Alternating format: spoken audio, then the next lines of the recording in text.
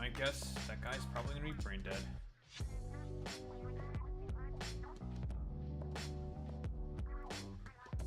The fucking bot emote being put in there is so goofy, man. Bot! Bot! That's funny. Man, this is what I get for playing Commander. I played Commander with some friends, so I started a bit late. Again.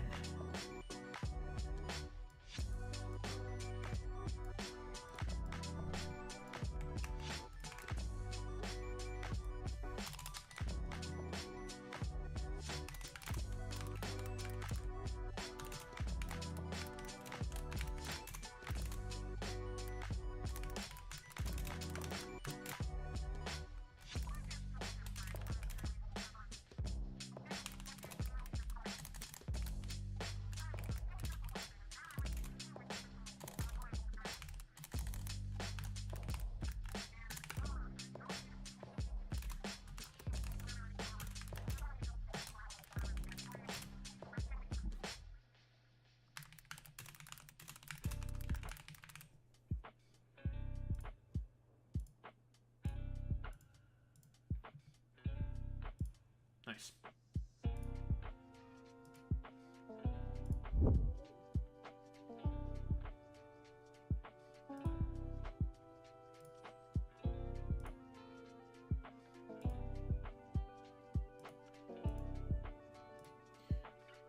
Give to me. Give to me. Give to me. Give to me.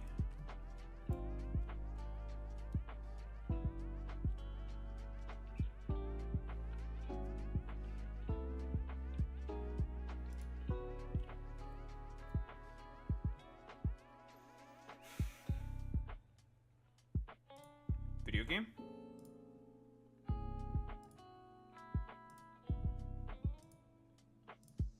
And the embed's working this time? Lovely.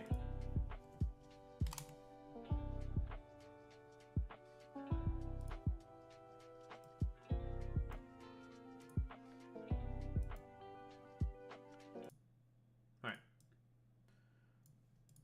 Very cool.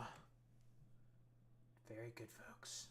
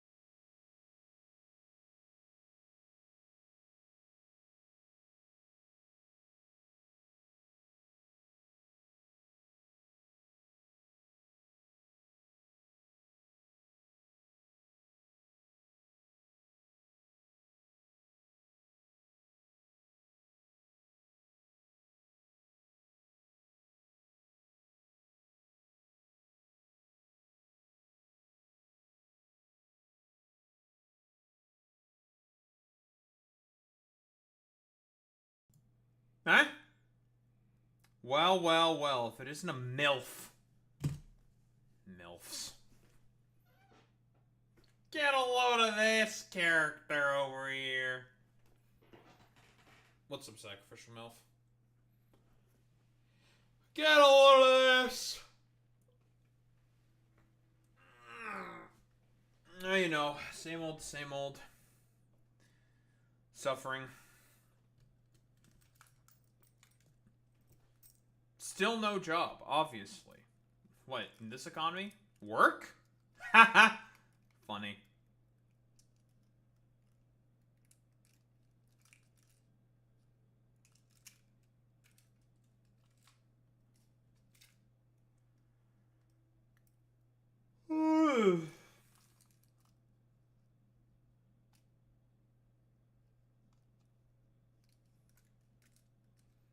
COVID and poo shots? I don't know what the poo shot is.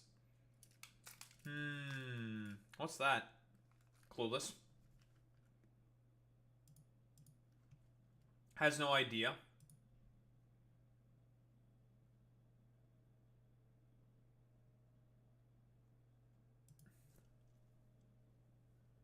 Hey.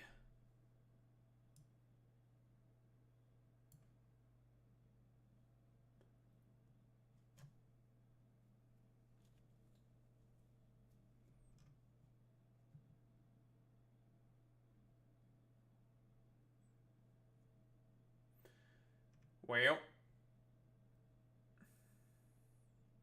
Son of a bitch.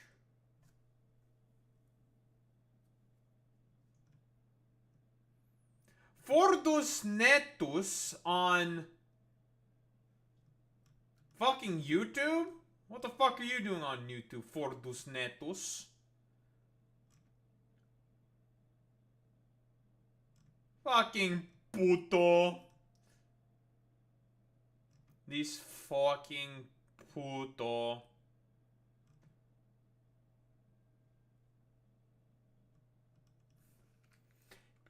Listen, what are you just in fucking YouTube chat to protect yourself from all the obvious putis attacks? Because you're a putis? Fuck are you doing? Puto. Not the fucking Dububu. Get Dububu out of here.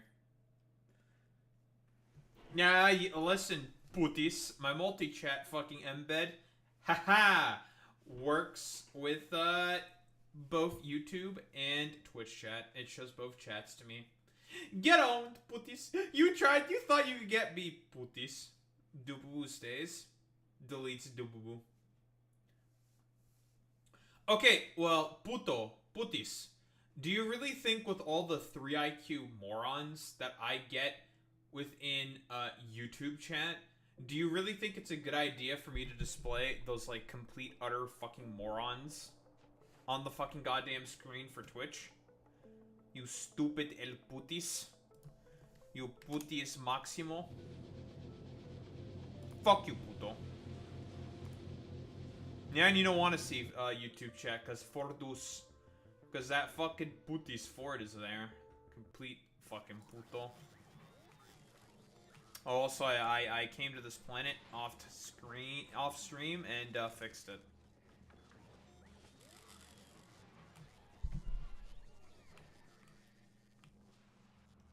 They can certainly see Twitch chat.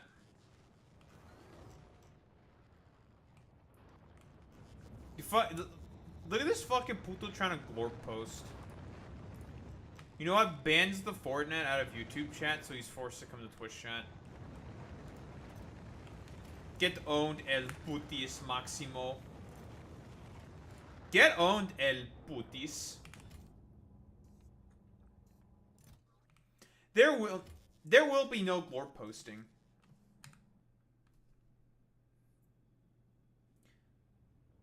I'm saying racist slurs and sacrificial MILF can't see it. That's true. That is forcing. That's a fucking slur. Look at this fucking puti saying slurs. Fuck you, puto.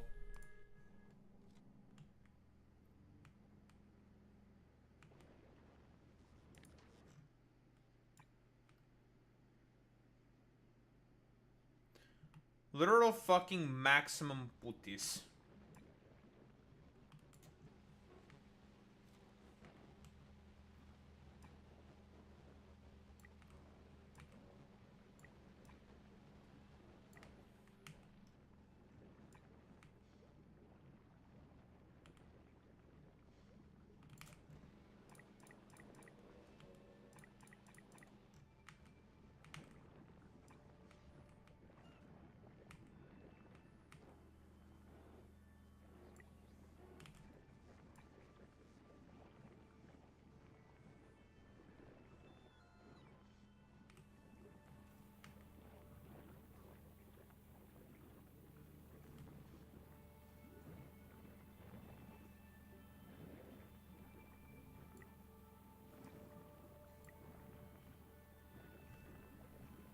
The fuck is a party parrot? Look at this fucking puto the Fortnite posting random fucking weird shit. I should have expected no less from El Putis Maximos. This fucking putis. This fucking putis de Fortus Netus. Fuck you, Ford. Fortus Netus. El Putis Maximos.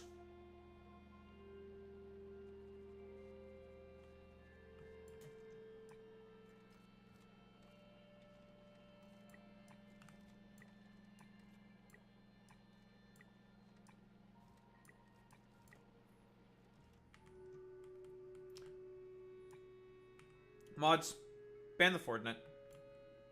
Is puto.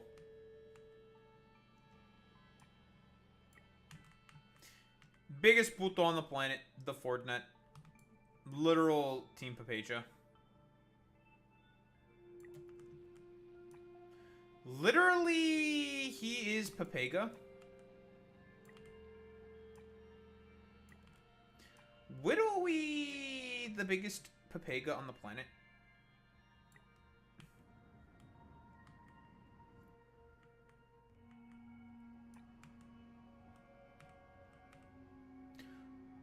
Probably gonna spin up the Ezra Klein video eventually. Just want to get in the swing of things first.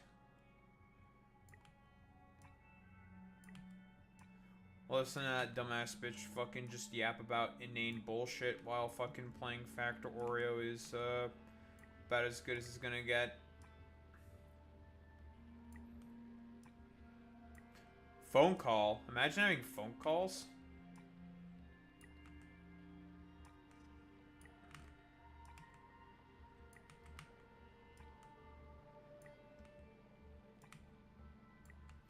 Alright, wrap it up, Domi. Come to fucking Twitch chat. Wrap it up.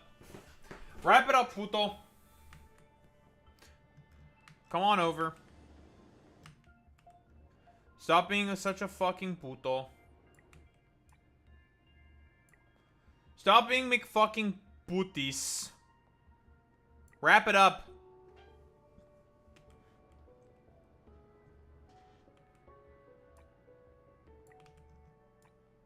Wrap it up, Domi.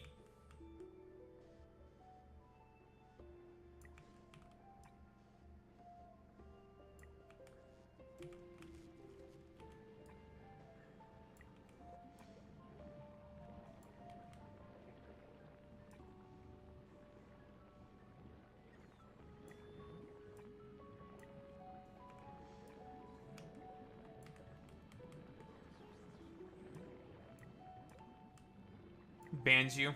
Smug.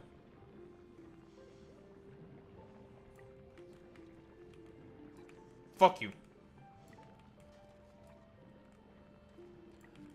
I've always known that you were just fucking puto in the end.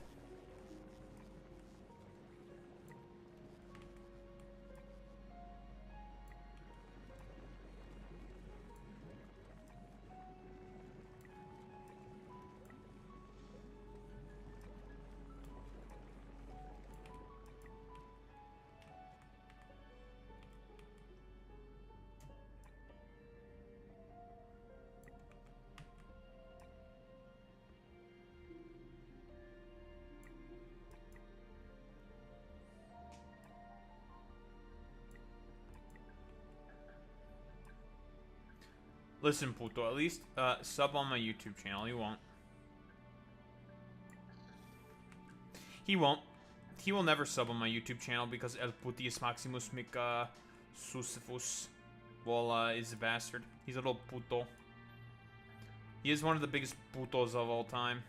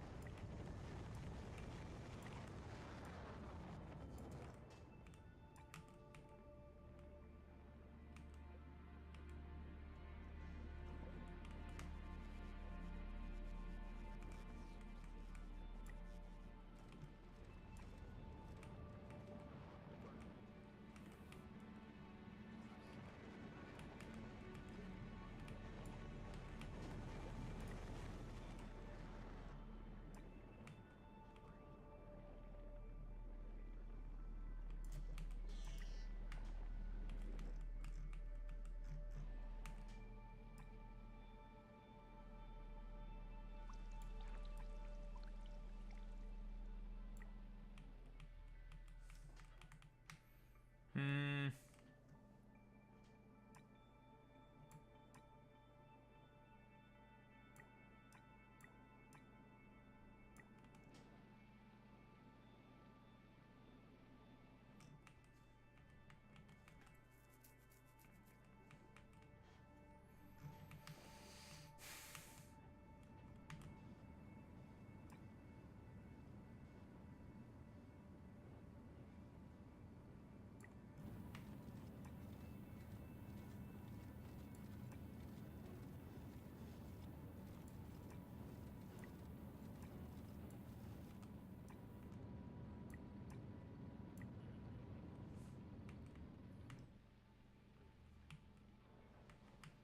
I think that's all the belts. Nope. I lied.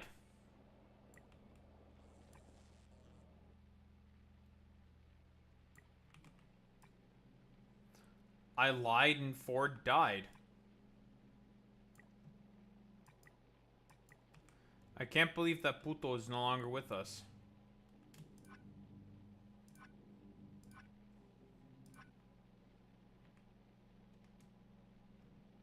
Hmm?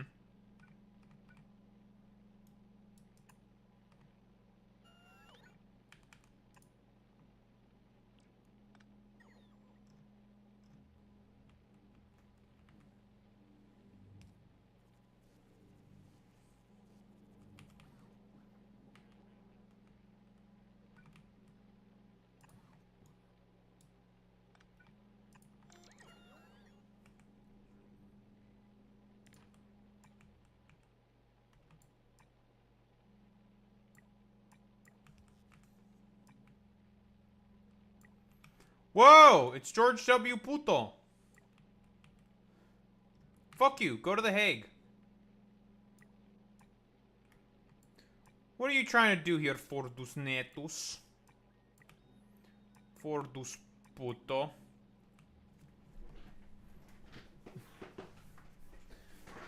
Dude, there's like always this one dumbass fucking video that I keep saying from like a chud that I basically know, and it's just so fucking stupid. Of like some like basically a mock argument made with AI of just Charlie Kirk saying the N word, but it starts with W for white people, you know? And it's just the dumbest shit on the fucking planet.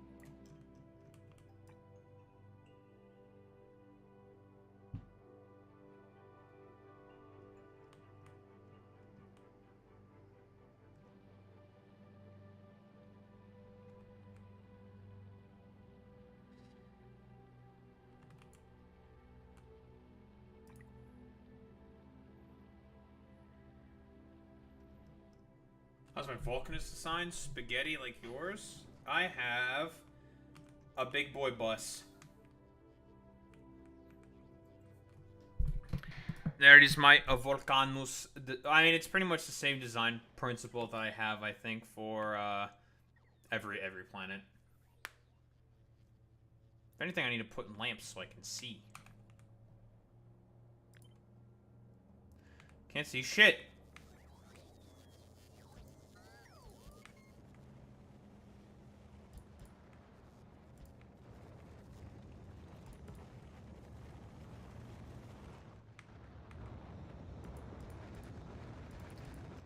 Before I could build this, because the starting area that I had was dog shit, it was basically this. Surrounded with cliffs and was complete ass. I had to kill the worms that were guarding the area. So before I could build, I just murdered them.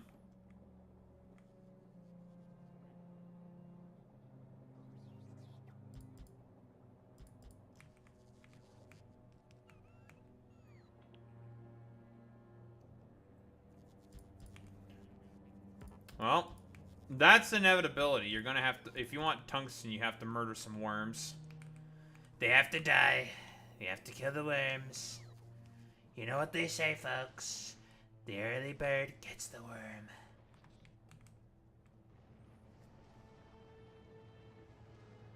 But yeah, this is, I mean, it's just like the general sort of design that I have for like every planet. I mean, this coal patch was a bit of a nuisance, so I had to make some reforms. So, I mean, but as soon as this thing is basically gone, it'll be good. It'll be perfect, and then I can add some room for some other stuff. Probably need to move these.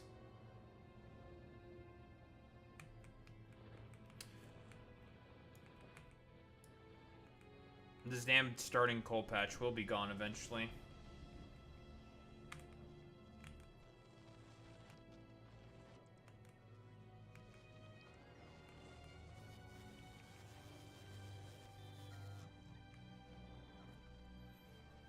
But yes, everything is very neat and very organized.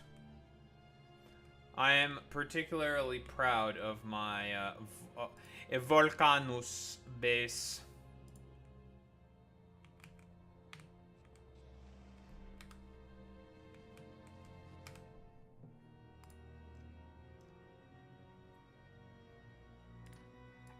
Shut up, Ford.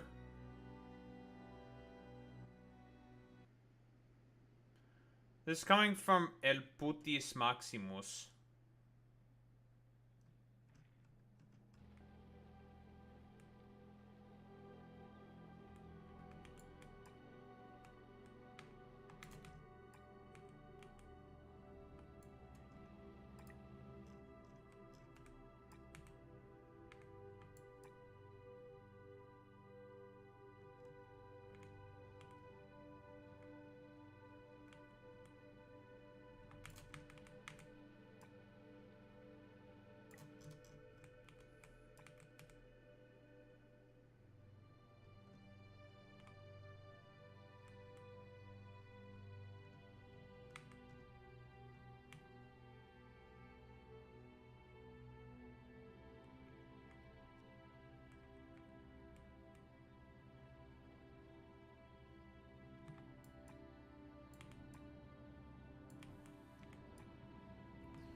I love upgrading belts.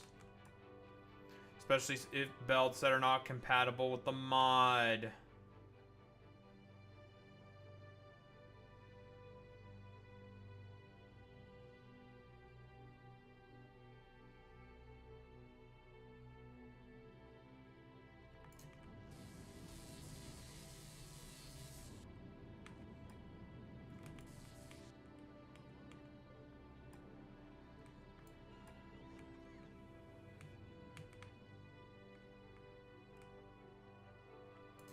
Oh, it's these two.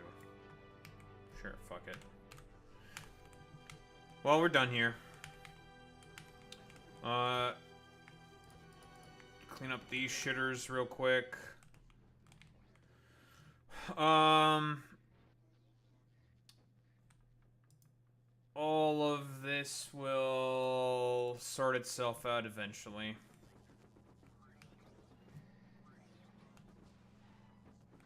Yeah, you'll all sort yourself out eventually. Otherwise, we're Bing chilling with this planet. With our good old pal Fulgora. Although I want to do that real quick. There we go.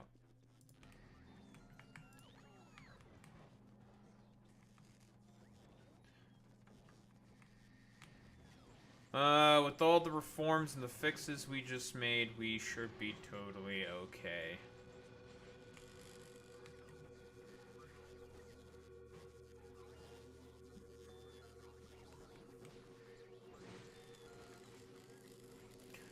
The hopefully perfect supply hub.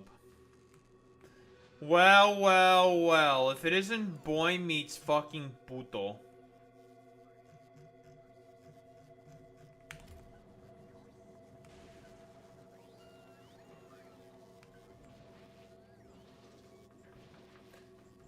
Alright, you need to relax, boy meets Minnie.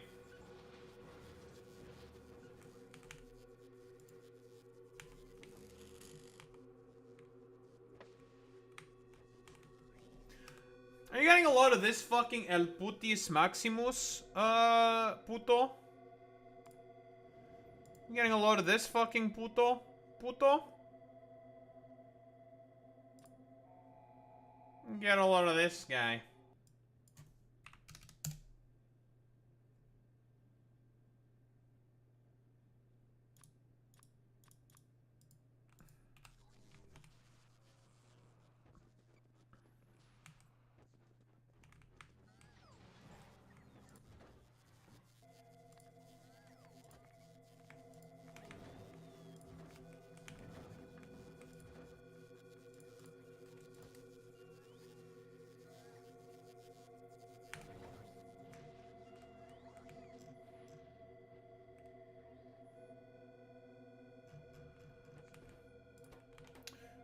I just don't have any fish, do I?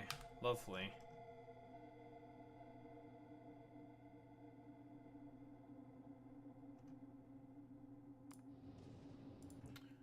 And you're waiting for fish. I need a better fish breeding program.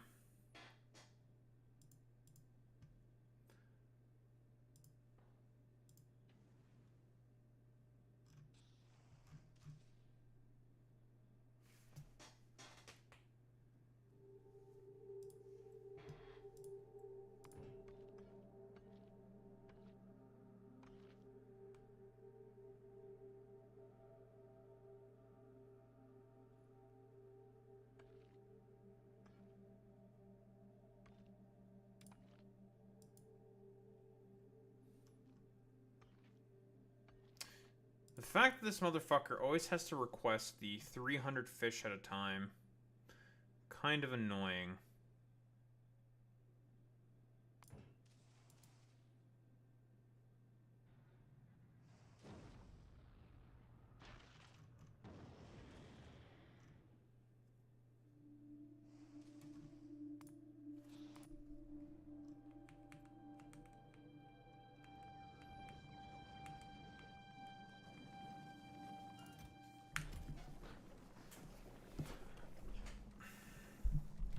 Just make the fish faster, forehead.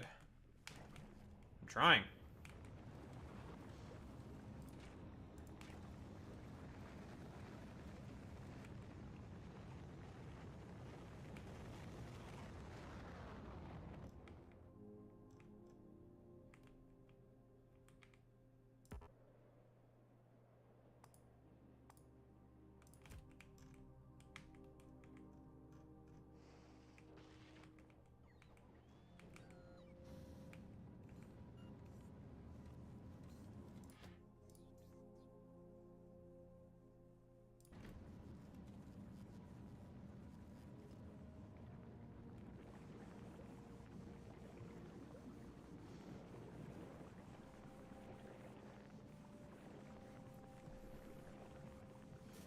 Buh. What are you fucking buhing about? Huh? What? What are you buhing about? Buh.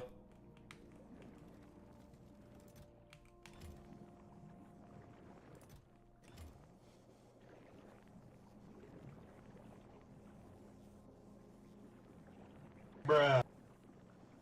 That's a bruh, that's not a buh.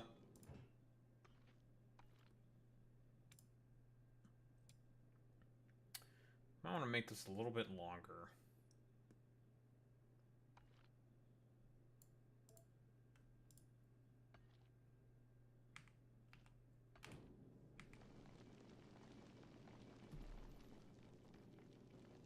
That's a buh.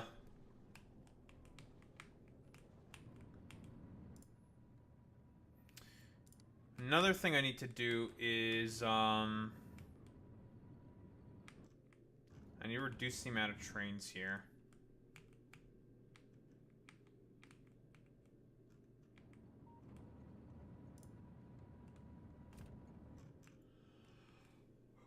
Ugh. Too many of them. Keep fucking going to the goddamn son of a bitch. It pissed me off.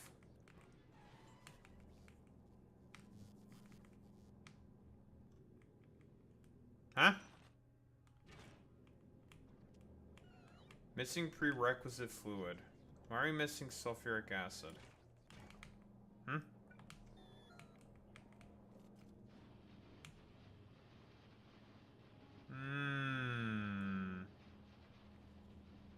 I see. We are missing sulfuric acid.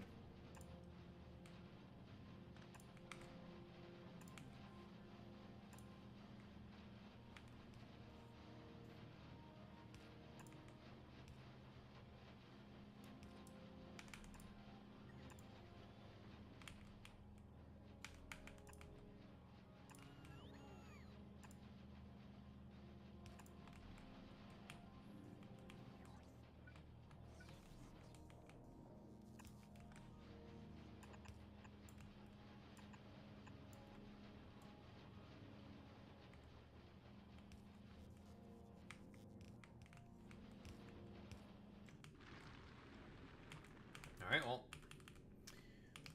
Buh.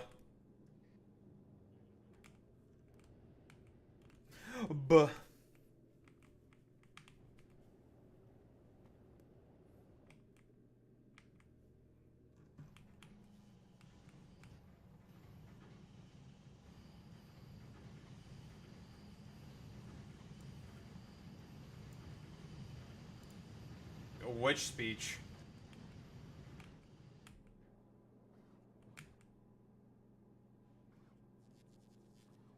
Oh, P. Hegseth? Yeah, it was,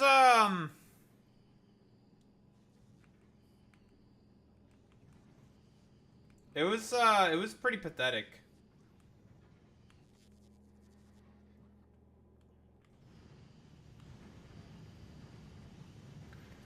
I'm not gonna go through the full thing. We're mostly gonna go through probably the highlights. Because it was like 2.5 hours. Pete's section was only 40 minutes, though.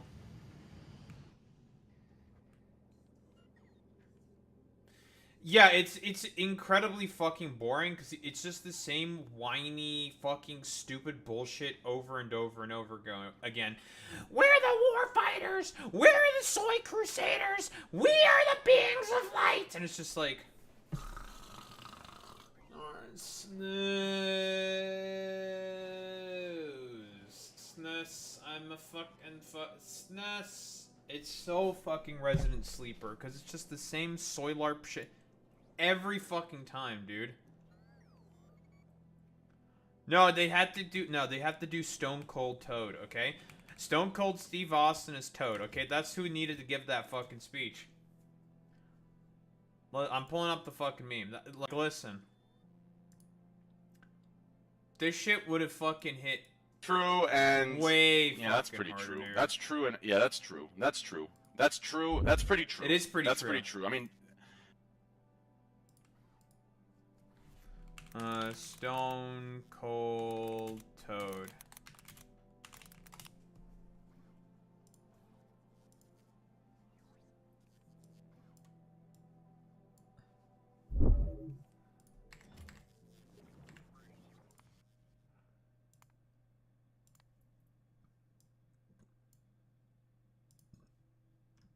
This speech would have been so much fucking better, dude.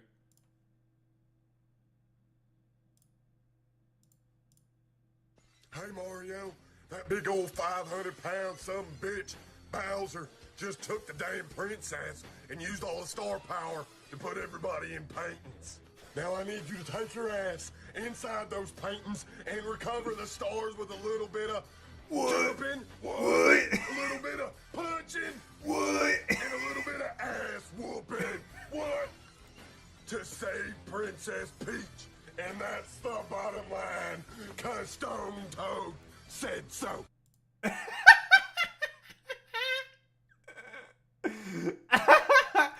Gusto Toad said so.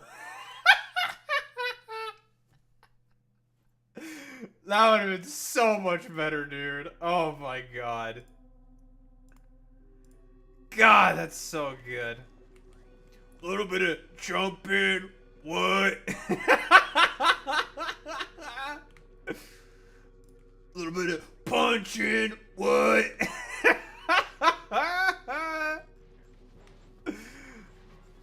Gusto told said so.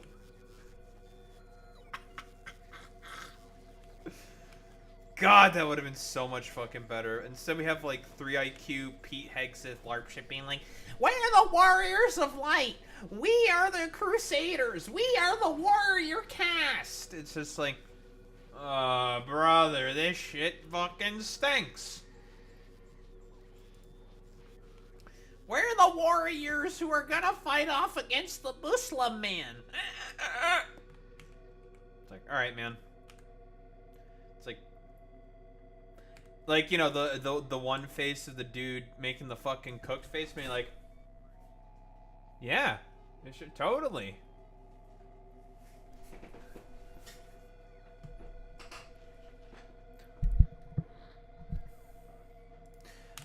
For Astaghfirullah Allah, bro. That's what I'm fucking saying. Bro needs to fucking pray to Mecca more than 5 times a day. So fucking real, bro. His goofy looking head ass needed to fucking pray to the Kaaba, bro. His fucking goofy looking head ass needed to fucking... Yeah. He is afraid of Muhammad Sumbul and Khalid Kashmiri. He ain't got nothing on Muhammad Sumbul.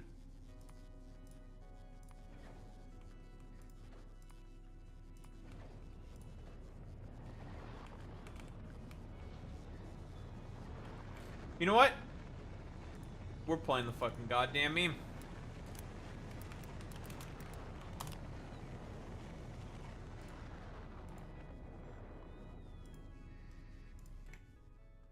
We're playing the fucking meme. This shit's funny. قمر الدين دبيازة خالد كشميري Khalid Kashmiri. خضر كرويته إسماعيل أحمد كنباوي عثمان عبد الجليل ششة محمد سنبل. It's him, Muhammad Sumbul. Sorry. It's him. It's Muhammad Sumbul, dude. It's Muhammad Sumbul.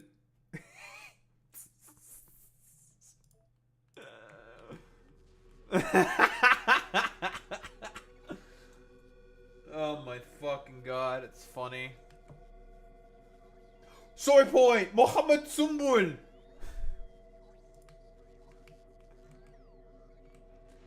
Oh god, that's funny.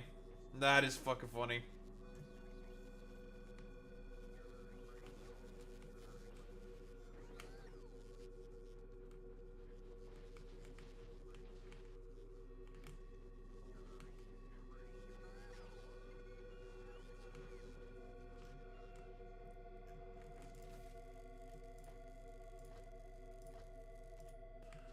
Alright, those are the only shitters that are left.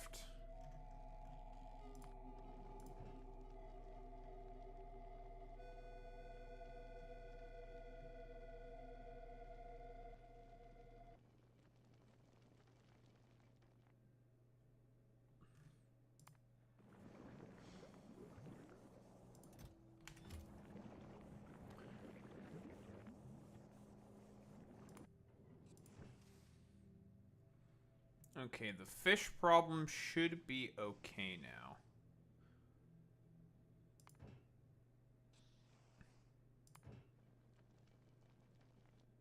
Yes, okay, we have fixed our fish problem. Oh, man, dude. Funny, funny, funny. We are no longer just sitting around wasting a bunch of goddamn fish.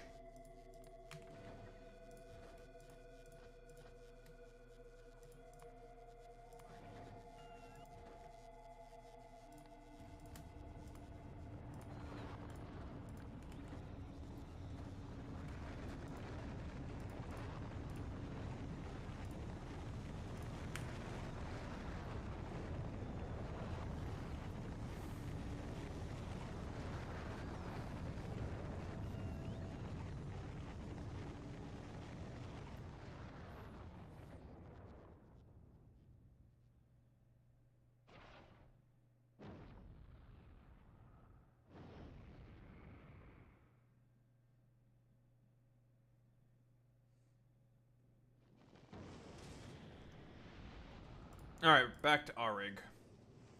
I forgot to put radars around. So I'm just gonna do that real quick. And we need to pick up more belts and drop off all this shit. So it has better use somewhere else. Just recycle. Remember, kids, it's important to recycle. Especially useless fucking belts that we're not using anymore. Well, they're not useless, but you know what I mean.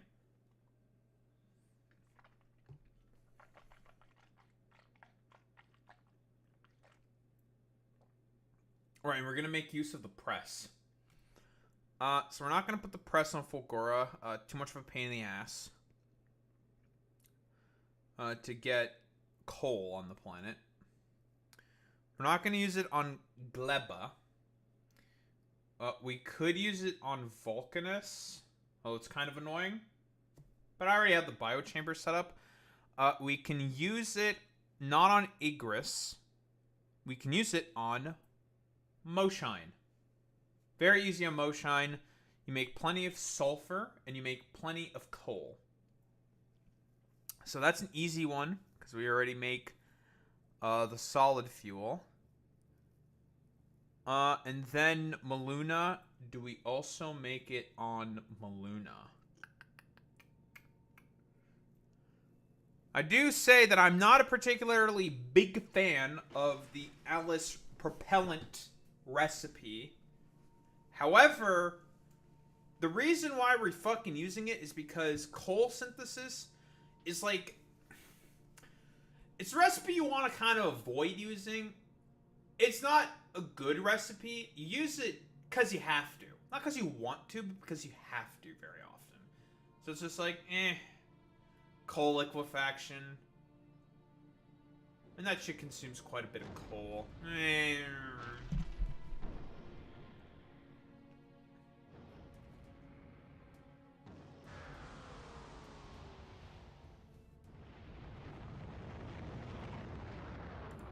Alright, well, we're back here.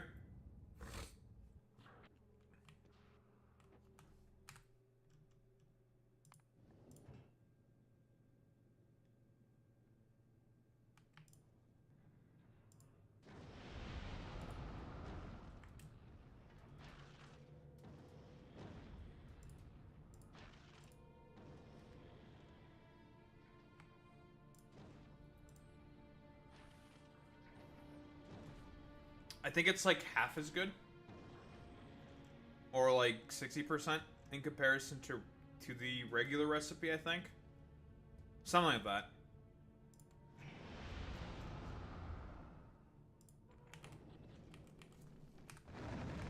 It's not the worst, but it's just not, like, you do it because you have to more often than not. That's the problem with it. It's just like, well, you know, I suppose if I have to use coal liquefaction, I use coal liquefaction, I guess. Like, regular crude obviously is ideal, but, like, given the certain conditions that exist on certain planets, you have to use the particular recipes sometimes. And it's just like, well, fuck my Chungus life, I guess. And you just kind of suck it up, Buttercup. Like, there's nothing you can do sometimes. It's just like, well, it is what it is, dude. It just is what it is. Alright, we are actually starting to get a pretty decent little bank of assembly machines.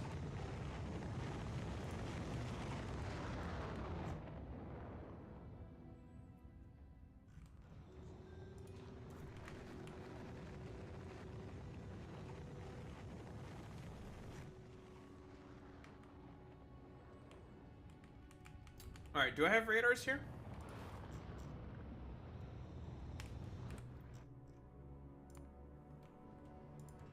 I should have radars on you.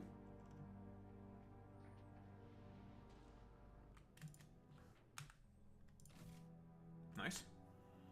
But yeah, like I said, I think the next planet that we're going to head to is going to be Ceres. Ceres is another start from zero planet. And I say planet rather surreptitiously. It's not a planet, it's a moon. It is the moon of Fulgora, and it is one of the most highly rated mods for Factorio. It's that, Corundum, and Meraxis are the best mods in terms of the broader general community system. Well, it's not spelled like that, but I wouldn't be surprised. Listen, Factorio, everyone's a fucking nerd. Maybe it is like partially in reference to the moon Ceres, but it's a Cerys.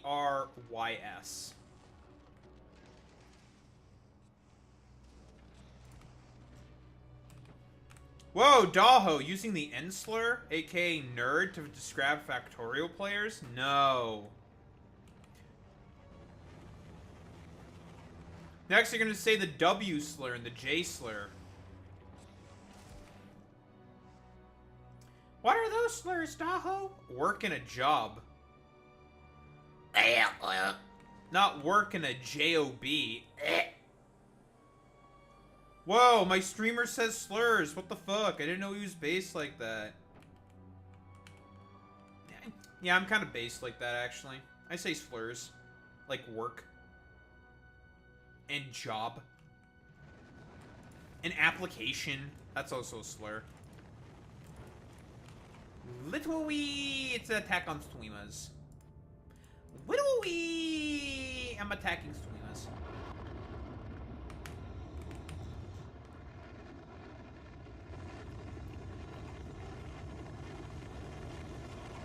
You were sick.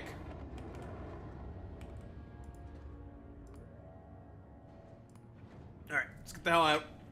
We have accomplished what we need to accomplish.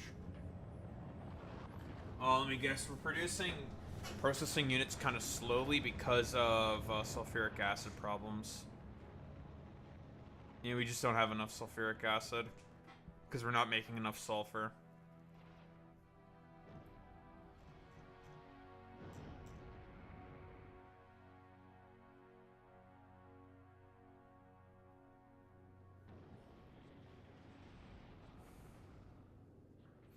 The Jewish deli, eh?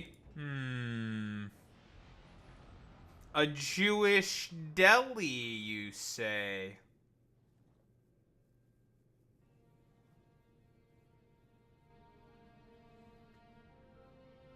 Alright, what color is your skin? Starts pulling out the baton.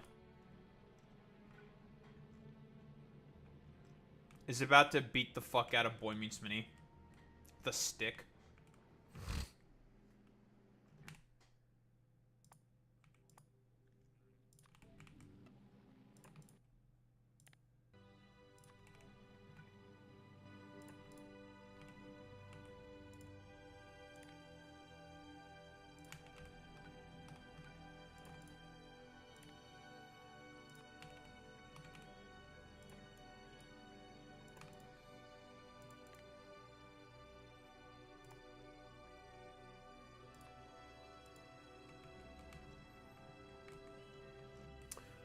Do we make warehouses here on Gleba? On Gleba? Do we make them?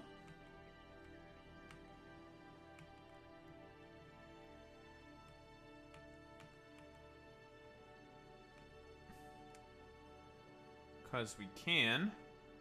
Yes, we do. Okay, so that means we can easily make the other kind of warehouse.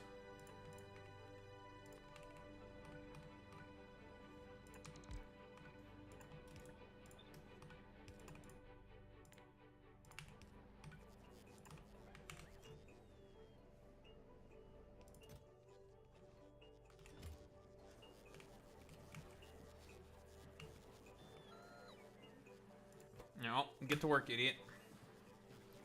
Make the warehouses we need. You're back!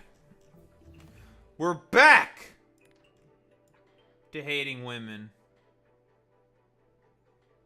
Alright, we got every single belt on this planet. Lovely!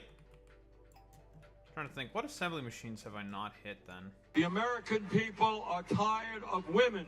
God, he's so real for that. The big burn dog. The American people are tired of women. Where's the Fortinet when you need him?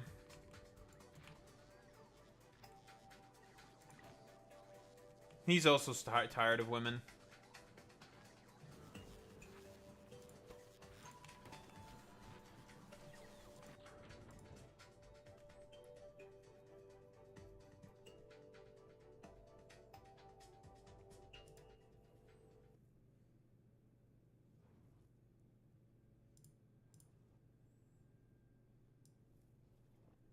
Ag.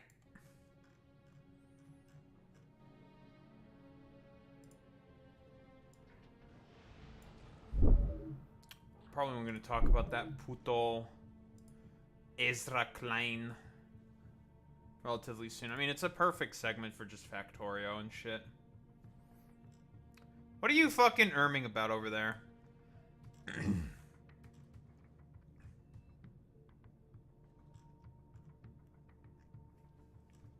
Also, the shutdown, by the way, is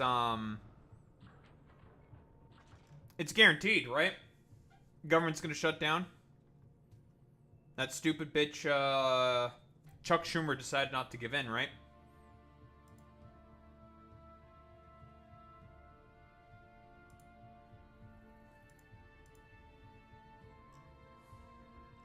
Most likely.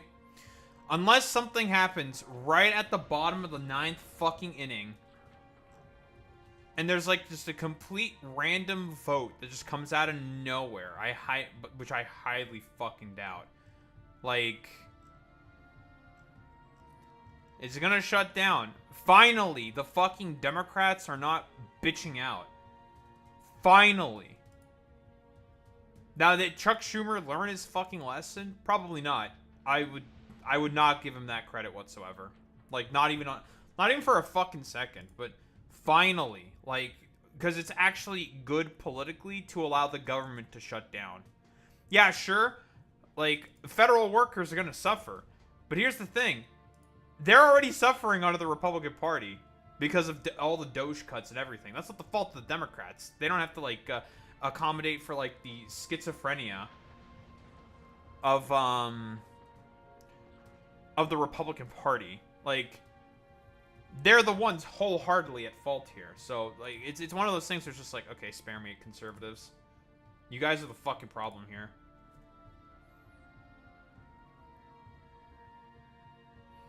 Yeah, that's true. Adlita Grilhava has been getting delayed by Mike Johnson because of all the Epstein file shit.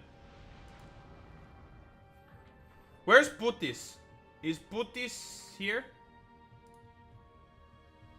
I don't think Putis is here. He probably left. Fucking puto. That's fine.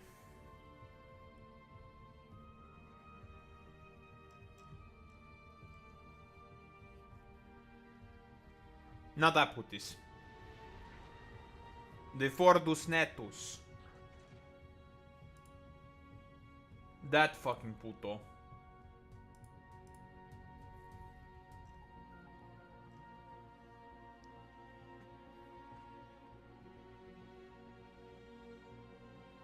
Mods ban sacrificial milk. Purge your chats. Purge.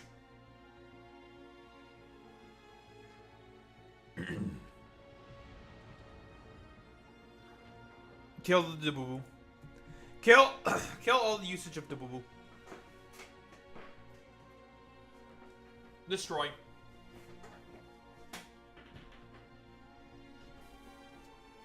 You're asking a question that the boo-boo is...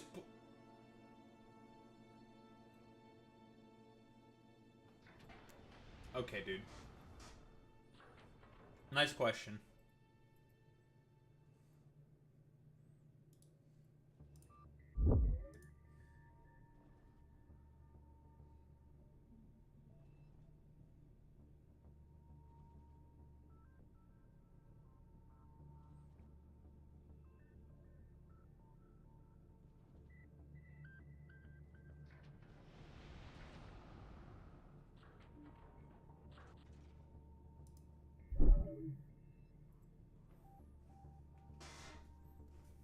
Is the boo boo put?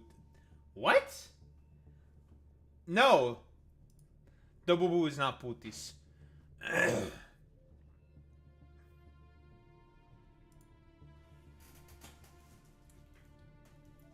That's actually fucking crazy.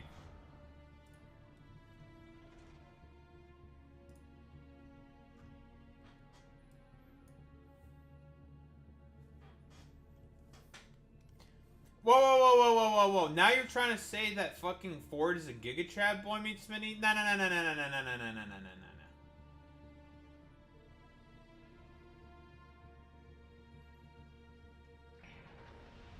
no. No, no, no, no, no. By comparison, yes.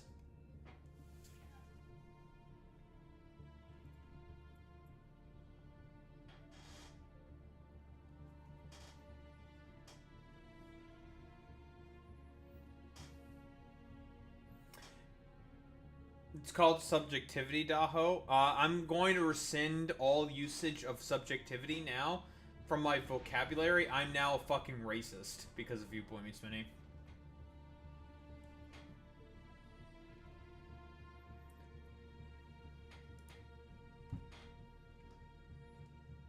The reason you're cringe is not because you ain't skilled, but because you ain't ballin' on that stank-ass Windows 95 pewter. Oh yeah, what? We want to go fucking gut to gut? We want to go soundboard to soundboard? I don't know why the soundboard's fucking displaying here. Damn it! My secret was revealed. How the fuck did that even work? Curses!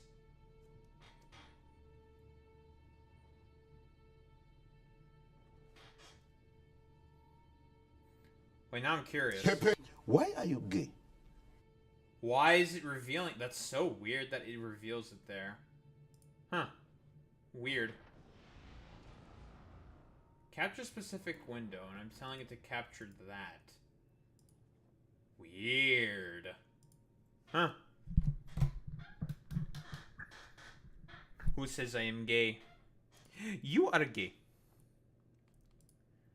Why are you gay? Who says I am gay? You are gay.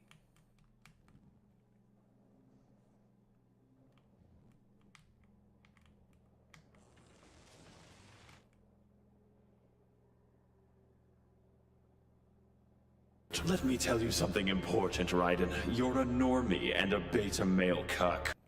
Well, you know what, Boy Meets Minnie? I'm gonna ban you.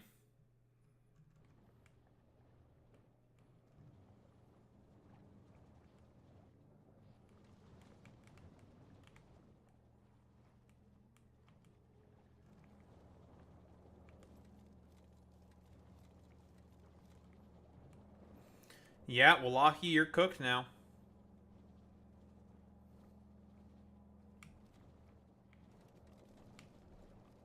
I think I made a ball on that here. I think I may need to fix that.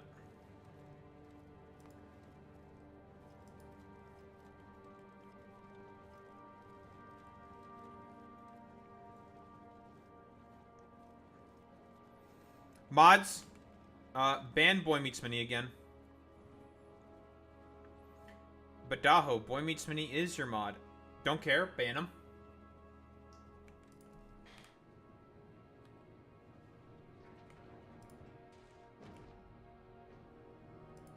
Why the fuck am I here? Oh. We're refueling. Oh, that's awkward.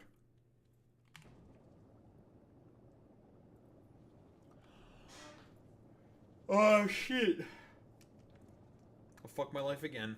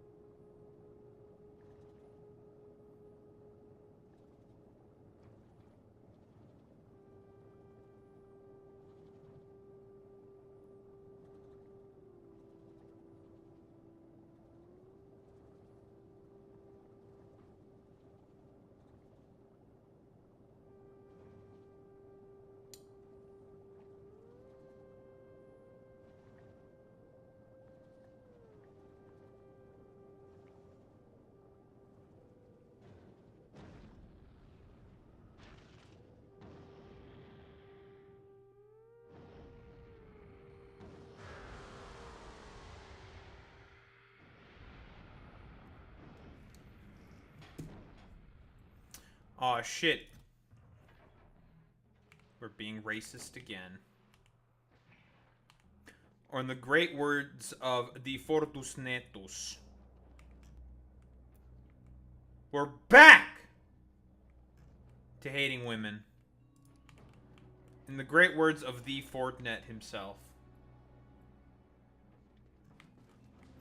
Of Fortus Netus.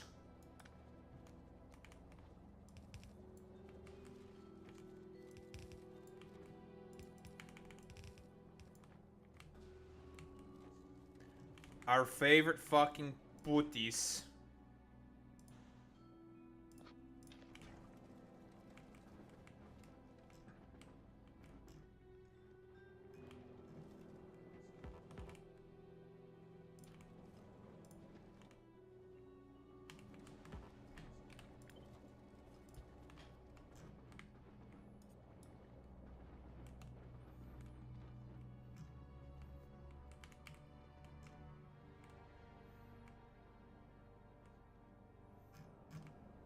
We're so back to hating women.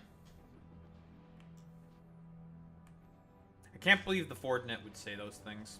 Inconceivable. Can anyone possibly believe that the Fortus Netus would say that he just hates women?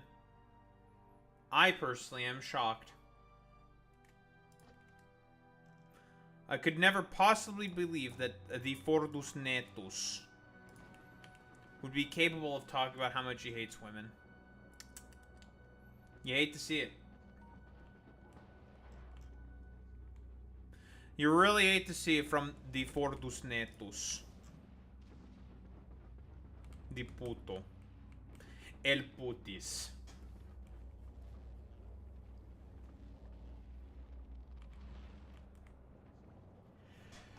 The biggest puto of our fucking lives, dude. The biggest fucking puto.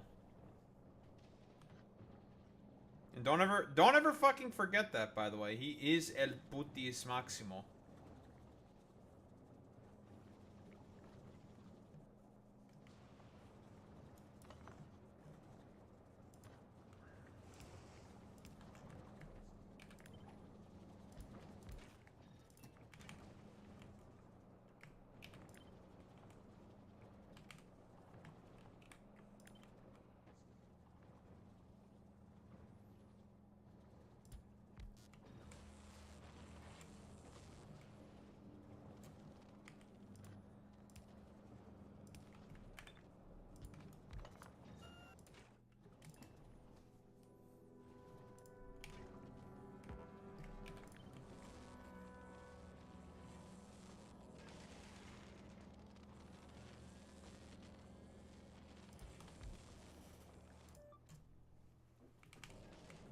Oh, fuck, I'm out. Goddamn. This fucking thing.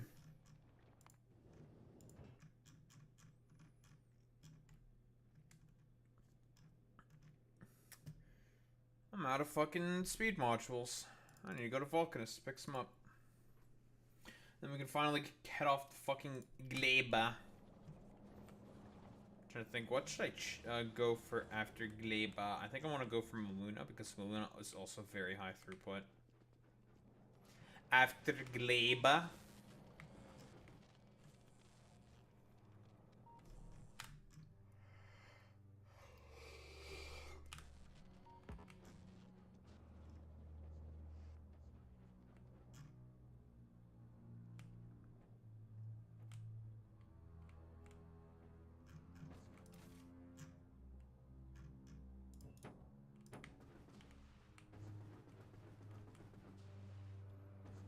Oh, I left my fucking lasers here. Should not be doing that.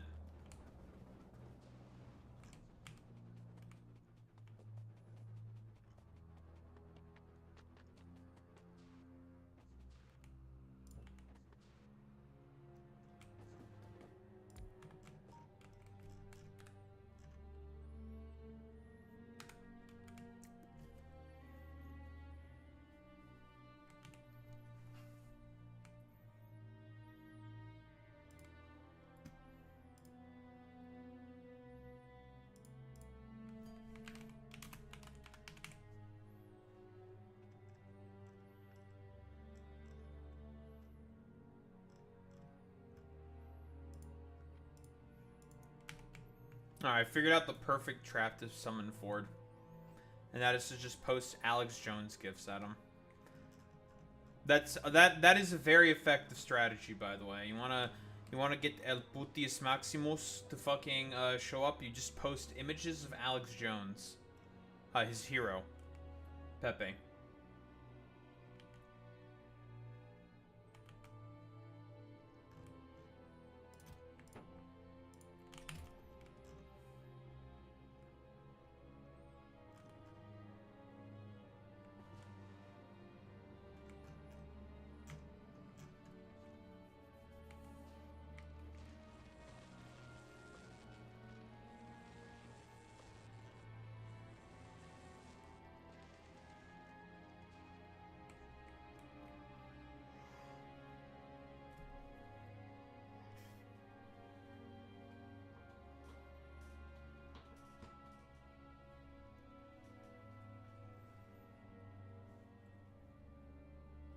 Ugh.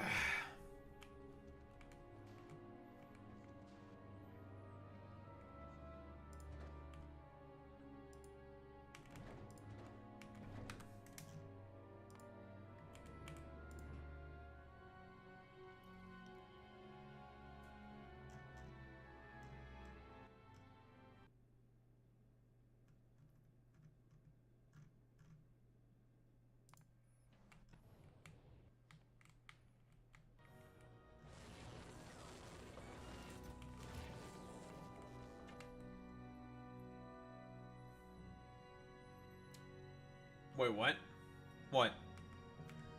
Now, I talked about the best ways to get to the Fordnet's heart, and that is to, hit him with as many Alex Jones, gifts as possible. He loves Alex Jones. It's his favorite guy.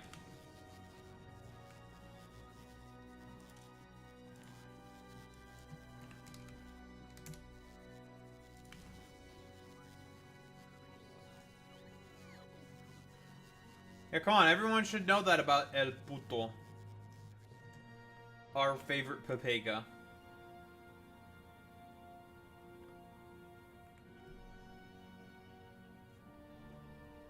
Imagine not knowing that about our idiot. Shaking my head. What if you hit him with the Alex Jones folk song? Nah, he's not like cucked lefty, okay? Fordnet. He hates folk songs, and he hates, everybody. Except for me. Pepe. I'm totally not lying, XDDDDDDDDDD, XDD, XD, XD. Do I have the XD cat? That's actually very important. We need to double check. We need to make sure.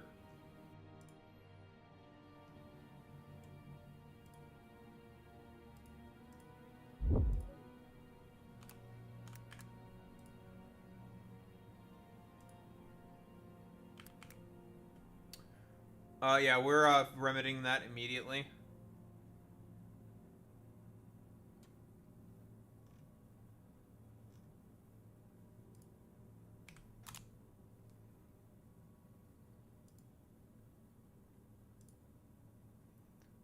No, we do have it. You lied to me. Boy Meets Mini X. Of course I have XDD. Why would I not have XDD? That shit's funny. XDDD. Get the cinema version of it.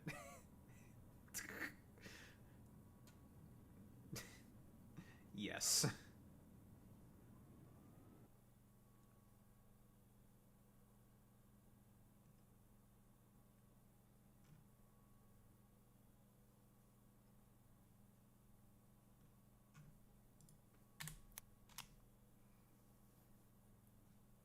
XDD.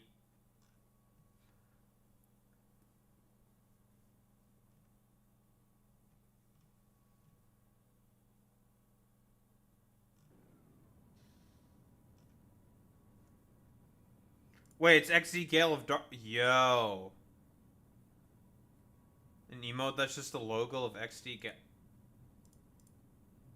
Yes. It's mine. I want it.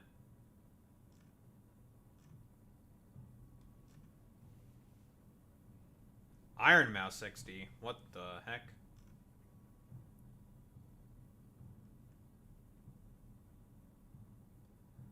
What the heck?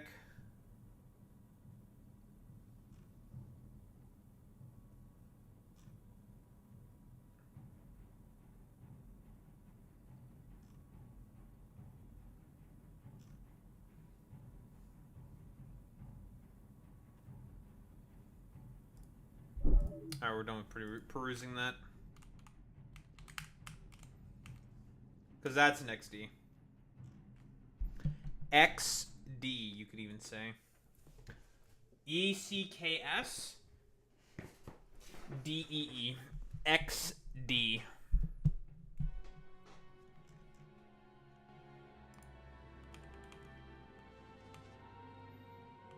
They do say it's important to know how to spell.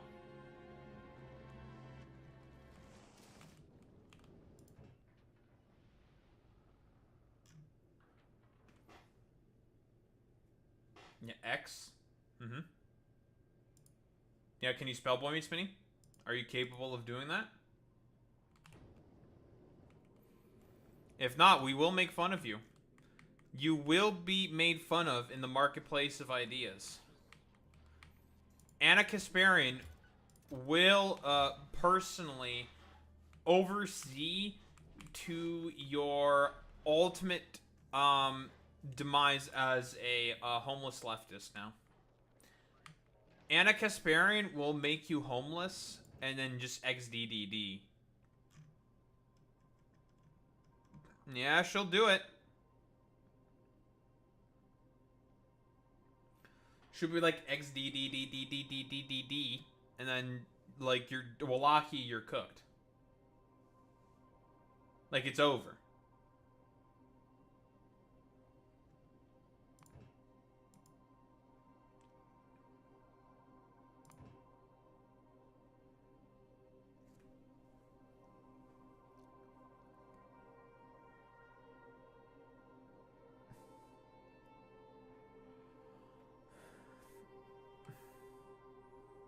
They're more like a fucking Anna Karen Sparian.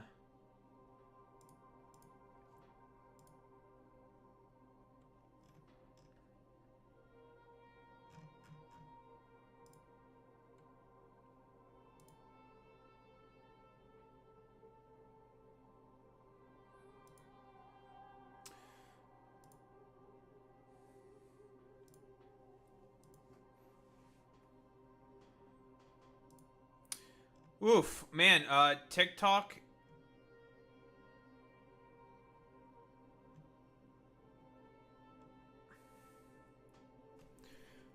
Oh, by the way, there are 200,000 people, by the way, watching the Global Samud Flotilla.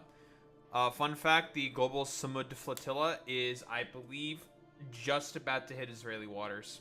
They are about to cross the same point where the Handala and the Madeleine also got intercepted.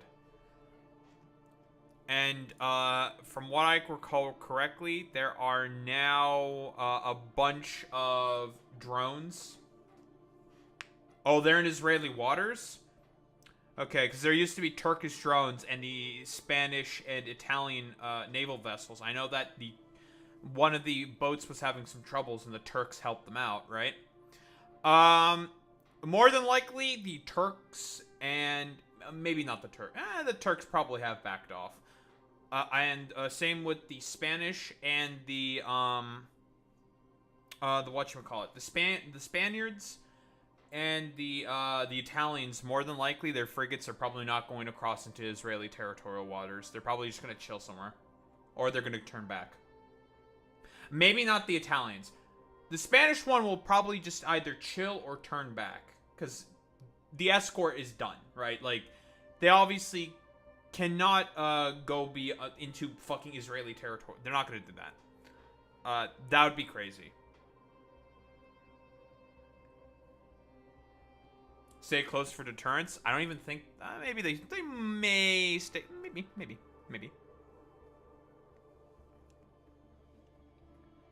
Maybe. That's a maybe. That's a maybe.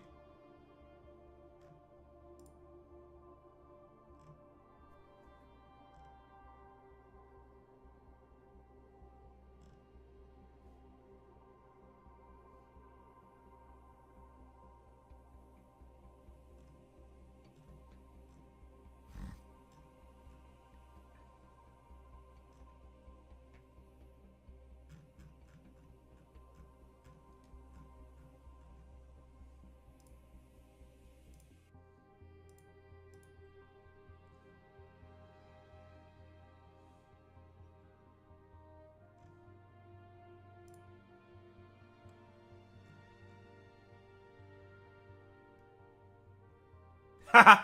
That's funny. That's a big fucking bear. Jesus Christ. But yeah, I don't like. They may stay close by to make sure that Israel doesn't do some fuck shit. But I don't think they're going to.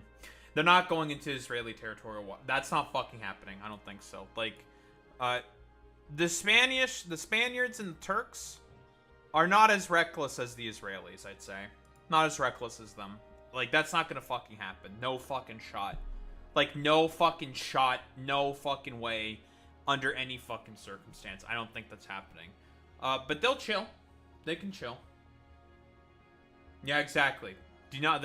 If they were to invoke the Samson Protocol, it'd be really bad. Israel will go full schizo mode with the nukes.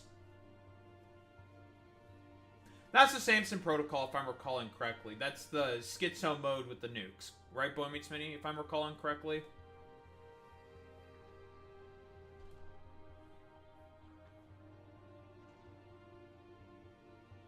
Right? Schizo with the nukes? Yes. Okay. Yeah, you know, listen, fucking Israel's already schizo enough as is. Don't, they got fucking nuclear weapons.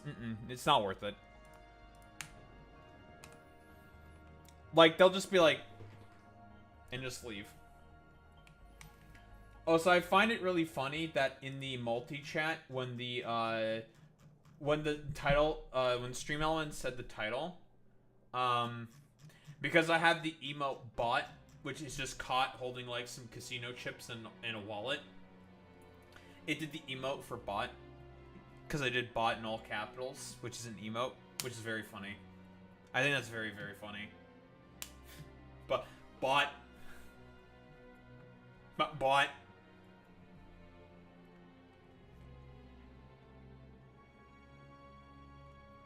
Oh, never mind. It's a fucking pack of money.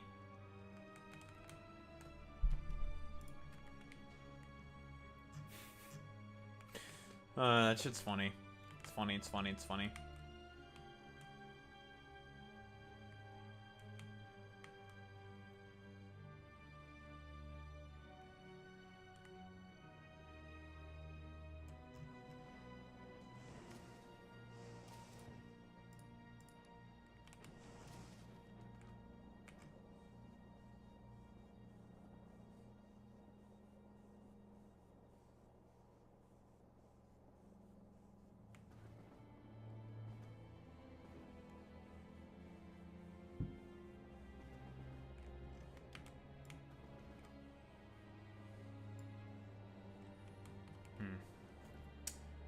Produce, like, I think triple that amount of sand.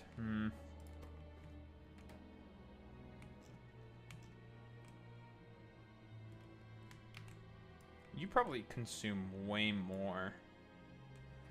You do consume a lot more sand. Then you also consume a lot more stone. And stone on this planet is not... I mean, it's technically unlimited, but the rate of generating it is really, really bad.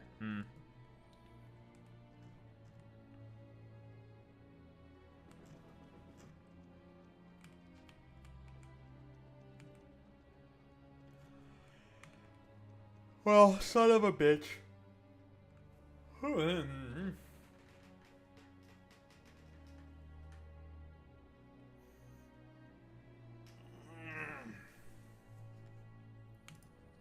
Ugh.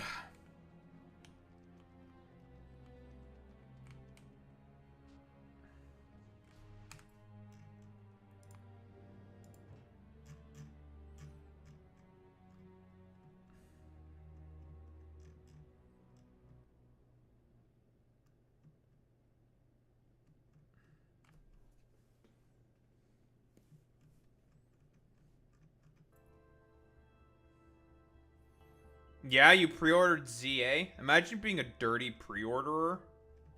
Everyone point and laugh at Boy Meets Mini for being a dirty pre-orderer. Imagine pre-ordering in the year of our Lord 2025. What are you, fucking El Putius Maximus Mixusifus? Fucking get a load of this fucking putis. Boy Meets Mini. Get a load of this complete utter papega. This complete utter fucking puto.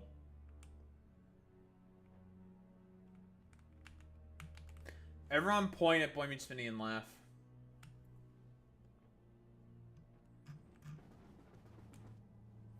But yeah, next week...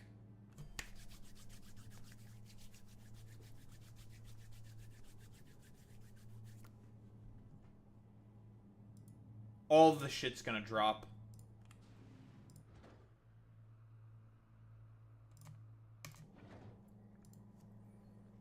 Alright, we're getting the fuck out of here.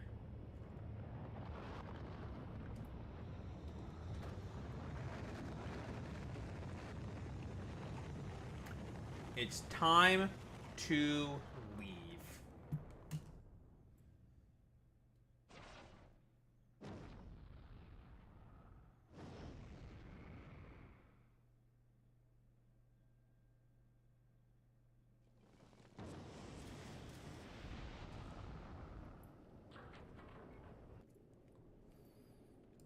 Alright, we're finally done here. Lovely. I'm going to finish up Gleba, and then we're going to talk... I'm going to play the Ezra Klein video then. Because it'll be perfect to have it going, get that fucking segment done, while just playing more Factorio. Because I'm just going to be upgrading belts and shit. It's just going to be trips back and forth, taking all the belts that we get rid of, putting them in the fucking rockets, shooting them back up into space.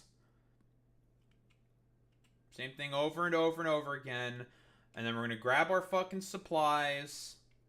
And then we're going to head to a new planet. I want to go to a new planet relatively soon. I want to go to Ceres. AKA... this little guy right here. Because it's another start from Zero Planet. Another start from Zero Planet. And then I want to head to Corundum. The sulfur-based planet. Then where do I want to go after? Kind of want, maybe Castra? Post-apocalyptic wasteland. Remnants of an old military force still remain. That could be fun. An interesting challenge. You're on a timer. If you fuck around too much, the opponent's going to start coming at you with tanks and shit. So don't fuck around too much and just shoot the fuck out of them with guns. Because guess what? Their cocks are small, tiny, microscopic. My cock is gigantic. Because I have a lot of research already. And I have a crazy amount of military tech. But eventually, they're going to have their own shit. And their cocks are going to start becoming about as big as mine. And that's illegal. Only I can have a big cock. I am the only one with a giant cock. I am the one with a penis around here. Do you understand?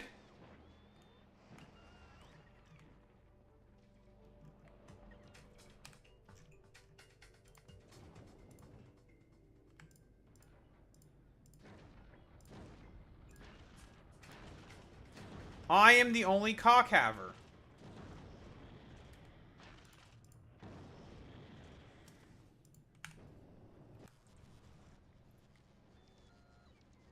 Dicks!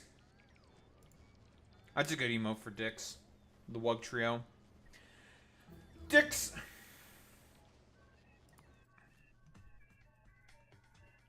What research do I want to get next after finishing this shot? I might as well finish up, get this to level 10. Might as well. And then get this to level 10. Thruster fuel productivity. Might as well. Why not? Dicks.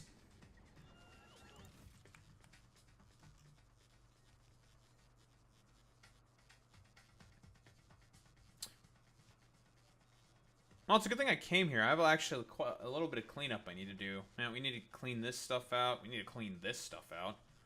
We actually have quite a little bit of cleanup that we need to do.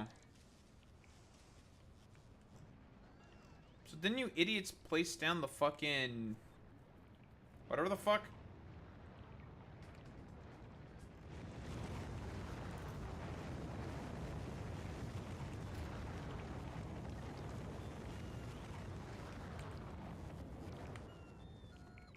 I assume probably every single bot is working right now.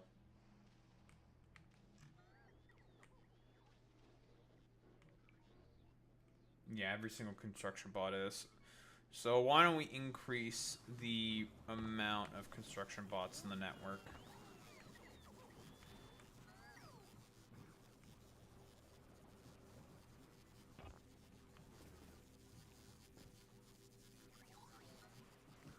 Where is it? There it is.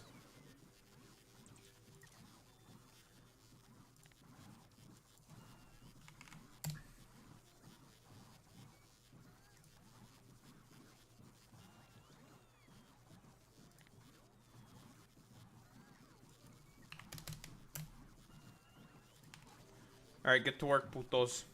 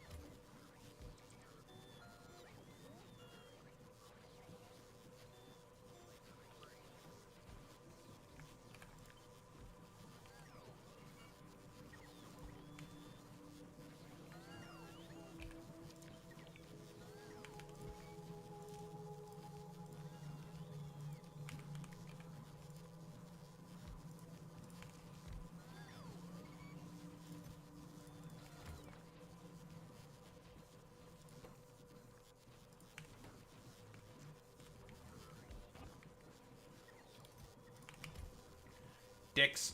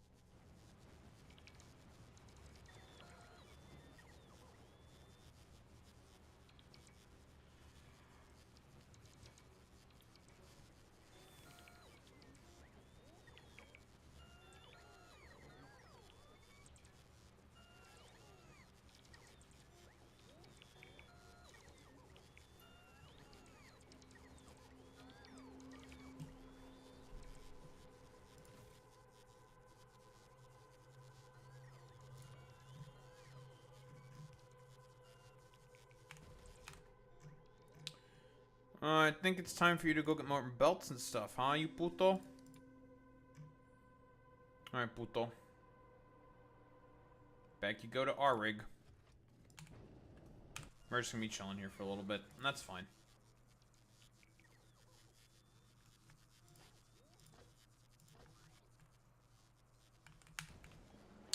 I should have probably dropped off some more assembly machines. It's not the end of the world. It's okay.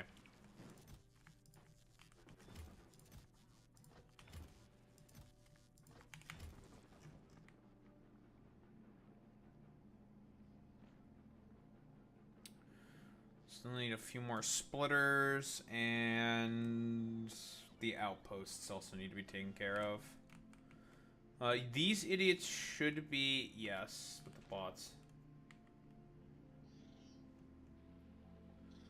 Yeah, we'll get to Ezra Klein. We'll get to, you know, meeting with the Kleins, obviously. Do I want to make artillery here? Question mark, question mark, question mark, question mark. What's the verdict? Should we make artillery here to shoot the fuck out of the residents? They haven't attacked this at all because our spore cloud doesn't reach to I mean, this is the closest nest. It's about a tile away. We can just set up some artillery, shoot the fuck out of them, and then they'll go after one of the outposts. We can do that. Oh, and the rest of them are over here. Because eventually, like biters, they will just keep making nests all over the fucking place. And it can eventually become a problem.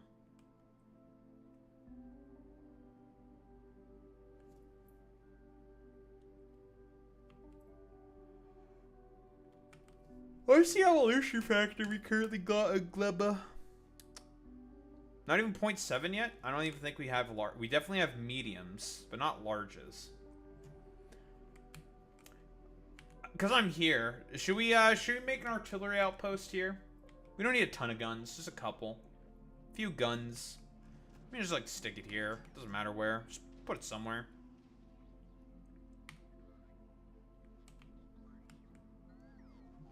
We make them here, obviously. We definitely do not ship in artillery shells. That is a very expensive endeavor.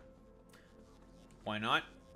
Sure. So let's get LFG to V to also pick up tungsten plate, because it's the only other thing we need to pick up. Everything else you can make in-house. Which means we have to make explosives, which means we need coal synthesis. Seriously? There you go. No, not inactivity.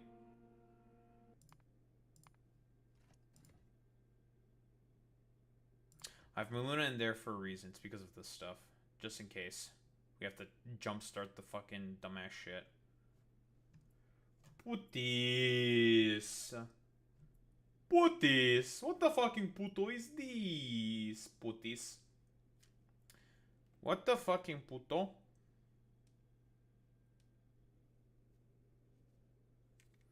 Man, so many fucking different kinds of buildings are available, dude.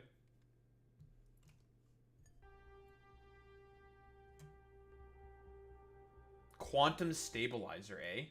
That sounds like fun. Oh yeah, and Ceres is all about nuclear scrap and plutonium. So, it's going to be very interesting to potentially have our hands on plutonium bombs before we have our hands on atomic bombs and atomic weapons, but Who's caring about any of that shit? To get access to nuclear weapons, though, we have to go to Castra for that. Castra is what gives us atomic bombs. Don't you fucking Pepe post there, Boy Meets Mini. This is fucking Factorio. What, you think I'm willing to, like, abide by the fucking Geneva Convention with the enemies? The biters? Do you know who I am? I am the engineer. I will kill you. Do you even think it even if you think of looking at me funny, I will make you disappear. Yeah, what convention? I don't know what that is. What are you, fucking stupid?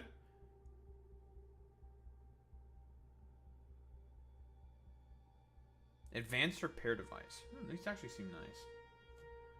Yeah, that fucking Puto Mudahar would not know anything about that shit. That's true, Boy Meets Mini.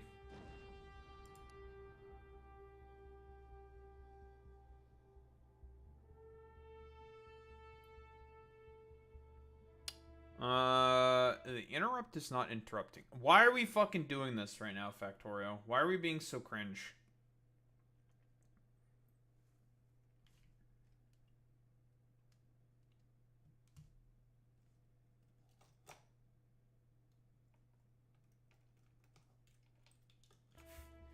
He would rage quit this game at Green Science. That's actually so fucking true.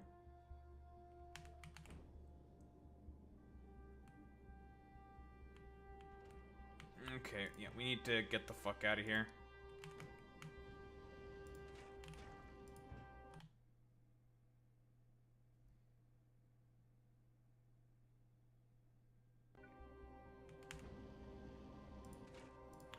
I don't know what it is with this ship specifically, but it just always has fucking problems.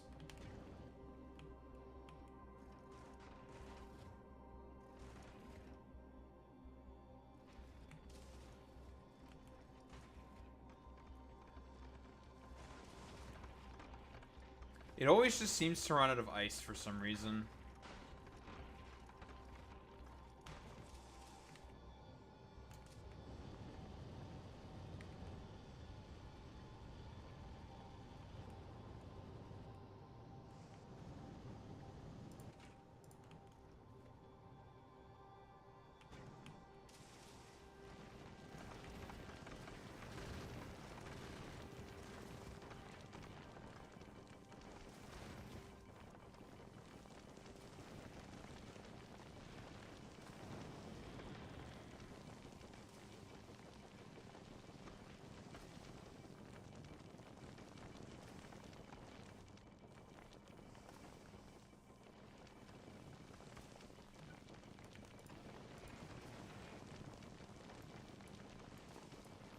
It might be a little risky, but I think this will ensure that we have way more fucking ice. I think. Kind of what we need.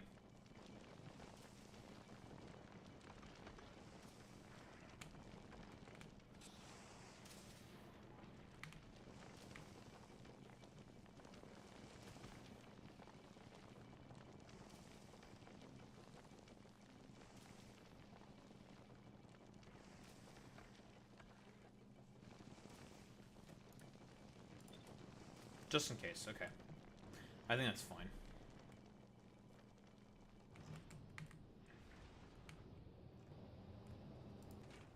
Maybe this dumbass ship will finally be stable.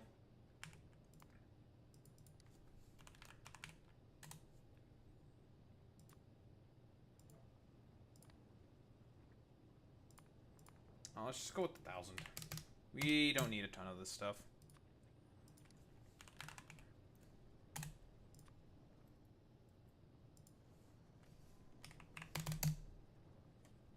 Don't need a ton of this stuff. It's fine. It's more than enough. 1,000.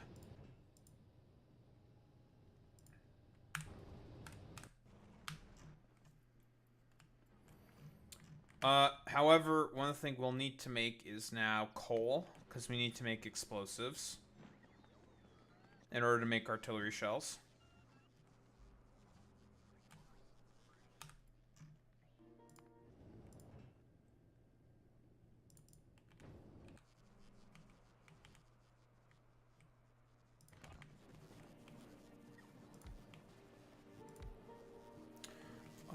And I do believe I make radars in this area. Or, if you want to be epic funny about it, gaydar. Am I right? Am I right, fellas? Gaydar? Because homosexuals are funny? Gaydar, I'm so funny. I forgot to put belts here this whole time. What the fuck is wrong with me?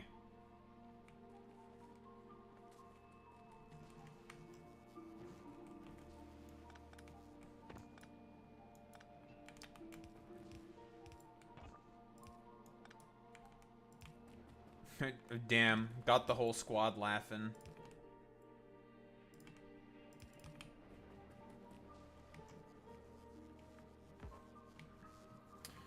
Okay, so artillery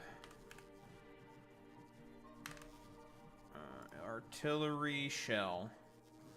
We have calcite, we're getting tungsten, then we just need explosives. You need quite a lot of explosives, actually.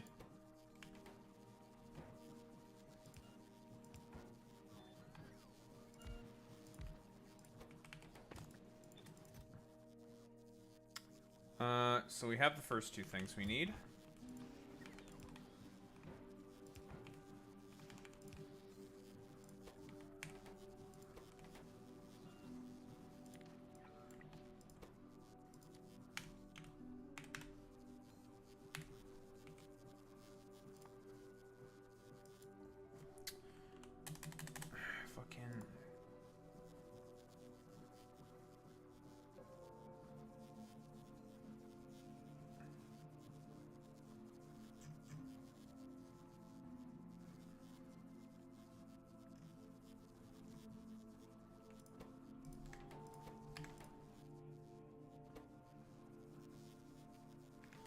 Here's explosives.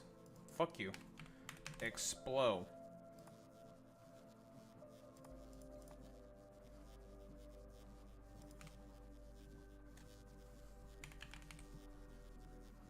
I don't want cliff explosives. I want explosives. You fucking puto.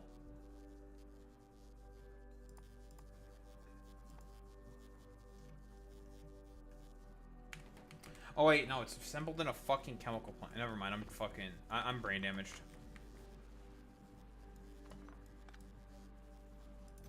Never mind, I'm a brain damaged. Widowy brain damaged? Widowy damaged in the brain? Widowy.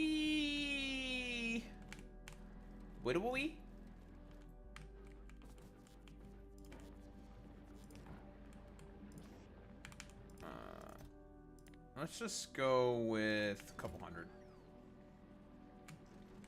The first time in a while this thing's actually been fucking doing anything, so that's actually not that bad, I suppose.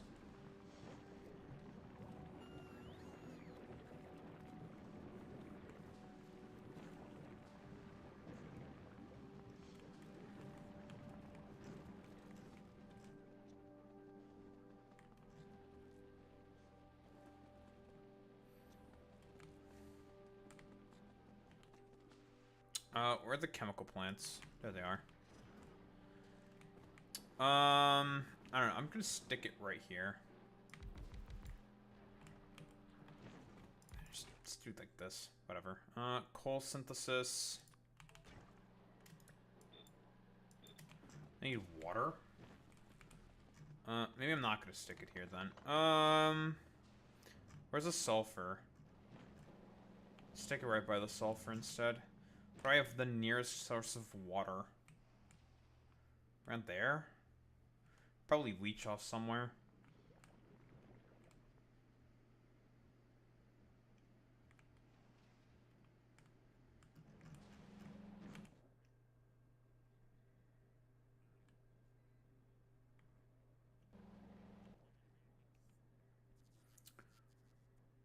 Here, chemical plants.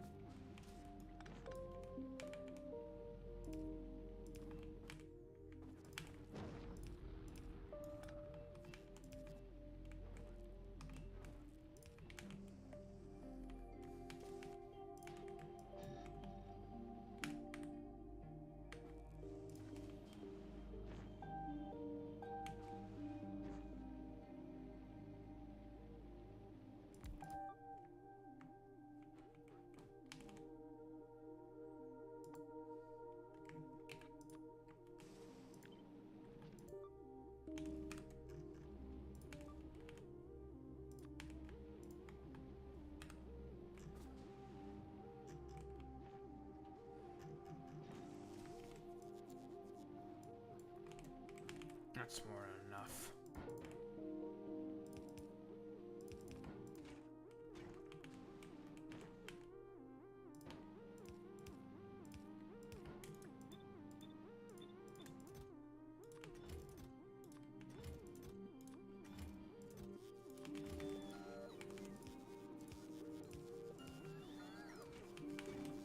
Easy clap. Now for the water, and we have coal. And with coal, we make explosives.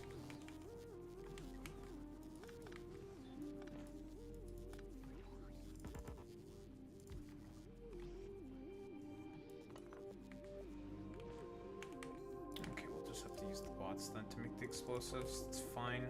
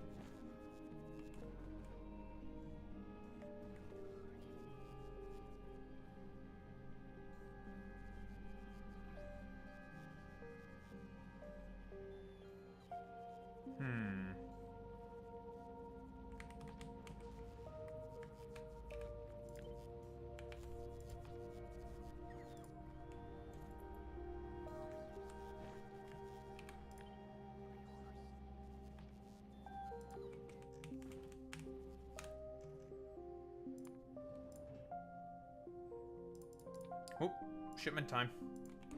Dink donk, shipment time, dink donk.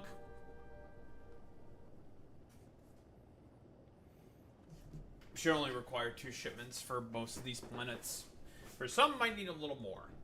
For novice, it's going to probably at least require 4. Mostly for the belts. Because we've definitely used tens of thousands of belts. And a couple thousand undergrounds for novice. But we'll tackle novice last. Yep, delivery time.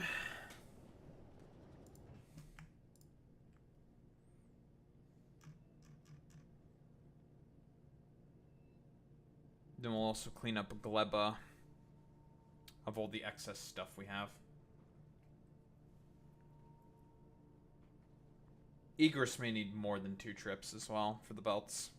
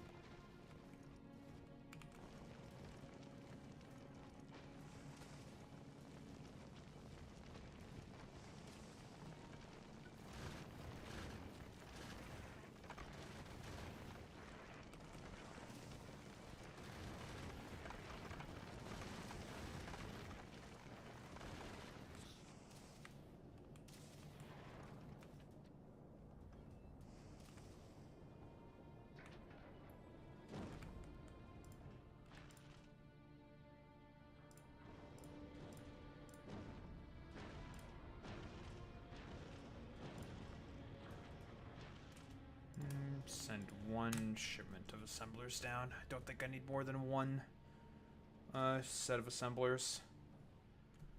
Everything else is fine if we have extras of splitters, undergrounds, normal belts, in case we have to do maintenance.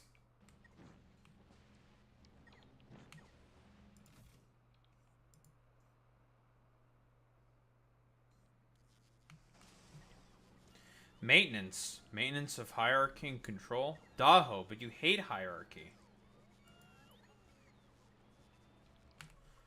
Alright, since we're also here for the time being, let's grab those level 2 modules from Gleba, which appear to be about 1,400 of them. Grab them so we can get them out of here. It's just a tiny bit above 1,400. That's fine.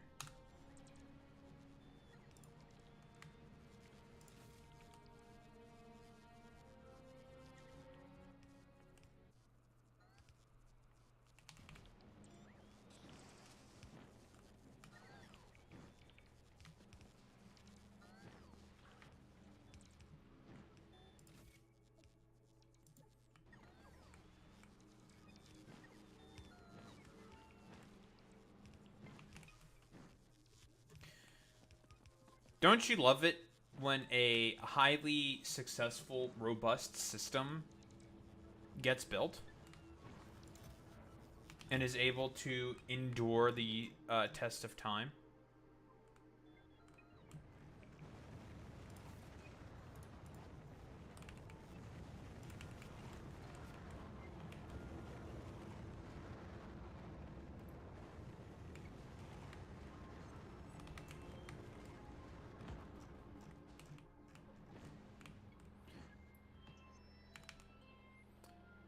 Yes, thank you, thank you. I feel very happy and very good about it.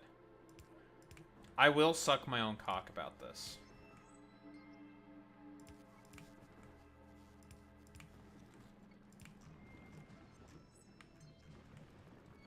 Oh wow, this is a perfect straight line. I definitely intended that to be a perfectly straight line, by the way.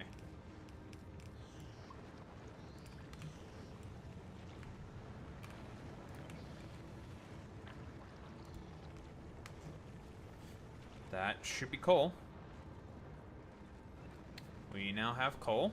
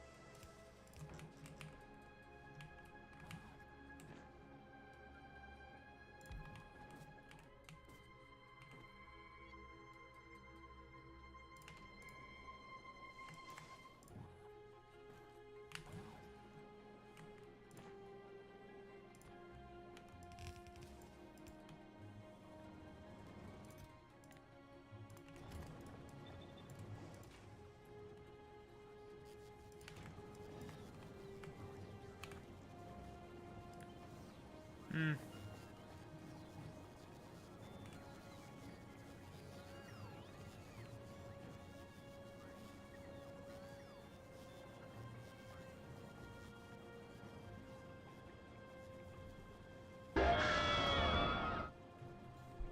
Mr. Cass, the follow. I appreciate that, bud. Welcome, welcome.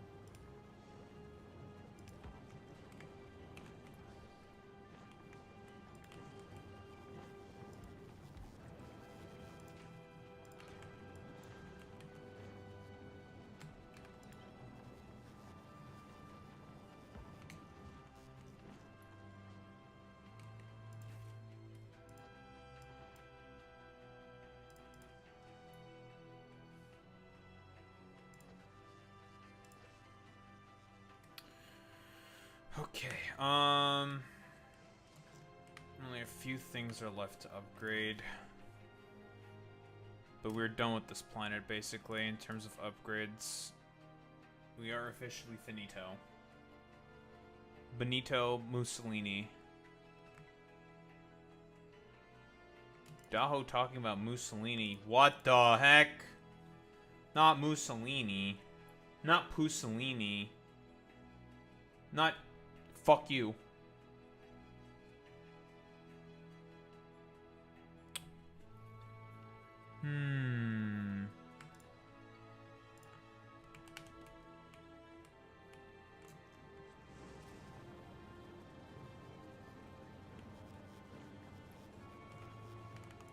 Don't you harm me, Putis Mini.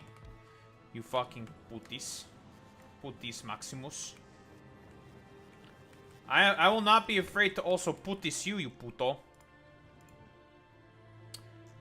Do we have any artillery, is the question now. The answer to that question is no. So we're gonna have to go get some from Vulcanus.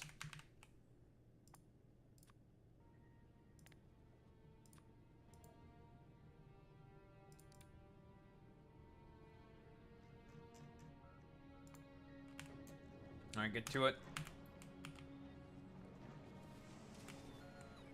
What is going on here? Why is there a clog? No, it's just too much garbage. Widowy too much garbage? Widowy too much garbage? Don't worry, I'll be eaten through eventually. Burning towers work very fast. Oh, I forgot to mention, on the 4th of October, I will be touching grass. There will be no stream. No stream. Touching ass. I mean grass. I mean ass. I mean grass. I mean ass. I mean grass. Who said that?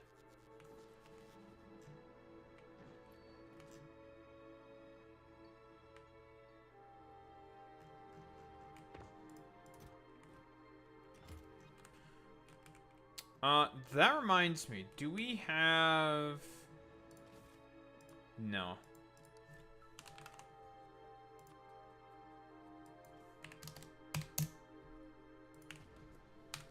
Yeah, let's get the tungsten plate down here. We kind of need that.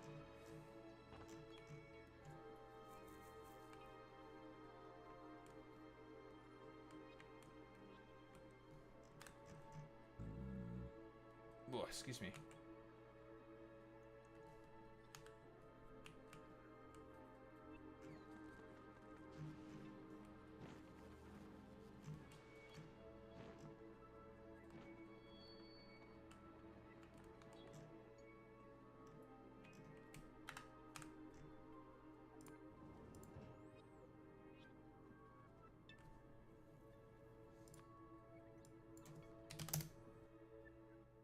Yeah, these come up 4 at a time, so we'll just do 20. Oh, never mind. No, they don't. They come up 5 at a time. And we need these shitters anyways.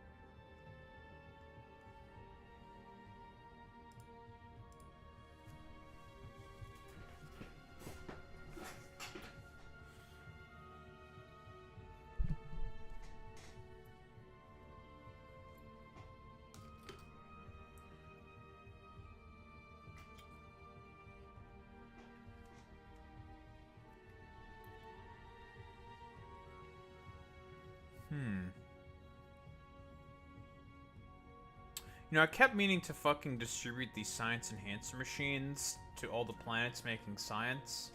And I'm just like, man, transporting all that magic fluid everywhere is going to be a real pain in the ass. Especially considering how limited that resource is. Not very, very abundant.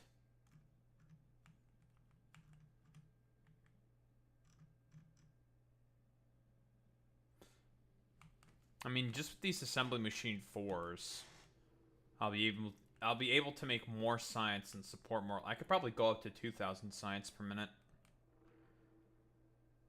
Yeah, sure. It says 408, like about 500 right now, but that's because we're using agri-science, and agri-science is inherently unstable. But yeah, we could probably go to about 2,000. No, in fact, we could sustain 2,000 right now. We could probably go up to about 3,000. 3,000 science per minute.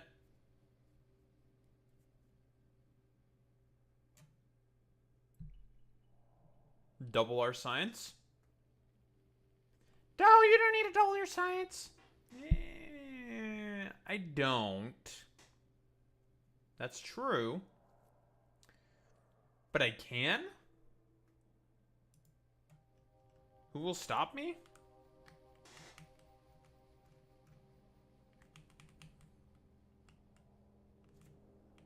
Oh, this place has the need of a lot of assembly machines. Oh, actually, no, this is going to benefit significantly from Arig. Because of all the new assembly machines. I mean, if we ever have this thing spin up again.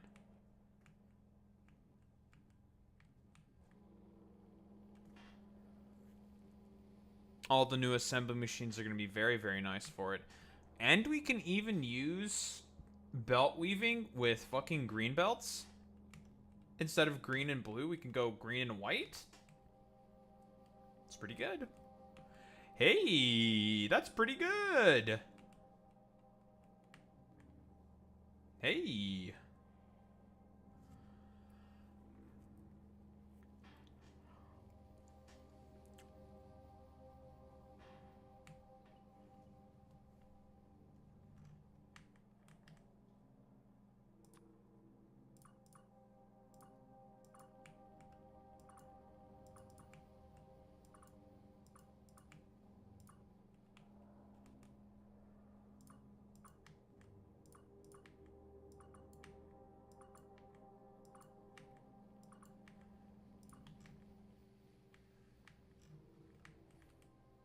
Do I not have any... Oh, it's on the fucking chest, isn't it? Yeah, they're all in there. That's fine. And you guys should not be operating at all anymore because we have... our bullshit.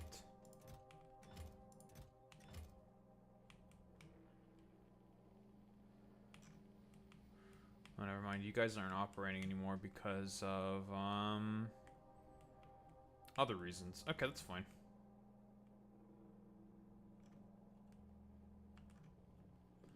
Yeah, we're stocked full of science anyway, so who gives a shit?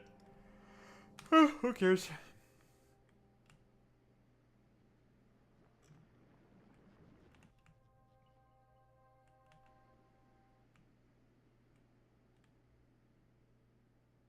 $69. Don't say it. I'll kill you.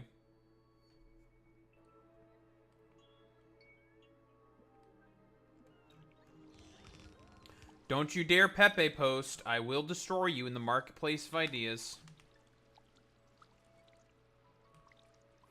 I do have to say, not having 6 times energy cost on bots, whoo boy, that feels good. Because goddamn, that fucking sucks. Holy shit, that fucking sucks balls. Giant fucking penis. Giant fucking balls. You guys are in range of our network, so that's why you don't need to be upgraded. Lovely! We're done. 2 trips. Glubba's done. Nice and quick. We'll ship these all back up onto the Void Dragon in order to just get them down to Aurig and turn them into better stuff. AKA, cum. There will be cum. Cyberpunk theme thing plays here. Cum.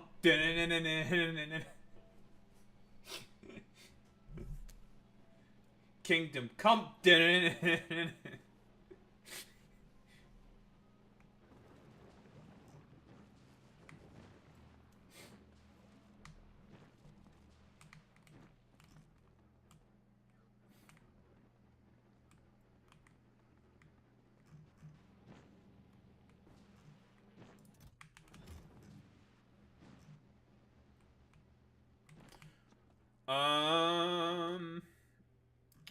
Yeah, we should be chock full of artillery shells now. You know what? I'm gonna put a second machine because I want to.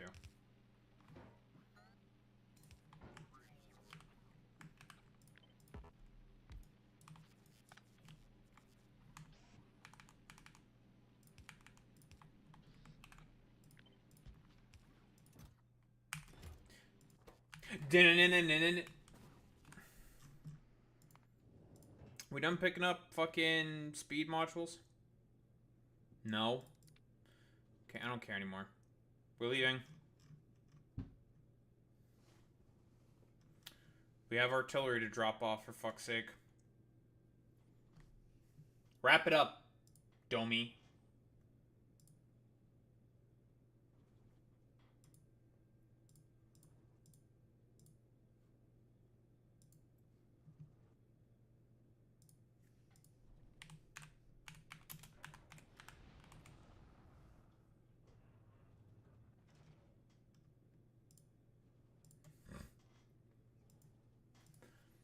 Fucking Putis went to sleep.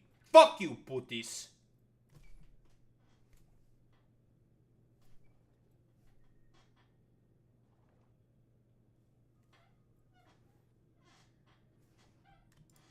Grr!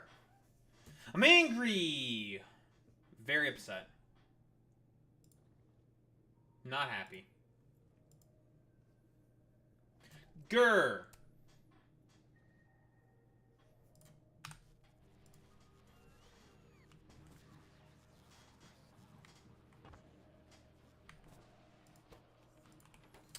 Well, we got plenty of artillery now. And we're going to murder a bunch of people with it. Murder! Yay! I love murder. Do you love murder? I love murder. Killing.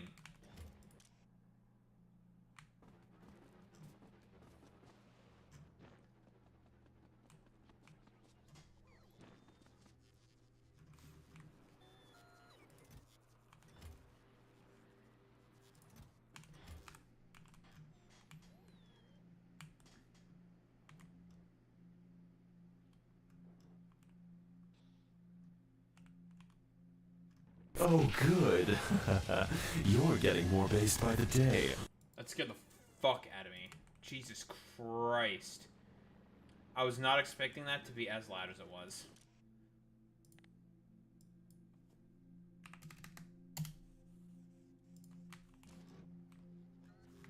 Jesus Christ.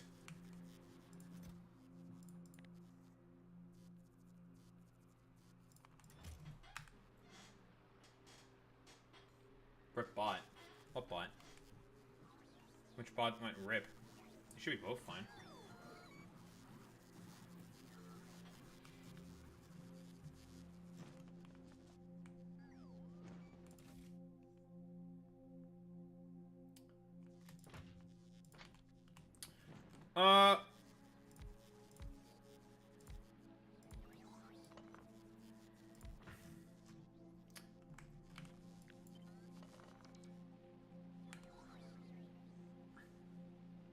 Let's just put him right here.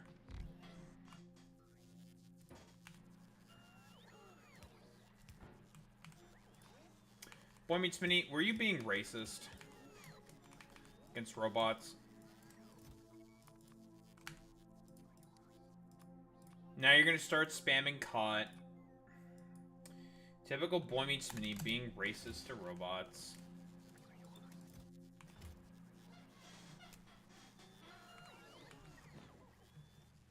Alright. Murder.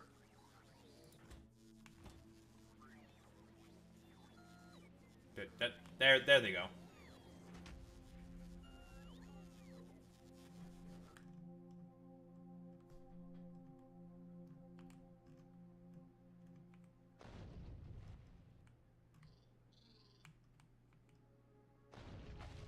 Woof. Direct fucking hit. Direct hit on that fucking strafer. And we're not gonna bother picking up those eggs. Well, it looks like we're gonna get a little bit of a counterattack. But this is what awaits them.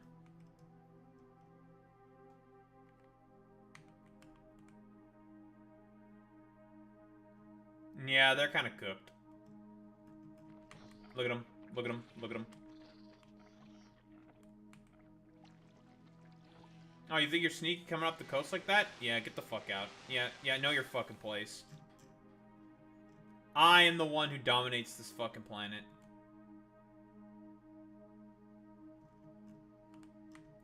For I am the danger.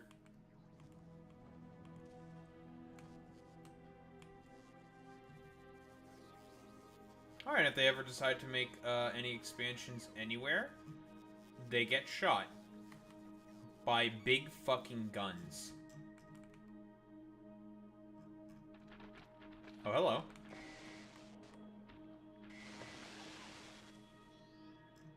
All dead.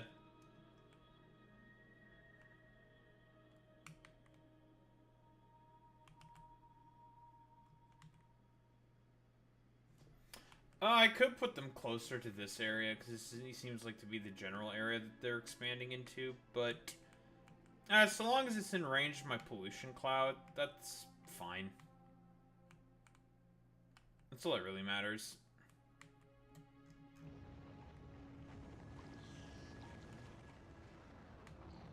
But technically speaking, that's actually the first time we've had an attack ever come to any of these fucking outposts.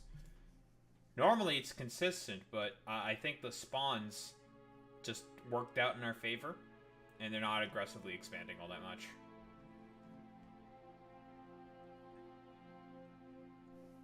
So I don't know, if we want to pollute more, we can just pollute more, who cares? And by pollute, I mean just put more spores in the air. I'm curious. What the fuck even is there? Is there anything there? I mean, if you want to use artillery shells to scout out an area, I mean, you can do that. Yeah, I didn't think there was anything there. Why the fuck are you saying that there's hostiles? I mean, there's gonna be some fucking random little wigglers. But we can just murder them.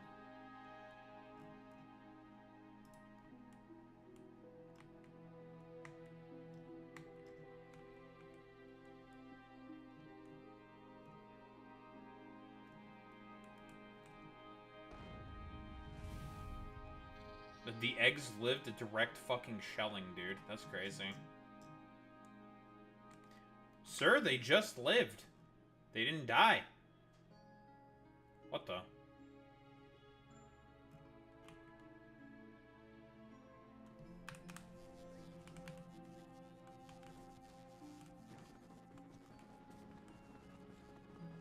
Yeah, we're done here. All that's left is to take care of this shit. About 10k.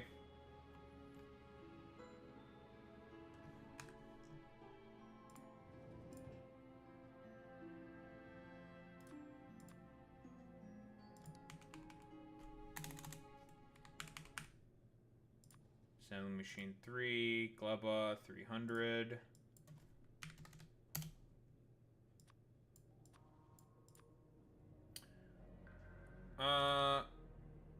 Let's see, belt, Gleba,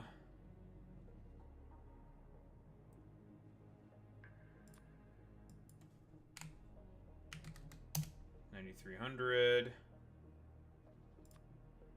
can squeeze in an extra 50 in there.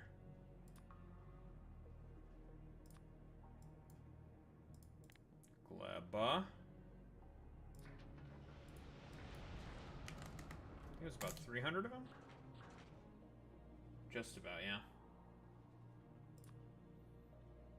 And the undergrounds does conflict with the slot there.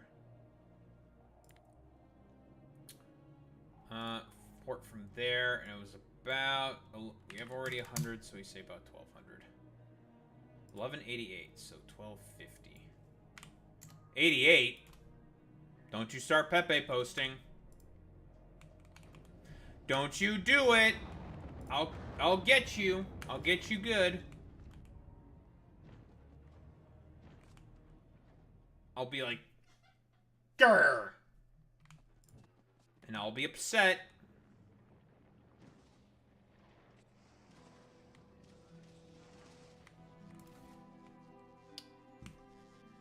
Ugh.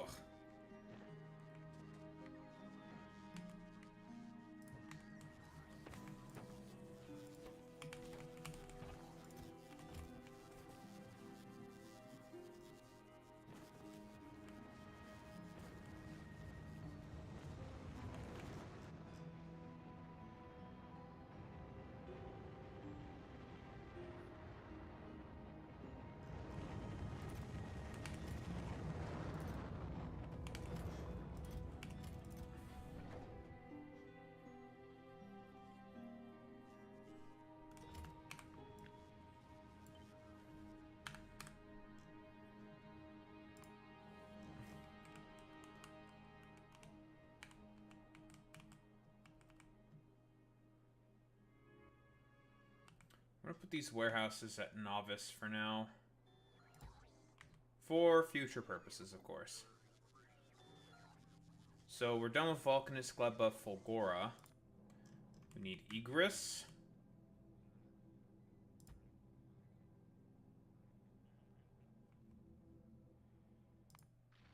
Moshine.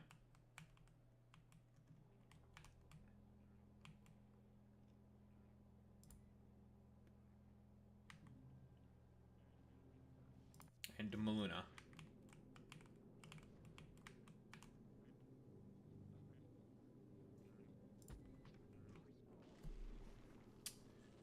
Maluna is probably the one we're going to do next, because it is also very high throughput.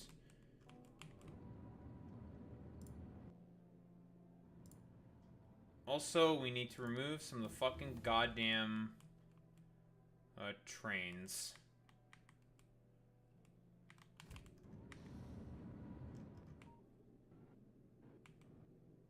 We need to unclog some of these shitters a little bit.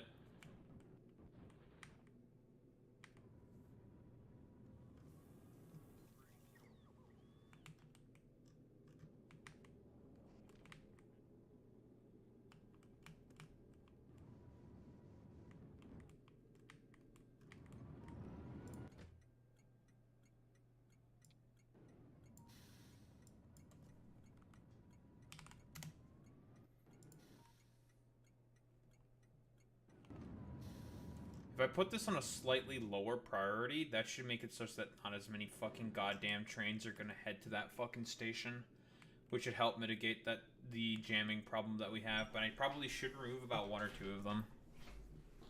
I need to remove a couple of the trains for sure, though. But that should help mitigate the issue. Because they're going to go to all these other stations primarily first, because they have higher priorities. And then it's going to be such that they are only forced to head to over here.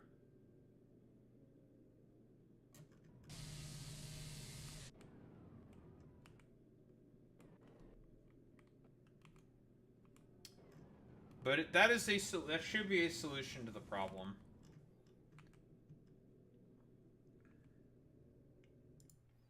There is probably a mod that would allow me to better distribute the fucking trains. For whatever reason, the relax station never does what it's supposed to do. Like, you're not able to head to any of your fucking goddamn locations or anything. You head to a relax station. That is what they are there for.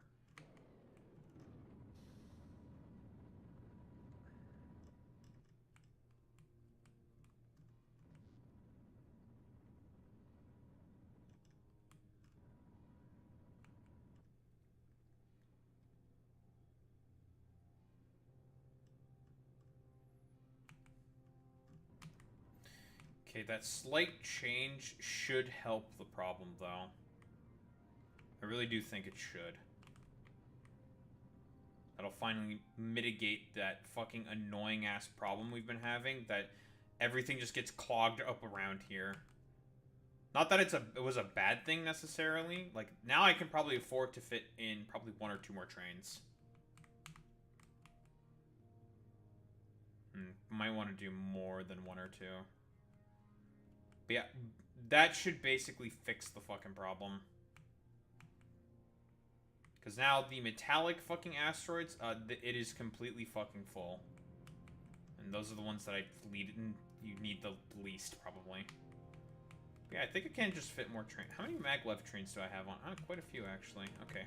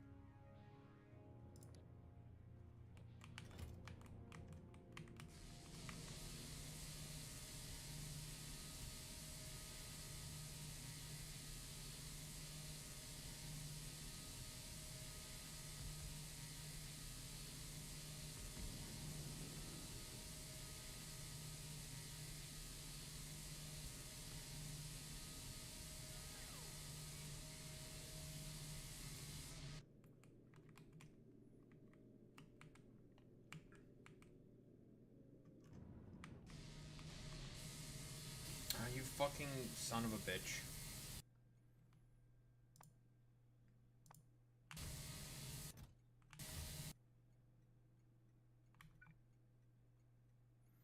I hate it when it does this.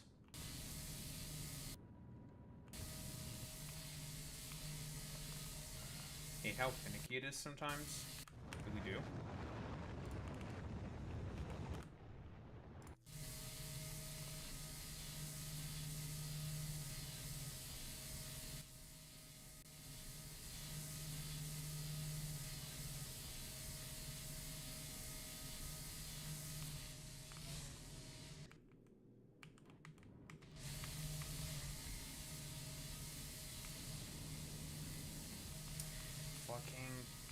Putis. Fuck you.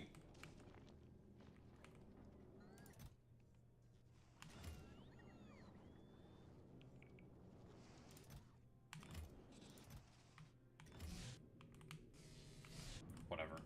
It's fine. It's not the end of the world. Just do that manually. I'm gonna come to the back of this fucking planet.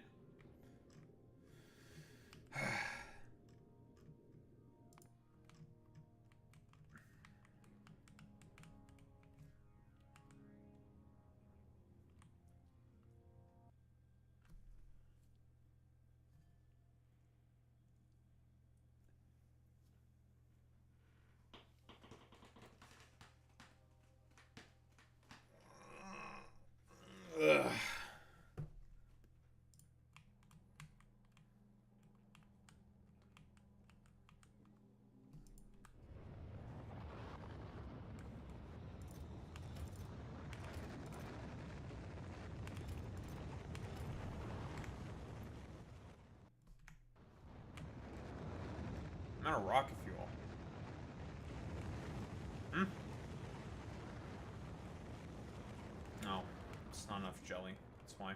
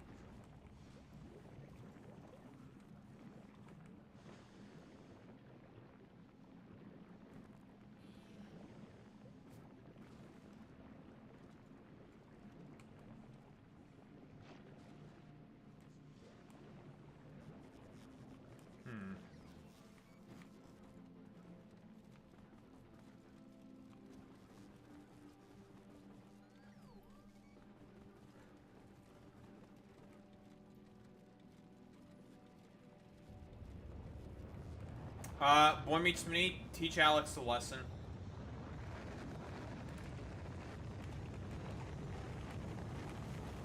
Go folks, get some mode if you have to.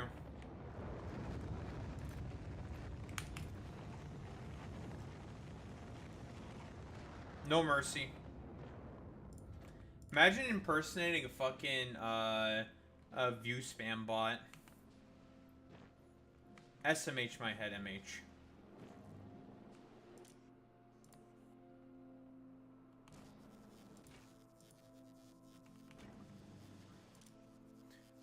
Yeah, wallahi, you're cooked, bro.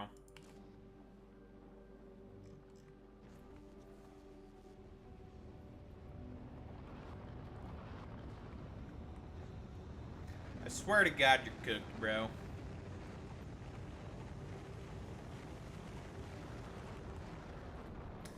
Mods, perm ban. Teach Alex Roivas a fucking lesson. You're not even giving me my fucking South Side of Chicago crime report, and you want to fucking do puto shit, okay? I'll kill you. You do this shit instead of giving me a fucking crime report? You fucking putis. That's some real fucking puto behavior. I'm not gonna lie. Some real fucking puto behavior right there. Big fucking puto behavior.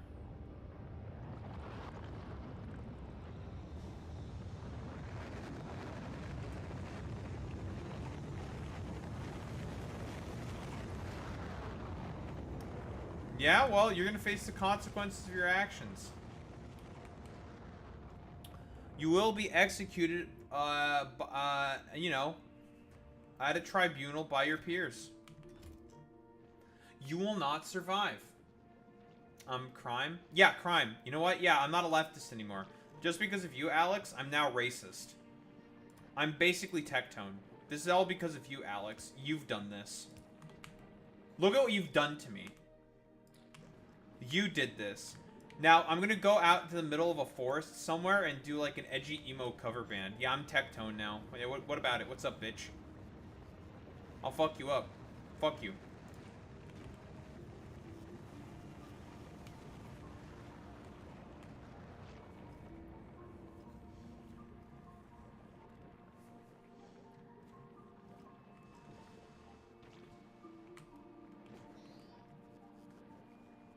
Okay, whoa. Okay, that's fucking boring ass puto shit, bro.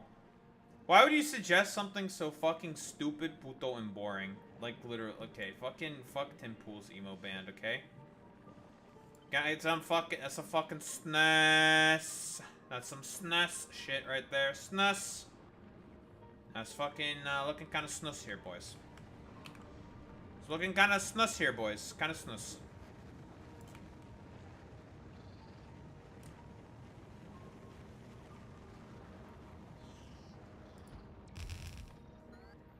Yeah, the racist ass majority report. Like, duh, obviously.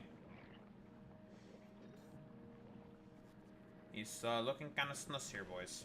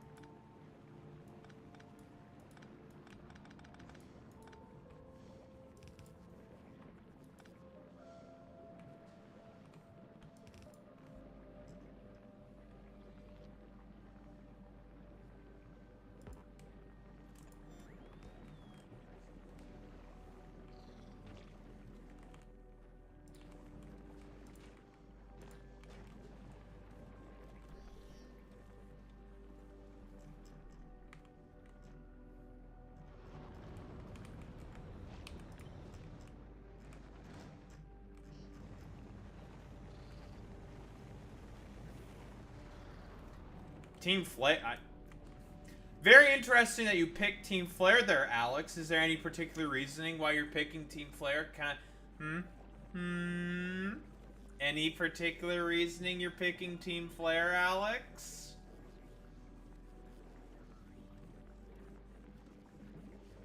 You're not gonna be able to Pepe post your way out of this one, you son of a bitch. Come on, admit it. You picked them because they're the Nazis, and it's apropos. You can start spamming caught, because I know I caught you, bud. We all know why. It's because Lysander's a Nazi. And because they're the most fashy ones. Quite unironically, Lysander's whole objective is to remake the world in his image because he doesn't think it's beautiful. He thinks the world is beautiful. He wants to try to preserve it, so he wants to remake it in his fucking image. Because he doesn't think it's beautiful enough. That is unironic fucking Nazi shit. In a Pokemon game.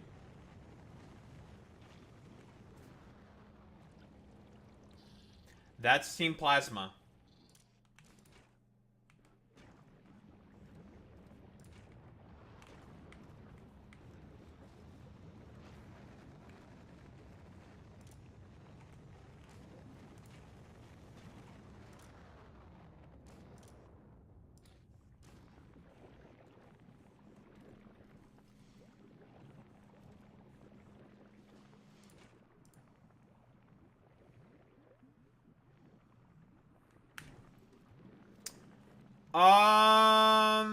They're a lot more larpy.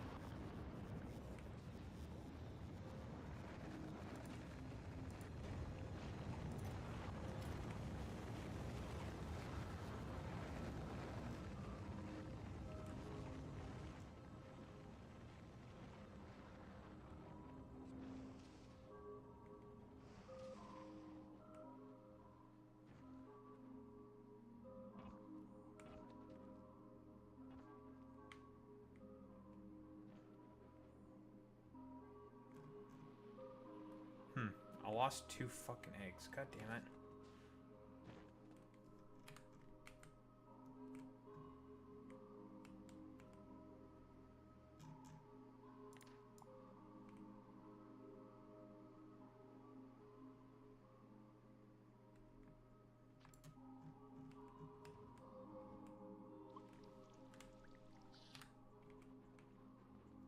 Forgot some belts over here.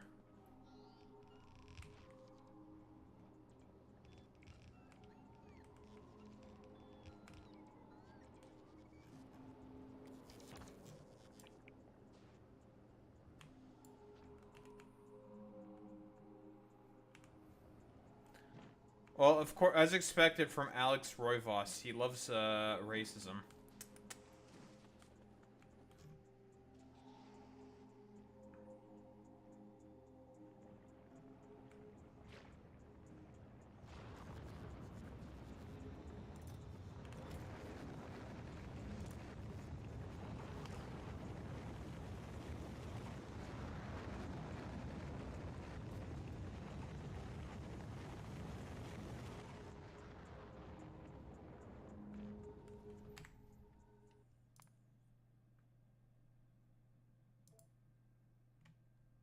I'm gonna reload this autosave.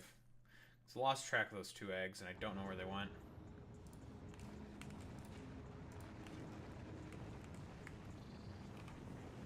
I wanted to kickstart up the egg preserver again, but I'm not gonna do that. I'm just gonna ignore it.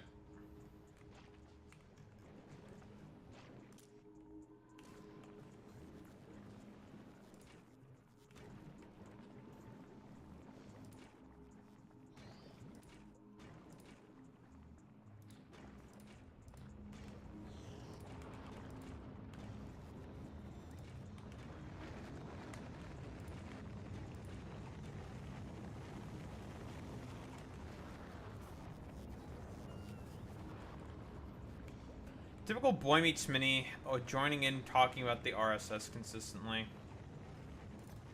Typical puto meets puto. Fucking, we have puto communicants over here. We got fucking puto communicants. You guys think you can just like sit around there and just be like little puto heads or something? Fucking putos.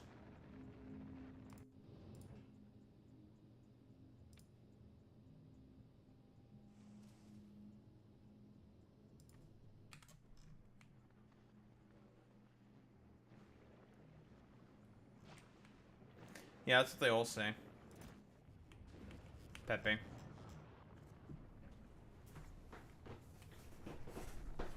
Yeah, that's what they all say. Can I make this take a higher fucking priority? Because we need the constant shipments.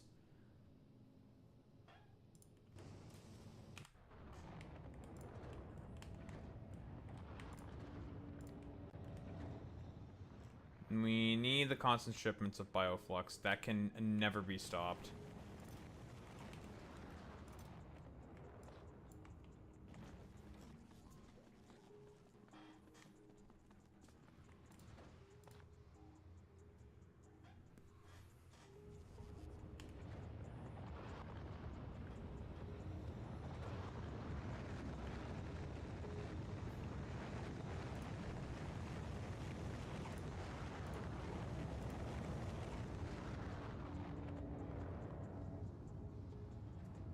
Oof.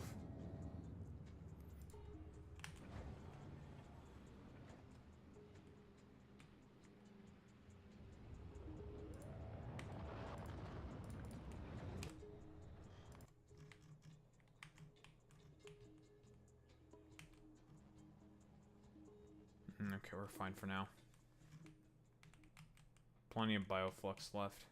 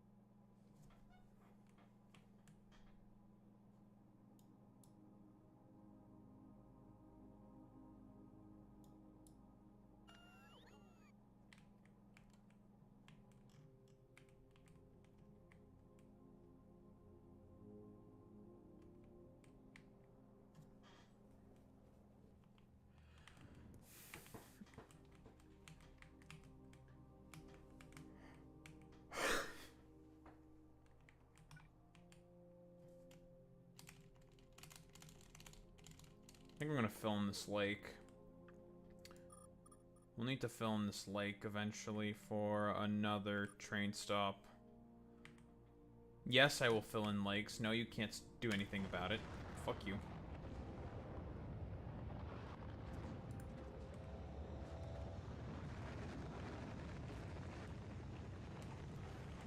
And this is taking a while, simply just due to the fact that these dumbass I guess I'm just not producing enough rocket fuel.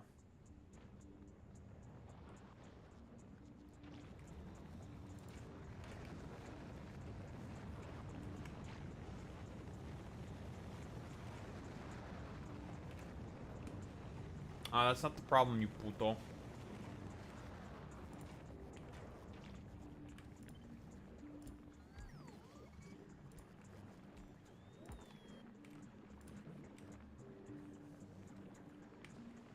So when in doubt, add more fucking beacons until it goes faster.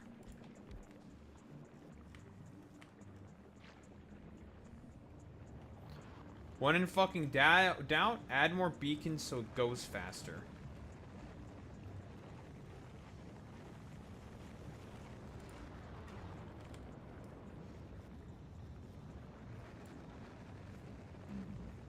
That should work.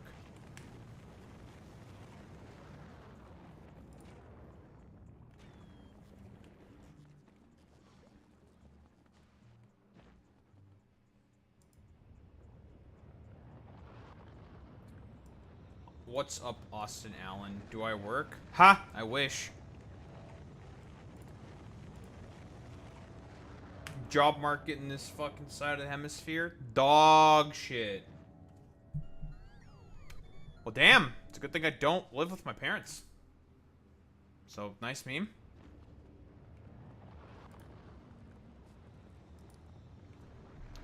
What, you mad that I called your, I don't know, your fucking idol JD Vance like a little fucking weirdo or something? So you want to come in here and chirp, chirp, chirp and be a little, little annoying ass little bitch?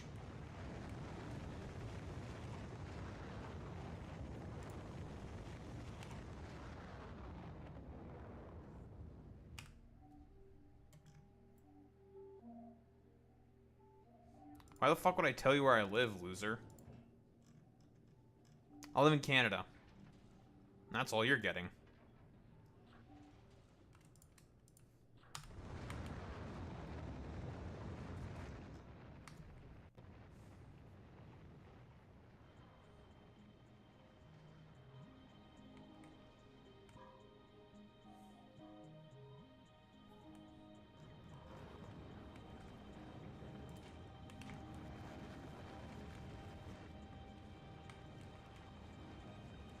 Okay, this gaining is a good thing.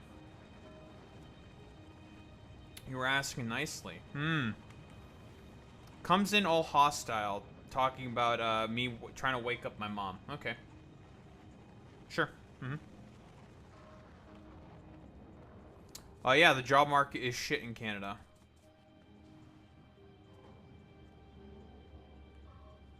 It is god-awful. It's god-awful in the States. It's god-awful all over the fucking world.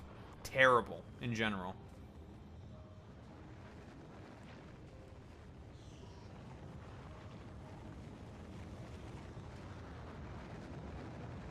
Okay. I think we have fixed the problem. Just add more beacons, forehead. Vic.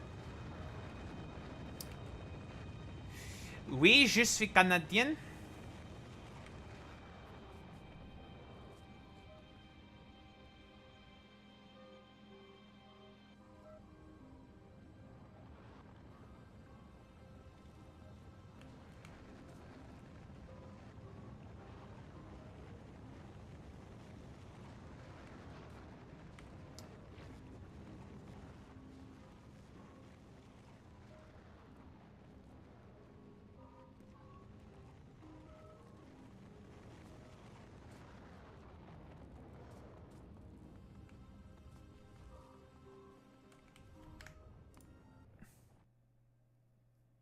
Yeah, French. That's very admirable. I'll believe it when it comes from a guy who doesn't like. Oh, you're talking about Boy Meets Mini. I assume. Yeah, I'll believe it when it comes from like a guy who's I don't know, seemingly as annoying as you.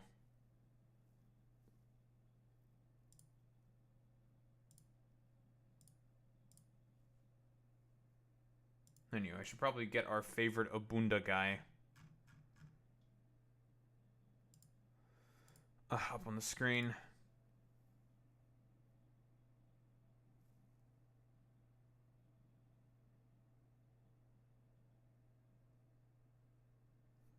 Twitch is making it easier to achieve partner. They've reduced the number of streams needed from 8 per month for 2 months to 6 per month for 2 months.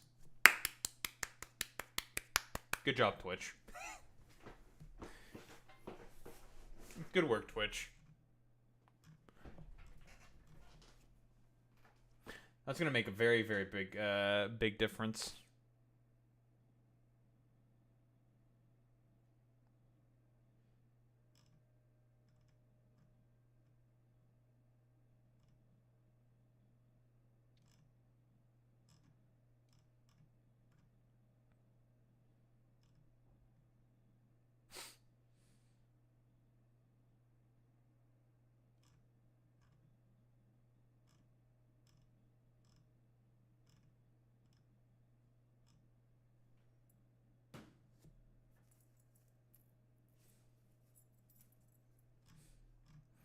Listen, because he wants to make an ass out of you and me.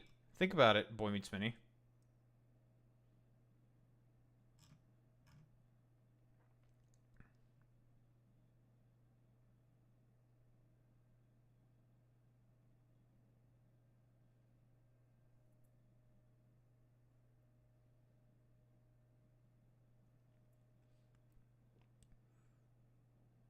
Which video was I encouraging protesters to destroy private property? When did I ever do that? Hey, Drandy. When did I do that? Which video? Most certainly did. Oh, I did. When? Give me an exact quote. Timestamp video?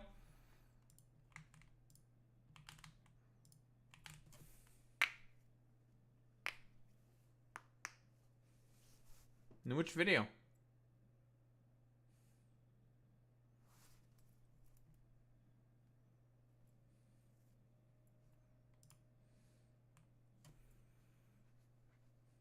So true, Durandy. Many people are saying that all leftists just want to destroy corporate and government property. They just want to destroy private property because we have to treat private property. Oh, it's a short. Also, I'm not seeing a linky in the chat. No linky? No linky?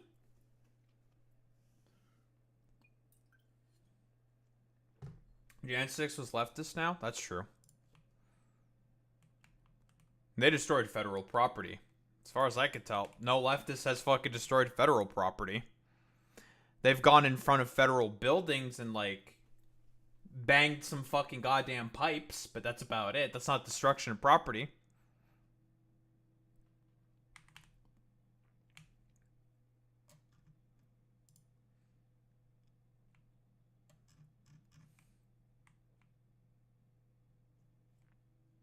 I'm not seeing the link.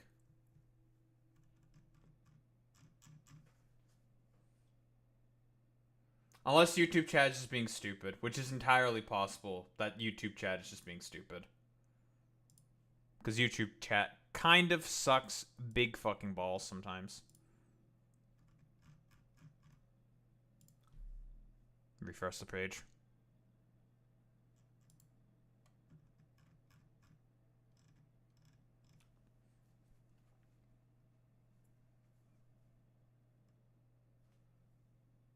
Yeah, I'm not seeing it anywhere in the live chat. YouTube doesn't often allow links. That's probably true. Just say the title of the short. You can do that. And then I can just pull it up. Easy. Why doesn't YouTube often allow shorts?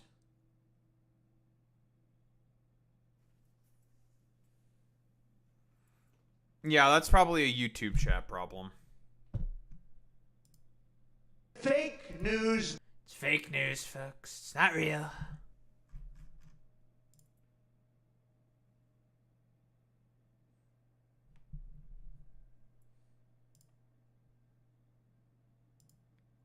It's fake.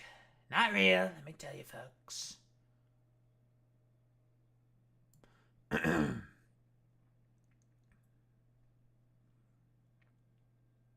Protest referee? Oh my... Oh, are you bitching and fucking complaining about Palestine action protesters spray painting some fucking cargo planes? Really? That's what you're gonna fucking bitch and complain about? Get the fuck out of here with that bullshit. Yeah, I don't give a shit about that. Like, fuck off. Those are being used directly to support a genocide within Israel, okay? Like, I don't give a shit about any of that stuff. Yeah, spray paint away. What? Oh, you're gonna bitch and complain about some fucking goddamn spray paint on some fucking goddamn military equipment. Get the fuck out of here with that stupid bullshit. Right. Also, like, a bunch of people sabotaging fucking equipment. Hey, douchebag, guess what? Guess who also did that during South African apartheid? Nelson Mandela and the ANC. And guess what? That shit is now fucking celebrated. So, Pope and fucking Steve. Yeah, I don't give a fuck. I've even explained it myself in that video before. Let's be honest here. If people believe and feel like that justice is impossible, they will take actions into their own hands.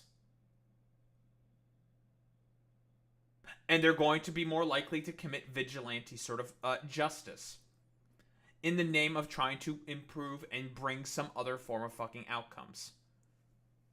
Didn't hear anything about the planes in the short. That's what it was about. It was about people complaining about the fucking Palestine action protesters.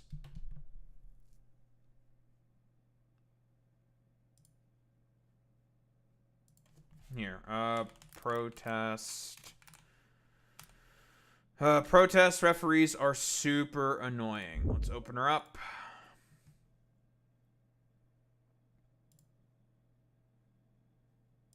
God damn it.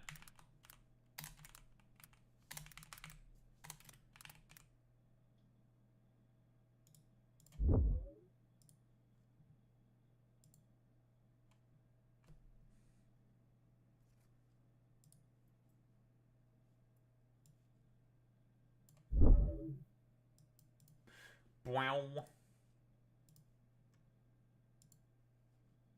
Listen, why don't we play it for context? Distracted. Yeah, time for like all the dumb fuck not refugee, but protest fucking referees to come in and be like, you're not like protesting in the way that I like you to protest. I think what you're doing is kind of icky and stinky because I just don't like the fact that you're breaking private property. It's like, shut the fuck up, dude. Who the fuck cares? Like, these people are directly contributing to the fucking Holocaust of our time. So notice how I include the fucking context of the reason why Palestine Action is doing the fucking shit that it's doing right now is because the British government is using sending arms shipments and weaponry using those fucking goddamn... I don't give a shit, like, because I'm not interested in fucking debating, like, protest referees. Like, fuck off with this stupid bullshit. Especially when it comes to fucking Israel-Palestine. I don't care about this. Like, why? You're fucking bitching and complaining because you feel a little icky and fucking stinky. You're just mad about the fact that you got fucking called out in this video, so you decided to come into this fucking goddamn YouTube chat and come back in here fucking swinging, okay? And now you wanna, wait, why are you being so hostile and mean to me? After I decided to be, like, hostile and fucking mean to you or some shit. Like, get the fuck out of here. Like, cry, piss, bitch, moan, shit your pants, complain, Get the fuck out of here, you stupid dumbass.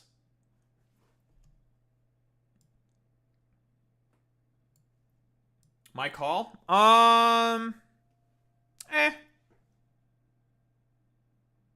Yeah, get rid of them. I don't give a shit. People like that annoy me. Uninteresting. Standard fucking protest referee fucking bullshit. I'm incredibly uninterested in debating constantly the actions of fucking protesters who engage in sort of more like a vigilante, I suppose, like action in order. Yeah, you got called out. You're exactly the type of person that I'm fucking talking about there. You, Austin Allen. Yeah, oh no, it's Drandy. Drandy is now in YouTube chat. Yeah, you got, like, you decided to come in here, chirp, chirp, chirp, bitch and moan and fucking complain in YouTube chat based off of this fucking short. So yeah, as far as I'm concerned, yeah, you're just, you're exactly the kind of person that I'm fucking describing about here. So I don't give a shit.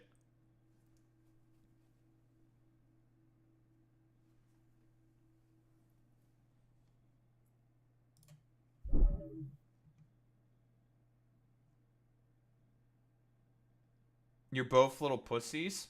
Ooh. Keep crying. I'm guessing you fucking yeeted him out of YouTube chat, but the embed, I can still see his little dumbass little fucking bitching and complaining in the embed. Yeah, we're both little pussies for basically being supportive of, well, anti-genocide fucking protesters when they engage in, like, the tiniest of tiniest fucking goddamn sabotage.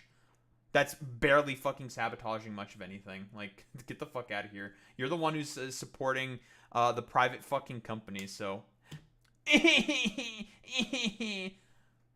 Yeah, right. We're the petulant children.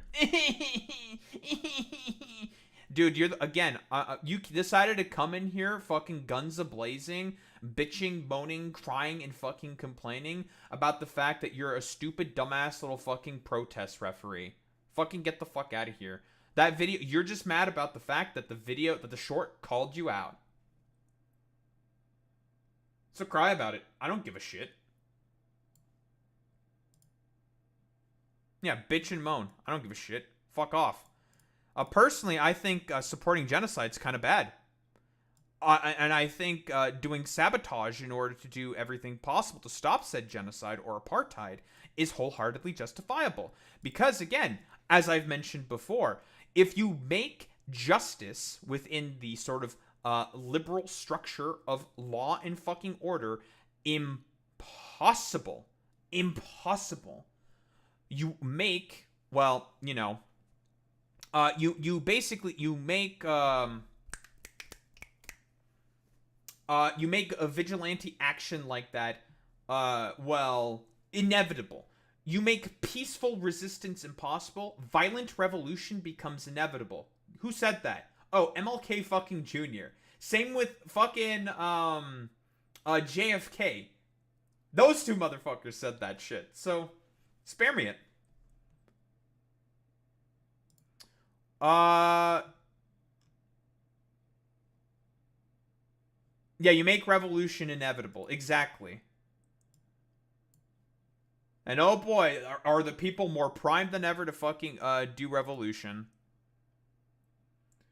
Banning in YouTube chat is, like, really fucking weird. You have to, like, go and specifically ban the, like, actual person themselves or some shit.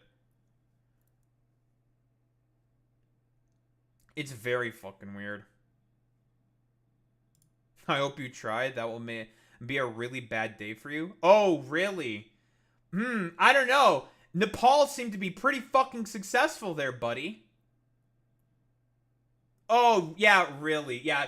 You've never felt resistance. One day you will. Yeah, meanwhile, we have all these, like, schizophrenic Gestapo fucking goddamn freaks consistently just, like, crying, bitching, moaning, and complaining.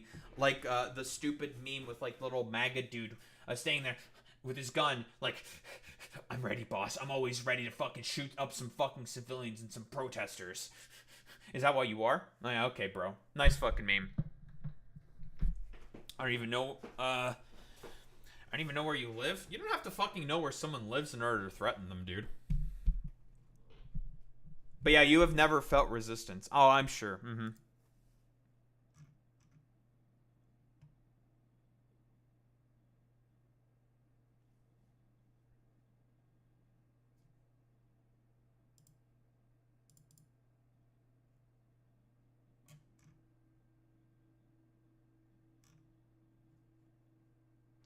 Very cool and very good.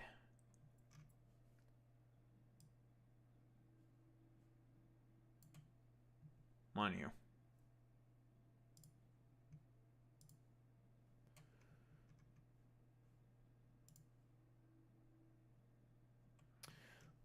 Where the fuck's what I'm looking for? Boop.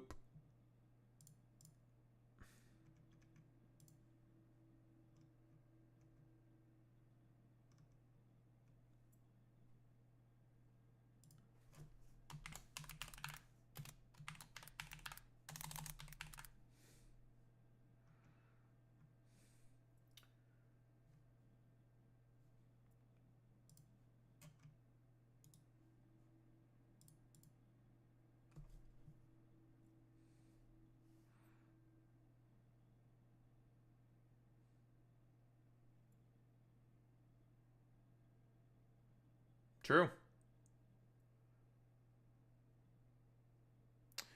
God, why the fuck did goddamn YouTube make this so fucking stupid? God, I hate YouTube, man.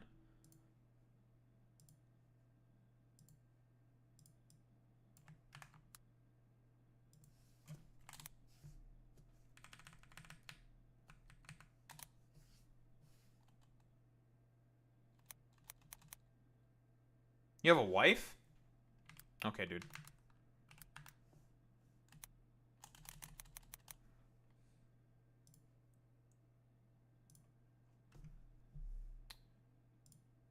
God, how the fuck does this shit work?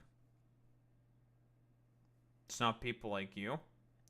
Well, I mean, Boy Meets Mini is not actively trying to seek out a wife, so, I mean...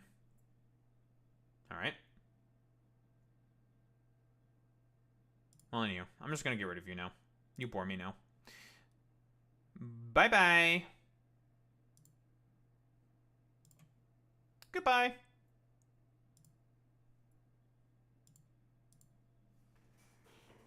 You bore me.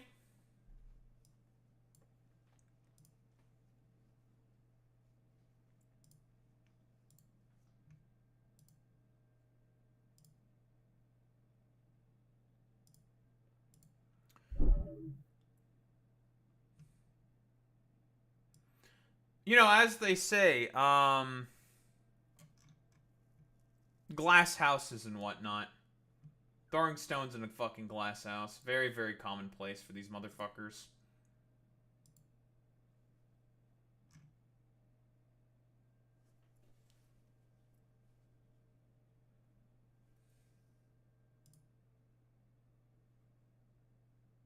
Benichod. Are you just advocating for people to destroy private property? Okay, bro.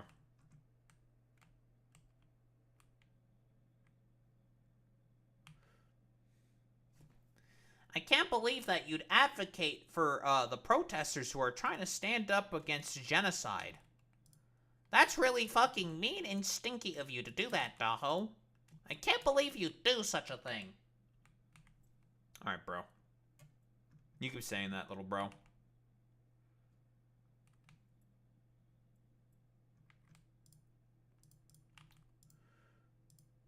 Man, all that time I spent just faffing about.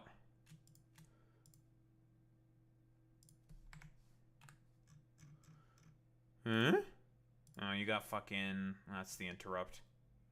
That's fine. Anyway, we should probably get started with this shit.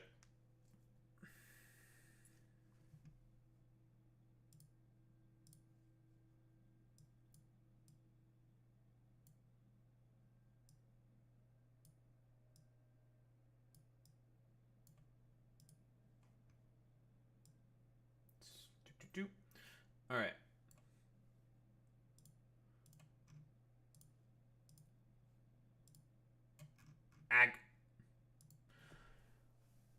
Well, what do we have here? Ezra Klein, our favorite Abunda guy. The Abunda agenda. We love the Abunda agenda.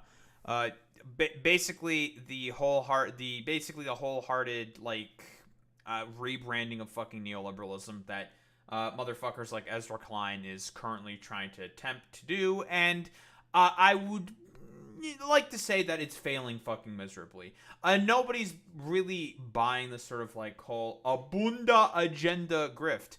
And the main thing that Ezra Klein decided to do just recently was write a rather, and I'm not going to put this lightly, fucking dog shit article within the New York Times, basically saying that, hey, that fascist Charlie Kirk, man, he did such a great job at doing politics. And it's just like, everyone in that fucking comment section was consistently ragging on Ezra, being like, dog, what the fuck are you saying? Like, what do you mean? Like, let's be fucking quite honest here. Ezra Klein, not Ezra Klein, but Charlie Kirk basically was the main dude who was advocating for taking away many of our fucking rights. Why the fuck are you saying that he is practicing politics all that well? Like, are you fucking crazy or something? Like, why the fuck would you ever say that? Like, why? This seems very, very strange. Because in reality, what Ezra Klein wants to do is he just wants to appeal to fucking Republicans. Like, literally. That's the whole Abunda agenda. That's what it's trying to fucking sell to people. It wants to say, hey, Republicans, please buy my fucking Substack. Please buy my fucking Substack. Which is such a fucking strange thing in particular for Ezra to do. It's just like, why the fuck would you want Republicans to buy your fucking Substack subscriptions, little bro? Like, you wholeheartedly appeal to, like, New York Times opinion columnists and shit like that. Why the fuck do you want to appeal so badly to fucking Republicans?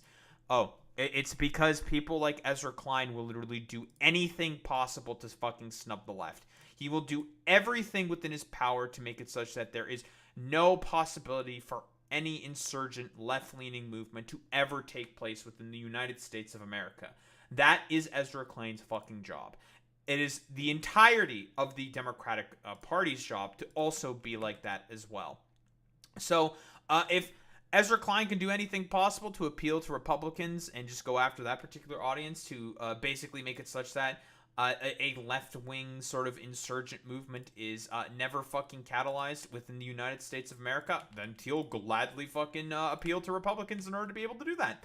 Like, that is Ezra Klein in a fucking goddamn nutshell. But he decided to talk with Ta-Nehisi Coates. Now, Ta-Nehisi Coates used to be a bit more of like an anti-Bernie-crat, sort of very, very Libby type. Wasn't exactly like a big fan of Ta-Nehisi Coates. But he got significantly better. You want to know why he got significantly fucking better? He went to fucking Israel and bear witness firsthand to the genocide that is being conducted by the Israelis against the Palestinians. And then he became instantly significantly more on the left. So, you know, we love growth. We love seeing that in people like Ta-Nehisi Coates. Very based, very poggers, very epic. We love to see it, folks. We love to see growth in people like Ta-Nehisi Coates, who used to be super anti-Bernie bro, and now he is a Bernie bro. You know, we're willing to forgive and forget. Not so much the Democratic Party, because they fucking suck balls. And they decided to have a little bit of a chat about Charlie Kirk. Now, like I've said before, I've set the stage about this. I've already looked over the Ezra Klein opinion piece. Complete fucking dog shit. Like, trust me, if Ezra Klein can be the last guy who has, I don't know, like a $50K a year sort of job as like a fucking camp prison guard, he will fucking gladly take it if it means like 3 extra conservatives can take a look at his fucking Substack pieces. Anyway, why don't we take a look and see what he fucking said? About what President Donald Trump said at Charlie Kirk's memorial service. What? He did not hate his opponents. He wanted the best for them. That's where I disagreed with Charlie. One is that it's frightening to see the President of the United States talk this way about his political foes. I hate my opponent, and I don't want the best for them. I'm sorry. The other, I think, is that it's an opportunity. I don't think that is a strong politics. And for me, one of the central questions animating the show this year, that's been animating it since the election, is how did we get here? How did we let these people get back into power? What went wrong in our approach to politics? Easy. The Democrats believe in nothing. Okay, I'm done. Hey, New York Times, can you start paying me millions of dollars, bro, to write fucking political opinion pieces or something? Maybe not millions of dollars. Can you guys start paying me hundreds of thousands of dollars to start writing fucking opinion pieces on your vaunted sort of, I don't know, newspaper or something? Like, can I get a couple $1,000 a fucking month, bro? Like, I mean, it's easy, dude. It's because the Democrats, fundamentally speaking, they don't believe in anything. Because the Democratic Party wants to have the exact same corporate donors as the Republican Party, fundamentally speaking. Which is why, well, people, broadly speaking, have had enough of the fucking corporate politics. They do not like corporations. They are having problems being able to fucking afford groceries, for fuck's sake. Nothing is affordable. Inflation is getting worse. The economy is getting fucking worse. More and more wealth is being concentrated in fewer and fewer hands. And that is a year-by-year problem that has been catalyzed ever since the fucking 60s. Like, listen, we'll pull up the fucking graph. Listen, this is my favorite fucking graph, okay? Wage productivity. Hey, Ezra, I wonder why people might be particularly upset with the current sort of stage of fucking politics. This is probably why, Ezra, for the past 5 fucking decades, people have been losing more and more ability to be able to even survive. Like, this is why people are fucking pissed in particular, bro. Like, this is the problem that people are fucking having. But, you know, for you instead, it's just like, well, how can I use this to appeal to fucking conservatives? Which is why I just despise people like fucking Ezra Klein. We ended up here. This has been a conversation I've been engaged in since Charlie Kirk's murder, and I wanted to have it with somebody who has maybe not liked who I've been approaching it. Ta-Nehisi Coates is a writer I admire, somebody I have a genuine friendship with. In the days after Kirk's murder, he published a piece in Vanity Fair, pretty harshly critical of what I'd written. He compared what I was doing there to the whitewashing of Southern colonies after the Civil War. Based. Because objectively speaking, Ta-Nehisi Coates is correct. Yeah, you are fucking whitewashing, dude. Like, that's exactly what you're doing. Like, hey, let's pull up the fucking classics. Hey, Ezra, do you not know about these fucking shits? Like, all these, great quotes here from fucking Charlie Kirk? Trust me, he's got a lot of fucking good ones. Railing against fucking DEI and black people. I wonder why Ta-Nehisi Coates in particular may have some fucking problems with that. Basically talking about how if a 9-year-old Ezra were to get fucking pregnant, that the baby should be carried to term by a 9-year-old Ezra, I'm gonna keep saying that over and over and over again, Ezra, by a fucking 9-year-old dude. So again, like, spare me it. Like, him talking about how, oh, it's worthwhile to have some fucking gun deaths if it means you can keep the fucking Second Amendment. I wonder why people might not be a big fan of Charlie Kirk. I couldn't possibly think of anything. I think it'd be the height of hypocrisy for me to say we need to reach across divides and disagreement and then not talk across my own. So I wanted to talk to Ta-Nehisi about a piece about the aftermath of Kirk's murder, but also about a disagreement, or question at least, that I think is about more than Kirk. I think there's something very unsettled in the sort of broad coalition of the left around the work of politics, around who we talk to and when and how. When is that work moral? When is it necessary? When is it a betrayal? As always, my email, ezrakleinshow@ematimes.com. Ta-Nehisi Coates, welcome back to the show. Thanks. I don't know what number time this is. I think you're one of the, if you go back to the box space, I think you're on the leaderboard for sure. Yeah. Well, it's good to see you, man. Good to be here, so thank you. All right, let's jump into the disagreement. You wrote a column responding to my column on Charlie Kirk. So uncomfortable. It's okay. What was your disagreement with what I wrote after Kirk was assassinated? Yeah. First of all, I just want to thank you for having me. You know, I know that I've had to read things about myself that, you know, criticize my work. It's never easy, and people often have a very, very different response than when you just invite me here and talk it out. So I appreciate that. I want to say that up front. I felt that when I initially read the column, I guess we should be fully transparent here and say there was a discussion between us privately before there was a public thing. Yeah, we text. Yeah, we do text regularly, and we did text about this. So texting. I felt like, having not done the research I eventually did for the college, there was something off about what I knew about this guy, and the presentation of him as and I don't want to misquote you here, but as basically a paragon of politics and how politics should be done. I think I had the same reaction that most ordinary people would have, which is absolute horror. The idea that this guy was somewhere speaking and was killed. But I always think it's like important to differentiate how people. This is a great fucking start here from fucking Ta-Nehisi Coates, because this is the exact same position that I have consistently had as well when talking about Charlie Kirk. Ultimately, I do not agree with the fact that fucking Charlie Kirk got fucking assassinated. I think that's a bad thing. I am, broadly speaking, not for fucking vigilante fucking justice. Like, let's be honest here. I can understand why it comes to be, why it fucking happens. That is an important frame of analysis to have. Doesn't mean I'm a fucking fan of it. Don't really fucking like it. I ultimately do not like what happened to fucking Charlie Kirk. However, with a lot of people who decided to be overwhelmingly joyful and gleeful about the fact that people like Charlie Kirk ultimately got fucking, assassinated by Tyler Robinson, who was, and I'm going to say it again, not on the fucking left, and as far as we could tell, some apolitical, like, gamer bro. Hardly would talk about fucking politics. May have been bi fucking curious, may have had a fucking trans fucking girlfriend or boyfriend or whatever. None of that really fucking matters. Ultimately, what we have to talk about is how we came to this fucking position. And it's because, broadly speaking, and I think Ezra can probably himself also agree with this, a lot of people feel like there is nothing that can be done. And what do I mean by there is nothing that can be done? Generally speaking, a lot of people more and more feel incredibly nihilistic. And we can talk about this in terms of pretty much any of these more recent fucking shooters. We can talk about this with the ICE facility shooter. Again, nihilist 4chan edgelord. Probably was a fucking Sam Hyde fan. And we can even talk about some of the other fucking shootings. One of them was a 16-year-old who shot up a fucking high school and was a fucking neo-Nazi. And we can also talk about even Robin Westman, who was also a fucking nihilist. A nihilist who was indoctrinated into a far-right, satanic, neo-Nazi fucking cult. So, generally speaking, within the United States of America, and I think Ezra can fucking agree to this, there is a very, very sort of wide feeling of just listlessness, loss, utter nihilism. No one feels like they're able to, accomplish anything in their lives.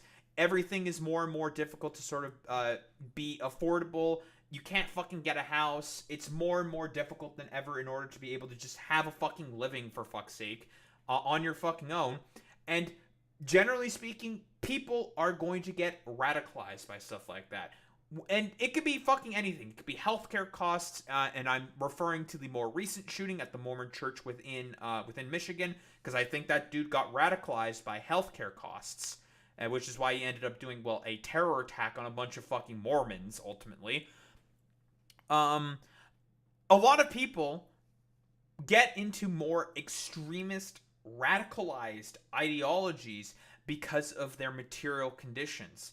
And people like Ezra Klein never really address any of that stuff, which is why I go as fucking hard as I can against him. Because again, the people who would actually be fundamentally interested in actually addressing people's material conditions, that being the left, Ezra Klein criticizes and goes after them consistently. Like, he was not a big fan of fucking Bernie during 2016 or really at any point in time. Because again, for Ezra Klein, his objective is rather simple. He just wants to get conservatives in on his fucking Substack articles. That's really about it. Diverse is how they live. And then after doing the research, I gotta be honest with you, that's when it got really, really difficult. When I went past my initial impressions and started like going through all the clips of the things he said, the way he talked about people, the way he described groups in ways that honestly, even as I was writing it, I was uncomfortable saying. And so the idea that this guy should be in any way celebrated for how he conducted politics, the fact that he just slurred across the board, all sorts of groups of people, and then ran an organization wherein, which appears to me just a haven of hatred. I would not want to... Again, another great point there by Ta-Nehisi Coates, which I wholeheartedly fucking agree with. Like, you should not be giving grace to people like fucking Charlie Kirk. Like, even fucking Barack Obama, who I think Ezra Klein used to work for as a fucking staffer, he himself also said, like, let me be clear. Ultimately what happened to Charlie Kirk was pretty bad. I don't agree with it. However, we can also acknowledge at the same time that saying that the civil rights movement was bad is not a good thing. And that was literally what fucking Obama said that. And he's correct. Like, I don't disagree with Barack Obama. He's just right when he fucking says that. He's correct. He's hitting the fucking nail on the head. Listen, 07 to a real one. Barack Hussein Obama. Listen, I still fucking hate you, though. I fucking hate your guts, Obama. Because part of the reason why we're even in this mess is because of you, little bro. But whatever. That's besides the fucking point. So, Ezra, you saying, ostensively speaking, even though everyone on your side of the aisle is saying, like, Ezra, what the fuck are you talking about, dude? Like, if Charlie Kirk ever had the opportunity to throw you in the fucking camps last after making you a fucking dutiful little prison guard, he still will fucking throw you in the camps. He doesn't give a fuck about any of this stuff. Like, he's totally okay with just making people fucking suffer. Because again, with conservatives, the suffering is the point. But that to be a model for my politics. And I know, as we talked between us, that, you are not attempting to make a statement for the entirety of it. But I guess I feel like at a certain point, somebody's legacy, or somebody does something that is so large, that it's tough to think about their legacy and take that out of it. And that's how I felt about it. So I think I want to get at the right level of disagreement here.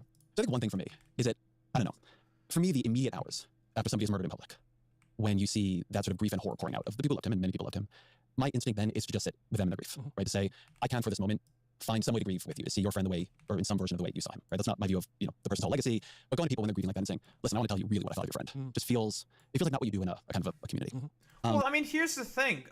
I think pretty much every single, like, Democratic politician, like, that did that, they all were just like, yeah, ultimately what happened to him is bad, but, like, it makes sense to fucking criticize him. Like, let's be fucking honest here. Yeah, right level of disagreement. I don't really know what exactly Ezra Klein means by that. Like, guys, apparently you need to have a certain amount of fucking disagreement with I don't know, people who ostensibly believe that the Civil Rights Act was actually kind of stinky and bad. Like, there's a correct amount of disagreement to have with someone like that. Like, I don't know about that one, Ezra. Personally, I think you should have as much possible fucking disagreement with bullshit like that. I can see people come down on both sides of that. I actually think that actually is a great impulse, that after somebody's been killed, and not just killed because we live in the media environment that we live in, that it's seen, and that it will live forever, and that person's family, you know what I mean? That it's being looped in front of all of Jesus us, Christ. which I think has a lot to do with how this was taken. No, it's terrible. It's terrible. And to have to go, like, to have young kids who have to grow up knowing that is a thing that exists in the world. You know what I mean? And I'll go one step further on this. One thing I wrote about in that piece that I do worry about is I worry we're already in a cycle of political violence, of mimetic violence. I think about Pelosi, I think about Shapiro, I think about the near assassination on Trump. I think about, when after that happened, I thought about me, I thought about you, I thought about all kinds of people I know. Okay, but Ezra, who did that? Who brought that? Who were the main people who helped catalyze that? Ezra, who were the main people that helped catalyze? Oh, it was conservatives. Oh, it's the conservatives who've helped catalyze this cycle of fucking current violence that exists within America. With their overly fucking inflammatory rhetoric that comes from literally the president of the United States himself. So, again, like, you decided to do fucking pieces saying, like, well, I think it's kind of, like, icky and stinky that we're treating Charlie Kirk this way. It's like, no. Like, we can all say and all agree that fucking what ultimately happened to Charlie Kirk was kind of bad. However, I'm not going to be surprised about the fact that people are gleeful about the fact that Charlie Kirk got fucking assassinated because he was the one who helped contribute to this fucking violence in rhetoric in politics that you're describing. Again, and this is very consistent with Ezra Klein, he will never assign any fucking moral culpability to the right. He will never assign any culpability that they might have. Because again, I've said this and I've been consistent on this. The main reason why we are even finding ourselves in the position we're in right now is because of the right wing. They are the ones who have consistently ratcheted up the fucking climate and temperature in terms of rhetoric, in terms of the arguments, in terms of the positions that people hold. The right is the main people who have made everything fucking worse. But for whatever fucking reason, Ezra Klein wholeheartedly refuses to acknowledge that. No, right? So I do think there's just something about when violence takes hold that like, there's something about it that it begins to breach all lines. Yeah. So I guess that's part of my reaction to. I think all that is understandable, but I guess, was silence not an option? Yeah, silence to me was not grieving with people. I felt it was important as someone who is liberal, as someone who's a voice, that there are moments like that. Like, I really do feel, it's funny because you said something like this in your piece, but it's a little bit more offhanded, that political violence like that is an attack on us all. Right. And that in that moment it creates, for me, even if it's very temporary, that it's important in a moment like that. Oh, you're 1000% correct there, Boy Means Spinning. Yeah, I mean, this is done on purpose by the fucking right. Like, this is the strategy. This is the position. This is what they do. Because again, and I've said this consistently before, but Ezra Klein never really likes to fucking acknowledging this particular point. Conservatives, the reason why they are always okay with fucking being incredibly violent against their fucking political opponents, or who they perceive as their political opponents, because their whole overall shtick is about dominion over others. They just want to be the ones on top in the fucking hierarchy, in the system of fucking control. That's the point.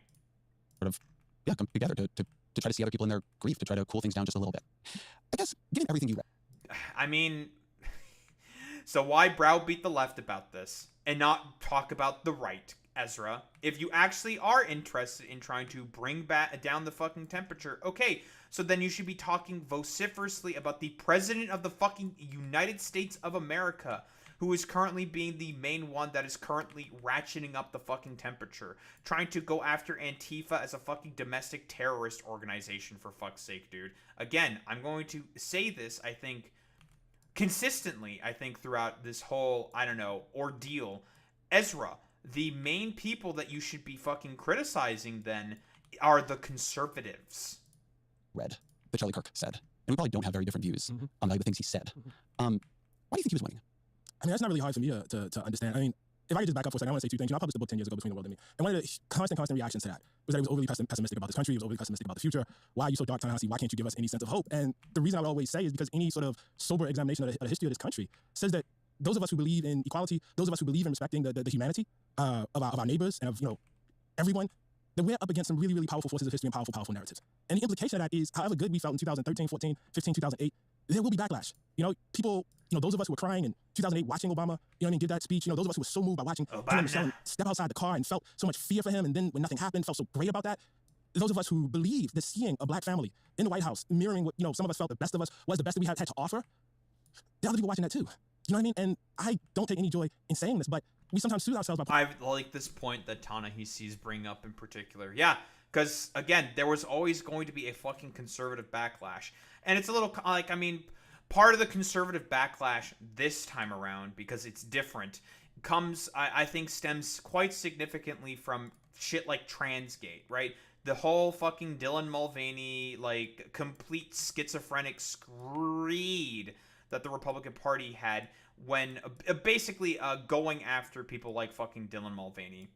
Honestly, I think that plays such a huge fucking role in particular for the backlash that we saw, well, in part in 2024. I'll be quite fucking honest. And also, I'm not gonna fucking let the Democrats off the hook on this one in particular. The Democrats also have a lot of fucking responsibility that they should be fucking claiming for the fact that everything has gone fucking way, way worse because of their failures of addressing the material conditions on the fucking ground, because seemingly they were never fucking interested in doing any of that shit. Especially with, motherfuckers like Kirsten Sinema and Joe fucking Manchin. As much as I don't like him, this is something Cornel West spoke to. Black faces in high places isn't change. 1,000 fucking % Boy Meets Mini. I'm not sure if the whole sort of black capitalism quote unquote sort of thing. I don't know about how much that really applies to people like Ta-Nehisi Coates. I'll be quite honest. I don't think he's I don't think he's gonna be a fucking trailblazing fucking communist or whatever. I don't think he's being particularly inaccurate in terms of his main overall criticisms that he's having on people like fucking Charlie Kirk, because his prescriptions so far here are correct. People like Charlie Kirk, you should not be fucking mourning him. He is one of the main fucking reasons why we currently find ourselves in the position we have ourselves in right now. He's not wrong when he makes an assessment like that. He's he's completely and utterly fucking correct when he says that. But again, with people like fucking Ezra Klein, his main shtick is that he just wants to fucking appeal to Republicans to have them fucking subscribe to his fucking Substack. Because again, for Ezra Klein, it's all about getting those fucking dollar bills, y'all. Pointing out that love, acceptance, warmth, these are powerful forces. I believe they are. I also believe hate is a powerful force. I believe it's a powerful unifying force. And I think Charlie Kirk was a hate monger. I really need to say this over and over again. I have a politic that rejects violence, that rejects political violence. I take no joy in the killing of anyone, no matter what they said. But if you ask me what the truth of his life was, the truth of his public life, I would have to tell you it's hate. I had to tell you it is the usage of hate and the harnessing of hate towards political ends. Then let me flip that question actually a bit. Why are we losing? We're losing because there are always moments when we lose. See, that feels very fatalistic to me. It doesn't feel fatalistic to me. It feels like the truth. And let me express what I mean. I don't know if I 100% agree. I don't 100% disagree with Ta-Nehisi Coates. I think the main reason why the Democrats fucking lost, I don't 100% agree with this fucking answer. I'll be quite honest. I don't like this answer in particular either. I think the main reason is simply due to the fact that, again, material conditions. Be fucking quite honest here, right? I'll be quite honest, Boy Meets Mini. I think both of their answers are just not particularly great here in particular. I think, again, the main sort of problem is the fact that, generally speaking, and I think anyone can fucking agree with this, is the Democrats wholeheartedly failed to address material conditions that are currently on the fucking ground, right? Like, the affordability crisis was going up and up and up, and it was becoming fucking worse and worse and worse. Now, we can attribute that to the sort of global wide sort of inflation that's happened, and I would agree with that there. I would agree with you there. But I think it's also because of a lot of the failures of stuff like Build Back Better, allowing fucking people like Joe Manchin and Kirsten Sinema be able to have their fucking goddamn opinions, when in reality, dumbasses like them should have been shot down and shut down, because again, motherfuckers like that only had the interests of fucking corporations and their stupid like corporate masters in fucking mind when they were deciding to go against shit within the IRA or fucking Build Back Better. Because again, I will say this, and I'll be honest, because I think I am being honest here, there were a lot of provisions and a lot of stuff that Joe Biden did that was pretty solid and pretty decent, right? A lot of the antitrust stuff is good. A lot of the sort of like burgeons and emergence of a, or not a burgeons, a burgeoning of a new United States labor movement was helped catalyze by Joe Biden. Okay, no cap. We're not gonna fucking meme here. That if you don't fucking think that, you are being dishonest. Okay, and to all the fucking dipshit lefties. Okay, we're gonna fucking dispel this immediately. Who will say like, well, Joe Biden was the main guy who took down the fucking railroad workers protests and strike during the midterm. Yeah, the reason why Joe Biden did that in particular should be fairly fucking obvious. He had an election that was coming, on hand relatively soon. The midterms were basically right around the fucking corner, and he, along with AOC and I think Rashida Tlaib, negotiated along with members of the fucking squad with the union, saying like, okay, so here's what we want to say. What we want to basically say is just don't do the strike, okay? We're going to keep negotiating with the railroad companies, which is exactly what happened. Joe Biden was negotiating with the railroad companies in order to get more vacation days and more, basically the demands of the fucking union. And them, along with AOC, Joe Biden in this particular instance, went back to the railroad unions, or not the unions, but to the railroad companies, and started negotiating with them again, and got every single demand that the union was fucking asking for. Which, again, like, at some point you just have to be like, dog, like, the union themselves even said that Joe Biden got them exactly what they fucking wanted. So, I mean, we can, like, bitch, moan, and complain and quibble about, like, well, I mean, it's not really fucking enough for anything. Like, it's like, I'm sorry, like, we can't have a fucking communist utopia. Like, I would like that as well, but that's not realistic right now. Like, that's not gonna fucking happen in our generation, your generation, and anyone's fucking generation for at least a couple, like, maybe a century or two. That's not gonna fucking happen. Like, not right now, at least.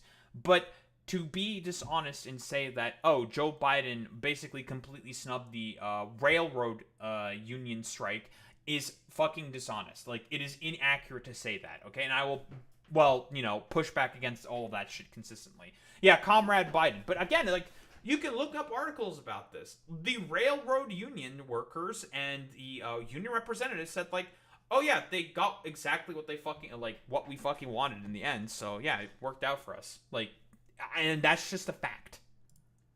I'm trying to go, I'm the writer, I'm an individual, right? But I am part of something larger, and I've always felt myself as part of something larger. I have a tradition, I have ancestry, I have heritage. What that means is that I do whatever I do within the time that I have in my life, whatever time I'm gifted with. And much of what I do is built on what other people did before then. And then after that, I leave the struggle where I leave it, and then hopefully it's at a better place. Oftentimes it's not, that's the history in fact. And then my progeny pick it up and they keep it going. I am descended from people who in their lifetime fought with all their might for the destruction of chattel slavery in this country. And they never saw it. They never saw it. In my personal belief system, they died in defeat, in darkness. And so I guess the privilege that I draw out of this, the honor that I draw out of this, is not that things will necessarily be better in my lifetime, but that I will make the contribution that I am supposed to make. I feel like that's pretty much that's like literally the exact same fucking thing that I said. Like, to be quite honest, right? Like, it is about the contributions that you overall make during your fucking lifetime. And what did Charlie Kirk help contribute during his fucking lifetime? Oh, nothing but fucking racism, xenophobia, transphobia, queerphobia, like, you know, yeah, we'll do all the fucking, I don't know, queer phobia, like phobia fucking identifiers, because Charlie Kirk had a hand in all of that. The fact of the matter is that, you know, as horrifying as, you know, that the killing of Charlie Kirk was, and as horrifying as the feeling is, this moment that we are in, you know, an era of political violence, and I don't want to sound flip here, political violence is the norm for black experience in this country. It just is. I don't even mean like the Malcolm X, Martin Luther King variety of it, right, which is the norm too. You would be hard-pressed to have a conversation with a black person in this country that is a descendant of slavery, terrorism, and not have them be able to reach maybe right here or to tell you themselves, look, my uncle, my grandfather, my great-grandfather, they lived in a small town in Mississippi, in Tennessee, in Alabama. They got in some sort of dispute with a white man, and either they were lynched or we had to run. Political violence runs through us. It is our heritage. Is that good? No. Do we valorize it? Absolutely not. Do we minimize it? Absolutely not. But a life free of it is not a thing that's really in reach in my time. That's just not. That's Sometimes I think that having a historical scope. That's a really fucking good point, by the way. Like, seemingly, like, Ezra Klein wants to, like, forget about the fact that what even allowed America to become a country to begin with? The American Revolution, Ezra. Like, so I don't know. I find it very strange in particular that Ezra, for some fucking reason, is just wholeheartedly unwilling to acknowledge that political violence is pretty much the fucking norm in the United States of America. Like, why does he not want to fucking acknowledge that whatsoever constantly? Like, political violence is the name of the game for fucking America. Like, let's keep it $1.50, right? Like, ever since the fucking settlers came off of the fucking Mayflower, violence has been the norm in America. Like, let's not be fucking let's not fucking meme here. Like, it's just an objective fact. That wide can make the present too deterministic. So to me, I look at the last, 8, 12 years. And what I see having happened is we, the coalition I am in, the things I believe in, lost ground. And people determinedly worked to make that so. Charlie Kirk worked to make that so successfully, right? I think that when he began going to college campuses and putting out a sign at a table, what he was eventually going to build was not obvious, right? I think he worked. I think he was a successful political actor. Yeah, successful political actor by dishonestly debating like a bunch of fucking college students, and even in the fucking clips where he gets blown the fuck out, because very often he gets blown the fuck out in those debates against those fucking college students. Oh, he will deceptively and dishonestly fucking edit those clips in order to make himself not look like fucking complete shit in those clips, Ezra. Like, come on, bro. And I think that from when in 2016 we lost to Donald Trump the first time, very narrowly. You're right, Alex. And then in 2020 we almost lost to him and began seeing we were losing a bunch of voters we thought we were fighting for, right? Losing more working class voters. Joe Biden, I think, won. What was the election results of 2020? Joe Biden, I think, had gotten the most fucking votes ever in American history.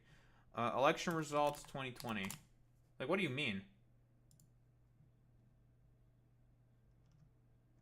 Narrowly lost? This is narrowly lost, Joe? Ezra Klein? Narrowly lost. He beat Trump by about 7 million voters. That's not a narrow loss. That's a pretty resounding fucking victory. But then again, unfortunately, the United States of America lives in, an incredibly fucking backwards, electoral system where even if you win by, 7 million fucking goddamn votes, it's kind of a close victory, guys. It was a good bout. It was a good show between both candidates or something, and it's just like, no, this is pretty resounding. Joe Biden won by about 5 points. Like, I don't think that was really close at all in particular, Ezra. Like, I don't think that's really honest to say. Voters losing on white voters. No, he said 2020. Like, we can play it back. He said 2016 initially, right? And that election was also close. And then he said 2020. Like, we can listen to it again, Alex. From when in 2016 we lost to Donald Trump the first time, very narrowly, won the popular vote, right? Mm-hmm. And then in 2020 we almost lost to him and began seeing we were losing a bunch of voters we thought we were. Yeah, we almost lost to him. This is not almost. This is a pretty resounding victory. Fighting for, right? Losing more working class voters, losing non-white voters, right? Something was changing, but we won, so okay. And then 2024 we really got our asses handed to us, and we let a much more dangerous form of politics fully erupt. And I think that reflects strategic decisions they made. I think it reflects decisions we made. So I think for me, it's not enough to say we lost. There are backlashes. Sometimes you lose. I think it requires like a very fundamental rethinking, like a disciplined, strategic rethinking of what have we been doing? Why are people preferring this to us? And I do think that is like, it opens up into something more. Okay, I mean, I've already explained this, right? But I'll fucking say it again. Because the Democratic Party doesn't believe in anything. They believe in nothing. Like, I even talked about this before with Kamala Harris. Like, when she leaked in her fucking goddamn book that one of the main fucking reasons why she was having so much trouble was because of the fact that Joe Biden wanted to just make it seem like he's not getting shown up by the fucking more liberal fucking upstart within the fucking party. He decided to just, I don't know, have a complete fucking screed and fucking conniption about it. Like when I consistently say that Joe Biden is probably one of the biggest problems, and he will not be fucking remembered fondly throughout fucking history. Like, it's because of shit like this. Like, it's really, really fucking stupid. Yeah, Ezra Klein thinks 2016 Trump is different than 2025 Trump. 1000%. Like, I guess, like, I don't know if I 100% agree with that, Alex. He is different in the sense that he's gotten way more fucking brazen. Like, significantly more fucking brazen. I think that's an accurate assessment of Trump in particular. Like, in terms of the sort of, like, oafish buffoonery in the sycophancy that's around him, in comparison to now to 2016, I think it's night and fucking day, to be honest. I think that there's a practice of politics here that in a narrow sense I was talking about Kirk, but in a broad sense reflects to something that I thought was going to be an argument stretching across the show for like a year, right? I think more of it came out in this than I'd intended probably. But I think in many ways we've stopped doing politics. We've written a lot of people off. And in writing them off, we are losing and we are unable to protect ourselves, unable to protect them. Yeah, but Ezra, the thing is it makes perfect sense to me why people are writing off fucking conservatives because, again, have you talked with a fucking conservative? Have you ever talked with any of these people? They are insane. They do not believe in objective reality, Ezra. So it makes sense why people are just like, dude, I can't fucking take this shit anymore. Like, fuck you. I've had enough. Like, fuck off. In the 10 years that Trump has been basically prevalent within politics, he has basically fomented some of the largest protest movements in the United States' history. He has fomented a whole ton of those and has also orchestrated a lot of historical events for a lot of fucking bad reasons. And people, broadly speaking, and I think this is pretty safe to say, Boy Meets Mini, Alex, you can fucking attest to this, are just sick and fucking tired of Donald fucking Trump. They just don't want to look at him anymore. They don't want to fucking see him anymore. They don't want to deal with him anymore. People have had enough. They can't fucking take it anymore. They just want this corrupt fucking oligarchic stooge to just fuck off and retire permanently. Nobody wants to fucking deal with this stupid tomfoolery anymore. People have had enough. And you're just saying that, people who prescribe to a movement, a cult ostensibly, that just does not believe in fucking objective reality because you think some of their, patron saints, practice politics in what you believe is the right way, and that is to basically advocate for the murder and fucking violence against, ostensibly a lot of their community members and friends of theirs within minority populations. I think it makes a lot of fucking sense why people are not going to be particularly happy within your side of the fucking coalition, I suppose, for lack of a better term, Ezra. Why they might not be particularly happy about the piece that you wrote about Charlie Kirk. Because it's just like, it's seeming like, Ezra, why are you not fucking talking about a lot of the stuff that Charlie Kirk said? He said a lot of really, really bad shit. Again, we can pull up the fucking collection of quotes. Again, America has freedom of religion, but we should be frank. Large dedicated Islamic areas are a threat to America, being inherently Islamophobic. He said this in fucking April. The shit about the 9-year-old fucking pregnancy. The girl who should fucking have the fucking pregnancy. This was said, quite literally, about a year ago. About a year ago. That's not that long ago, Ezra. And it's fairly obvious that Charlie Kirk, if you've been asked terminally online as I have been, has only gotten significantly more radical in response to who? Nick Fuentes and the fucking Groypers. Nick Fuentes and Groypers have had a significant role to play in the sort of further radicalization that Charlie Kirk has had as a more Christian fundamentalist sort of content creator, I suppose, for lack of a better term. Fuentes would go with his, well, his little freaks called the Groypers, would go consistently with his boys in order to show up at Turning Points events, and would just kind of show up there. Just show up there, yell, be annoying, talk a bunch of shit, and, well, the point of it being fairly obvious. He wanted to basically be more threatening in order to try to get at Charlie Kirk's audience more and more. Because, again, for people like Nick Fuentes, the only thing he fundamentally cares about as a larpy fucking cosmopolitan closeted homosexual is he just wants to do everything possible to make as much money as possible and then fuck off and live his cosmopolitan, extremely gay, degenerate lifestyle he consistently fucking dreams about.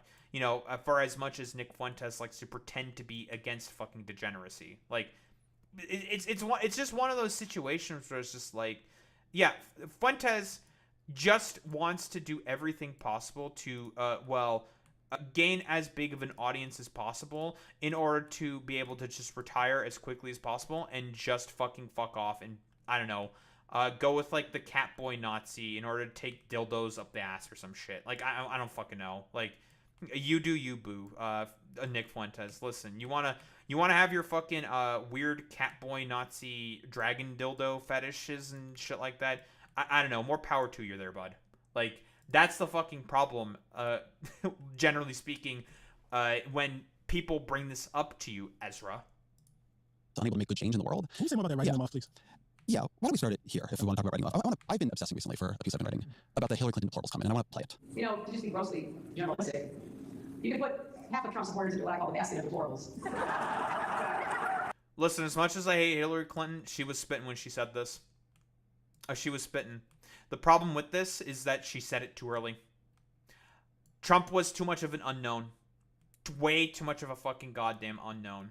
Like, people did not know how bad it could really have gotten. But hey, with 10 years right now of Trump being in fucking politics, Hillary Clinton was correct when she said this. She was 1000% accurate. The problem is that it's fucking Hillary Clinton saying this shit. Alright? He's like Tommy Robinson. Dude was vacationing in Cyprus right after inciting England's race riots.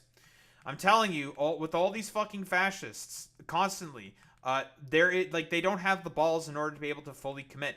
Liberal fucking fascism. None of these people are way too big of pussies in order to wholeheartedly commit 1000 fucking % all the fucking way. Because they know in their heart of hearts, and historically speaking, if they've done any studying into any of this stuff, that very often their own lives have to be put at risk. That very, very often they have to just co-sign themselves to death.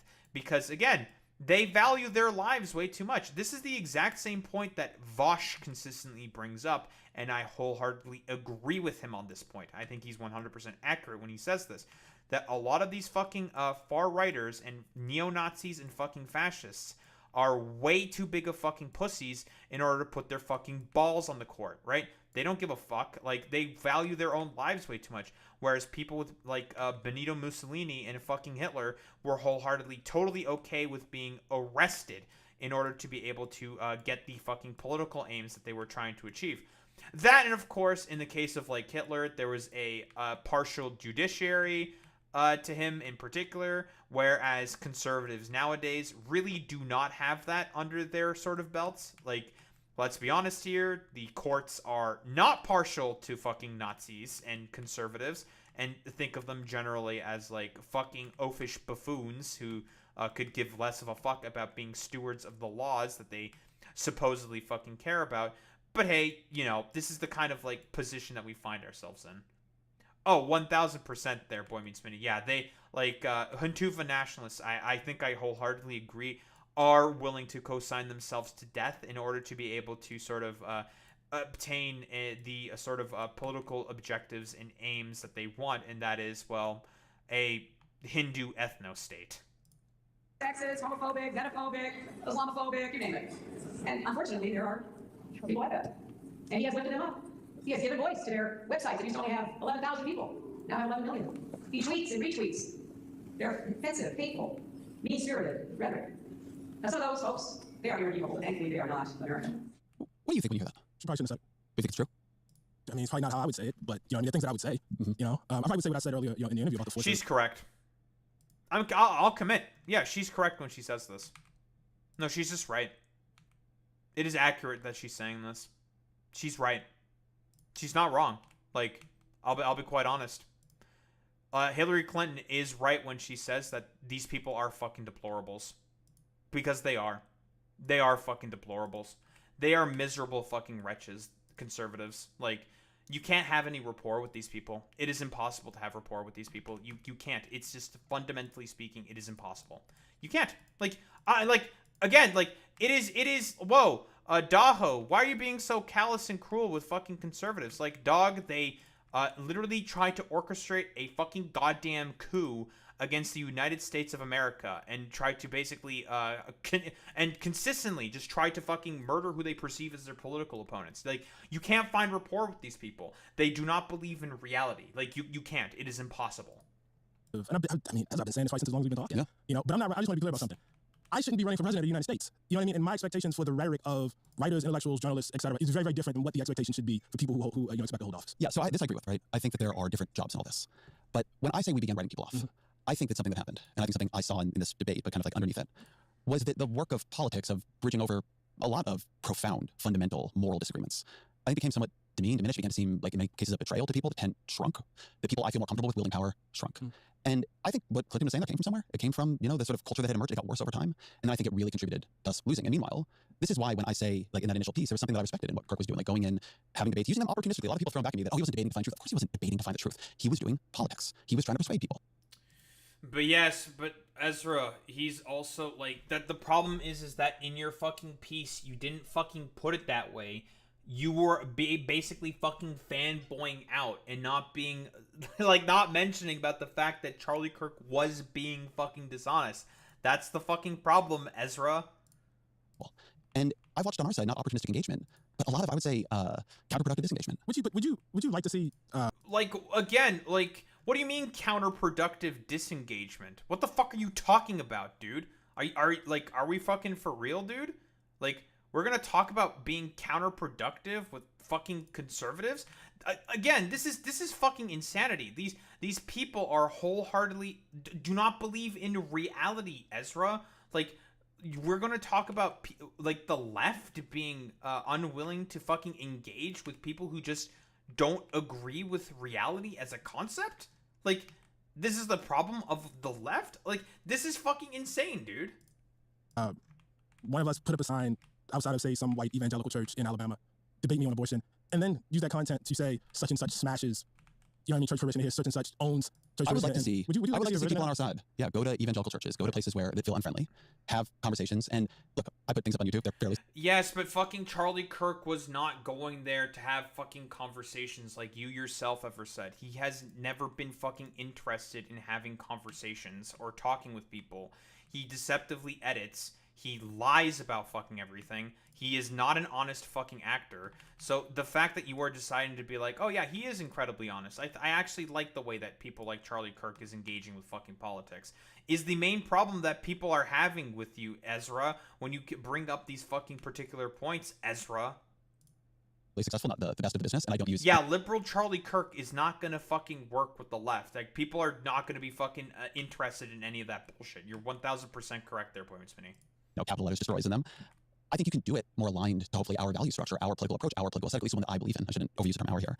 But we weren't doing that either. I don't know, we weren't. I know, for instance, I have. Like, I know, for instance, I don't know if it's on YouTube anymore, but I received an invitation, for instance, I think about when I went up to West Point, and I had to go there and talk about Between the World and Me.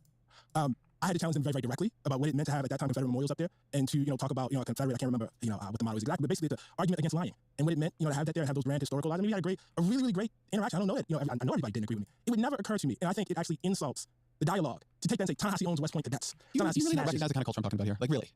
You no, think say more. No, I think there really was. I think, like, yeah, I think I agree with what Ta-Nehisi Coates is saying here. I think, because again, like, you can't you can't fucking engage with these people, honestly. Like, there is no point in having engagement with these people. Like, you can't. You can't.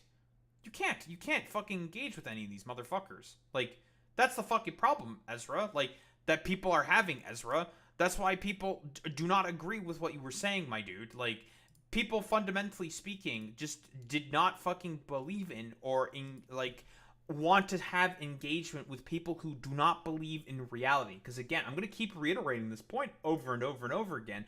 Conservatives do not believe in reality. Like, they don't. Wholeheartedly, they fucking disagree with that. And they believe in a political project that is anti-reality. And, I don't know, most liberals, from what I know, tend to believe in reality. And reality tends to skew liberal, which means you just can't find rapport with people like fucking conservatives. They should be fucking actively shunned then. A move towards the sort of approach Clinton is offering here. I think we began to pull back. I really do. But maybe that's what you and I want to find the like, right? yeah, Because I think this is a very hard thing about talking about political parties, because they're diffuse. Right. It's a lot of people doing a lot of things all at once. But I think of the huge backlash to Bernie Sanders for going on Joe Rogan's show because Rogan was transphobic. Right? Such a big backlash when I defended him. Oh, that's a great point there, Boy Meets Minnie. Yeah, we literally just had a fucking conservative dipshit come into chat like not that long ago, like, and just not believe in fucking reality. Like, you can't, like I said before, you can't fucking have debates or conversations with people who just don't think that reality is what it is. Like, just do not believe in the fucking concepts of reality. You can't. Like, it's impossible. You just can't fucking do it. I became myself a Twitter trending topic. Right. To Elizabeth Warren for going on Bill Maher's show. Bill Maher's Islamophobic. Right. There were protests at Netflix when they brought on Dave Chappelle. Right. I think there was a politics of content moderation that took hold. That was more about enforcing boundaries of what were and were not ideas we should be engaged with, than about engaging with them again, even if opportunistically. And when I go back to something I was saying a minute ago, I am in a process right now thinking we failed. Right. We lost. The loss is having terrible consequences. What do we need to rethink? How do we become competitive again in places where we're not? And I think there is something in here. Why are we fucking blaming fucking content moderation for this? Like, just having a fucking laissez-faire sort of like no holds bar. Like, I mean, because we're already living in the consequences of that, Ezra. Like, fucking Twitter is a fucking right-wing infested shithole. Facebook is an even more right-wing fucking infested shithole than it normally fucking was. It's even worse on that fucking platform. So, again, like, the problem isn't with fucking content moderation. Like, that's fucking complete nonsense.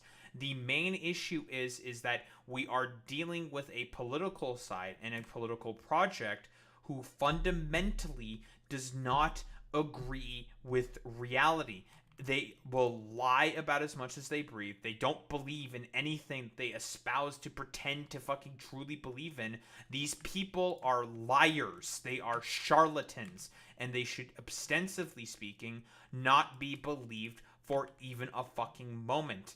And you're asking people, Ezra, seemingly to just, maybe we should give them a chance. Maybe, just maybe, there's a chance out there that all this, like, smoke and mirrors and a complete, utter fucking goddamn bullshit is, what they're saying is fucking accurate. And yeah, I do agree with that, Boy Meets Minnie. Yeah, moderation is definitely a fucking Band-Aid. 1000%. I don't disagree with that.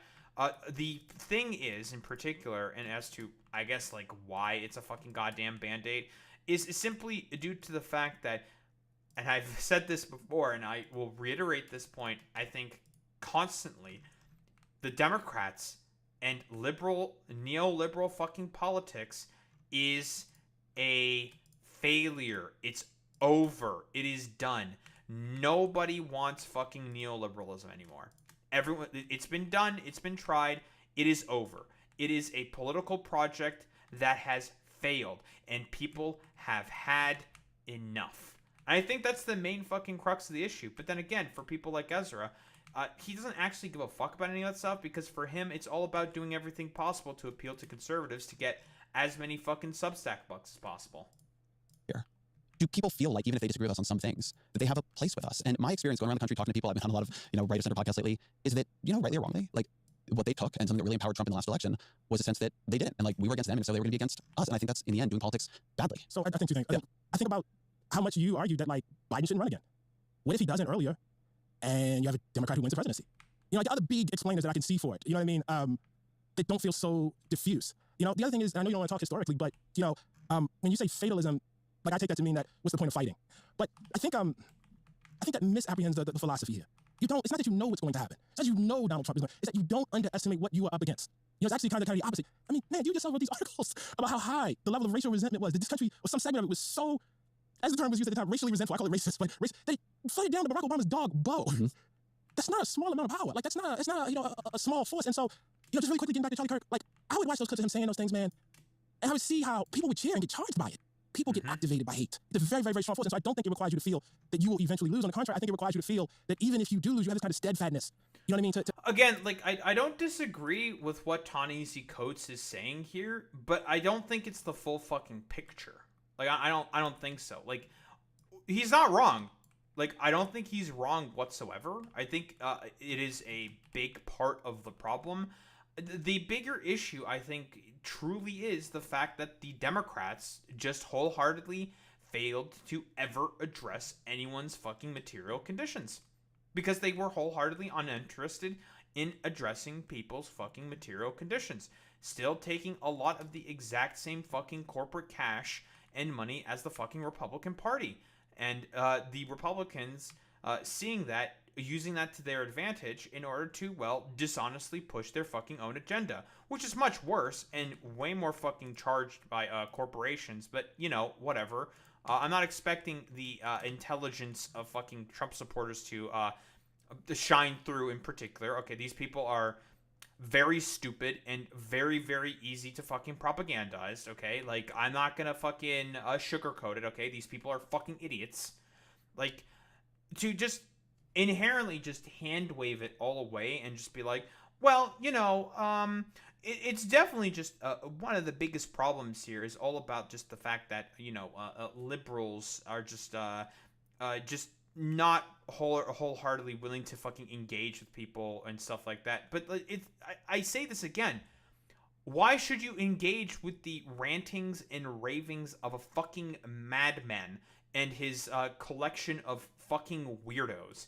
Like, why should people have to engage with that? Like, Ezra, do you know what these people fucking consistently debate about? The main things that conservatives debate about is talking about the validity of fucking human rights. Like, do you really want to fucking blame people if they are wholeheartedly uninterested in sort of wanting to debate their human fucking rights? Personally, I don't like. I find it perfectly reasonable that people just do not fundamentally want in any fucking circumstance want to debate the validity of their fucking human rights. But you seem to be totally fucking okay with debating all of that stuff and throwing doubt into the wind there. Like, you seem to not have a fucking problem with that at all. That's a little interesting there, Ezra. To keep going. In today's super competitive business environment, the edge goes to those who push. Fucking T-Mobile, get the fuck out of here, bro. This is a great point. I think I really saw it. Sometimes more in Trump's first term, but I see it now too. Which is the worse from your perspective, my perspective, the other side gets, the more people want their reaction to sort of be, and their strategy to be emotionally constant without a feeling about it. Because these people are so bad, there can be no quarter, right? I had somebody we both know, I'll say it, and I'm an academic of one form or another, emailed me after these pieces and just say to me, like, we are not on the same side anymore, right? What I was doing was too far, right? Like, we are just not on the same side, if I can say these things. I have a feeling right now that we are closer to genuine national rupture, certainly in my lifetime, right? The idea of this experiment that America could topple into something else, into something much worse, into some kind of new extended regime, feels very real to me, right? I remember when I was on the Why We're Polarized book tour. I interviewed you for it. I mean, God, this is like a consistent pattern of behavior with people like Ezra.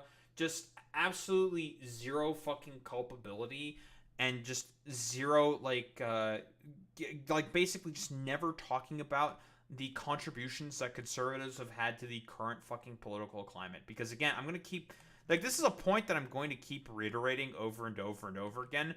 The main people who contributed to this climate, Ezra, that you have a problem with, which is, okay, I'll give you that. It is correct to have a problem with this current political climate. Okay, thank you very much, Ezra Klein. Is conservatives. They're the ones who have fucking brought it to this position. They're the ones who have brought it to this fucking point. And you're expecting people of, I don't know, marginalized fucking backgrounds of different, like, minorities to be the main people who have to fucking consistently fight for all the rights that they have bled and fucking died for in order to be able to just scrape back even the slight modicum of, rights that have been won from people fighting and bleeding and dying for them. Like, spare it. It's like, it's one of those things where it's like, fucking spare me it. Like, I'm not, like, expecting people to be able to fucking do that. Like, I'm expecting for people to understand the sort of, like, plight that a lot of other, like, marginalized people have to fucking go through. And it's just like, dog, like, it's so obvious and clear the problems with this side that we're going up against. They don't believe in reality. They do not believe in rights. They do not believe in the Constitution. They don't believe in any of this fucking stuff. And they are willing to just do coups, overthrow the fucking government, like a fucking January 6th, Ezra. Like, that wasn't that fucking long ago, okay? That's still entirely fucking possible because, again, currently there is a stooge in fucking power who is wholeheartedly willing to just wield any annals of fucking power in order to get what he fucking wants. And that is, well, let's be quite honest here, a fucking white ethno state at this point. Like, I'm not gonna fucking pussyfoot around, and I'm not gonna use, like, hyperbolic fucking language. Like, what Trump, his current fucking political project is right now, is just white fucking nationalism. So, like, spare me. Like, I'm not gonna fucking blame people of marginalized fucking backgrounds for being like, dog, fuck this shit. Like, I don't want to fucking deal with these motherfuckers anymore. Like, they're not honest. They don't fucking believe in anything. Like, you can't treat these people honestly. Like, fuck these motherfuckers. I hate them. I fucking hate them. And it's just like, spare me it, dude. Because, again, this is the environment that not only Trump, the Republican Party, has fucking built, and also a lot of the fucking pundits and Fox News has helped to fucking build, Ezra. So that is the fucking problem. End of that book is its recitation of what happened in the 1960s, the political assassinations, the violence in the streets, like what the state was doing, what was happening. But on the book, what I would say is my nightmare scenario is that level of violence and fracture with these kinds of parties, where politics is not for all of its flaws, a calming force, because like the views are diffuse across the two parties, but an accelerant. I think we're much more now in the what I was saying. Okay, so I think it should make you think. Bro, like, fuck out of here with this bullshit. Politics within the United States of America has never been a fucking calmant ever since the end of the Civil War. What are you fucking talking about? The only time where I think this argument makes sense here from fucking Ezra is during the 1950s, where essentially both the Democrats and the Republicans became essentially a uniparty and like effective stewards for trying to, well, stop the spread of fucking communism, but also overseeing the the time of the greatest fucking experience of wealth and class mobility within human fucking history. That being with fucking Keynesian economics. And how is that done? Oh, by taxing the ever-living fuck out of the corporations and the rich. Okay, what is some kind of de-escalation before you get to rupture look like? But the other is that there are a lot of people who live in places we used to win not that long ago. So I'm thinking about Obamacare. When Obamacare passes, there are Democratic senators in Arkansas, in Louisiana, in West Virginia, in Missouri, in Indiana, in North Carolina, in South Dakota, in North Dakota. And I've been thinking that I think for a lot of us, to twist the line about capitalism, it has become easier to imagine the end of the country than winning a Senate seat in Missouri or Arkansas. And I think that's a problem. Yeah, so I don't disagree with what Ezra is doing here, but that's that's a problem with the party. That's a problem with the Democratic establishment, broadly speaking. It is a problem with the fact that they have been wholeheartedly captured by corporate interests, Ezra. They're the main problem. And again, like, Ezra Klein he's never going to be the guy who ever brings that up in particular, because he wholeheartedly is also, well, completely fine with this fucking corporate capture of fucking politics. He doesn't have a problem with it. But he's willing to fucking appeal to a lot of the, well, to the particular political side who has helped catalyze the fact that, well, this is the current state of American politics. I think a couple things about that. First of all, I just want to bring in the historical perspective. Not that long ago, I can remember when Obama won. And I believe you would remember this too. And there were all these pieces about the end of conservatism and the end of the Republican Party. You don't know how it's going to go. Nobody really, it doesn't mean you shouldn't think about how it's going to go. Yeah. But no one really, I mean, again, and in 2005, there were all these pieces about the end of the Democratic Party, right? Democrats had lost touch with the heart. Yeah. Right? They were never going to get it back. That's right. And so I think it's always, like, important to keep that in the background. Look, I have, just in terms of bridging gaps and everything. Yeah, dude, I definitely agree with this. Like, listen, we all know the meme about, we taught a chimpanzee what the fucking average voter believes, and it ended up fucking shooting itself. Like, that's more fucking prominent than ever. And I think the reason why this is the case is, and I think there's a material reason, there's a sociological reason for this, and it's to blame fucking Nixon. Going after fucking higher education, higher public education in the way that it was gone after, in particular by Nixon, by Reagan, and the Republican Party, this being wholeheartedly culminated by George W. Bush with, all the idiotic bullshit he did in particular with, it's not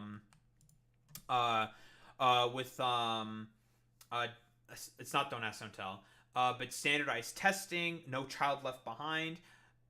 The Republicans are the main people who have always been the main sort of sources of why undereducation and why critical thinking and why a lot of this stuff within America, I think, is broadly speaking dead, right?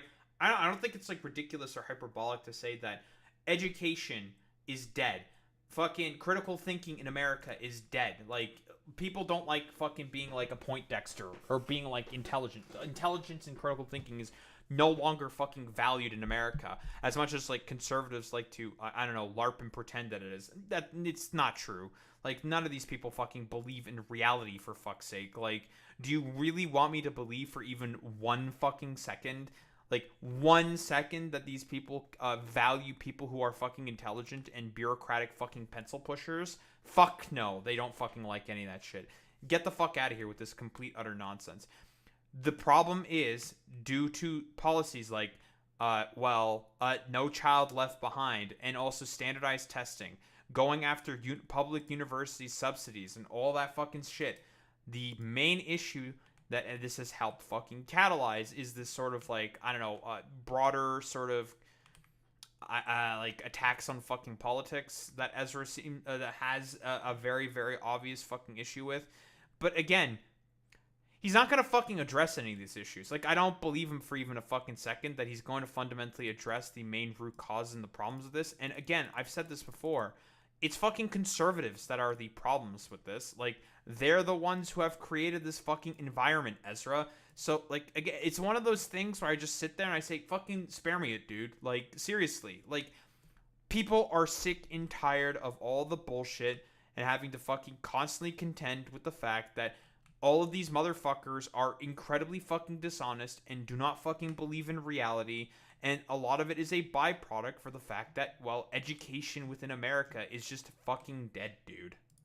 I have a basic level of respect that I accord to everybody. You know what I mean? I want to say what I have to say. I don't want to shrink back from it. You know what I mean? But I do think on a basic level, there's a respect that has to be had for people that I disagree with, right?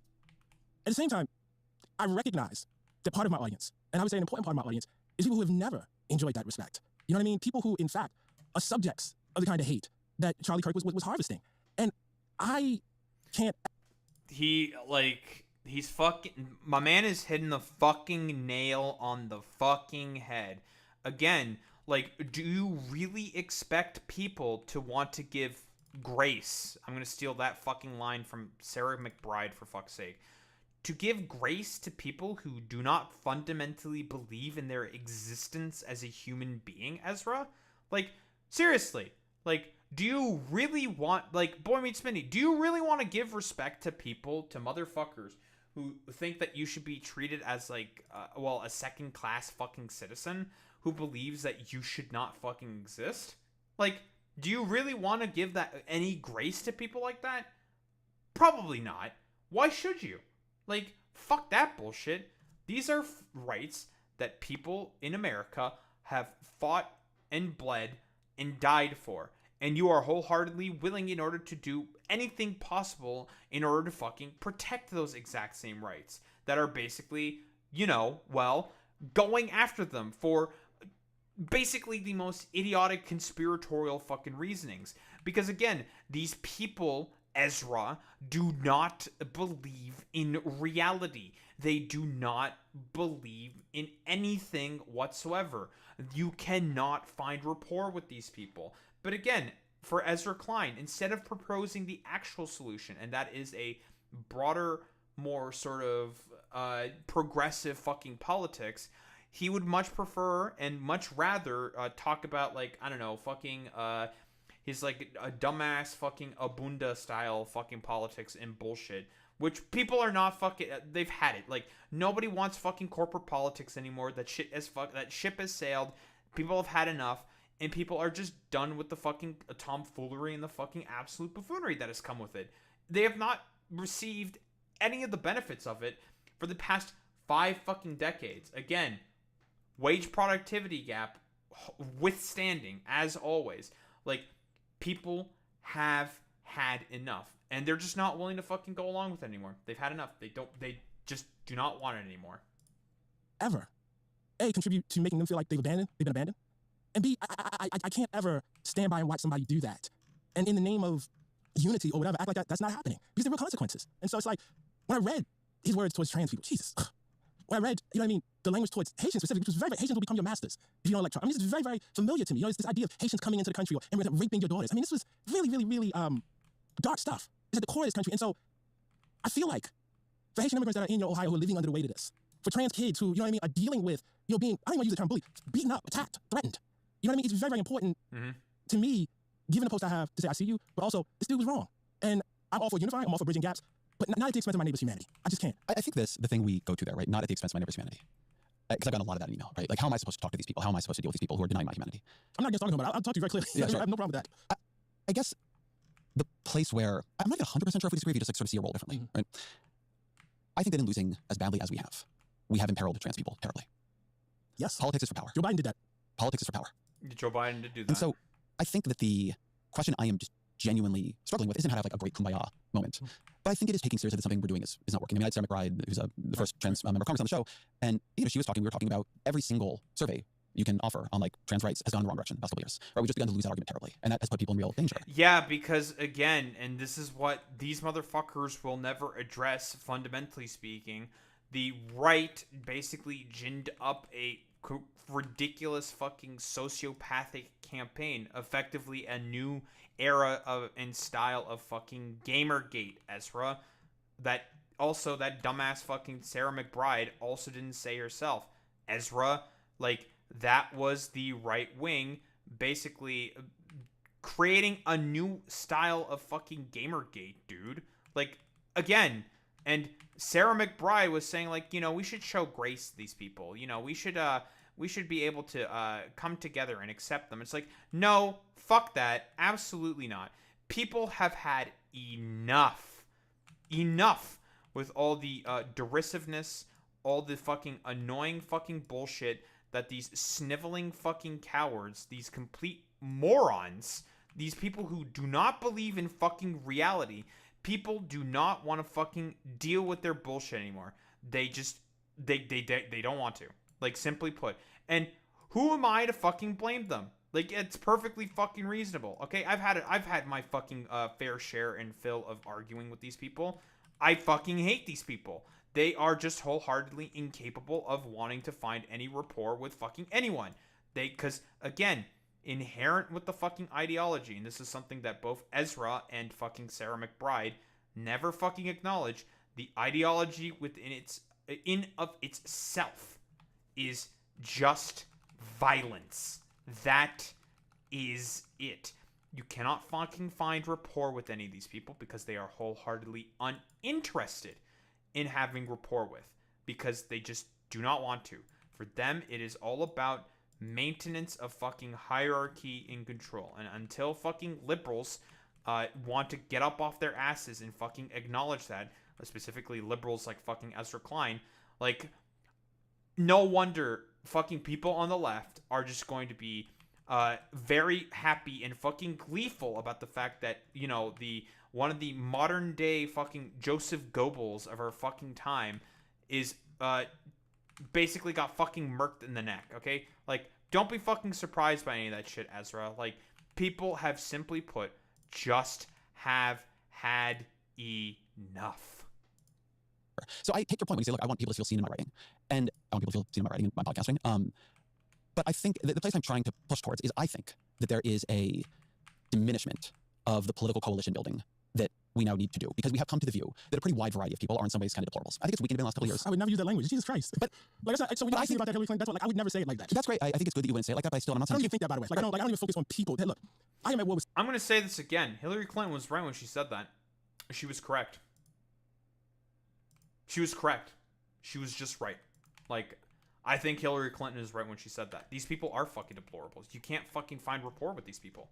It is impossible to fucking find rapport with these people because they are wholeheartedly uninterested in living in reality. You can't fucking deal with these people anymore, so you must shun them. You must publicly and socially fucking shame them.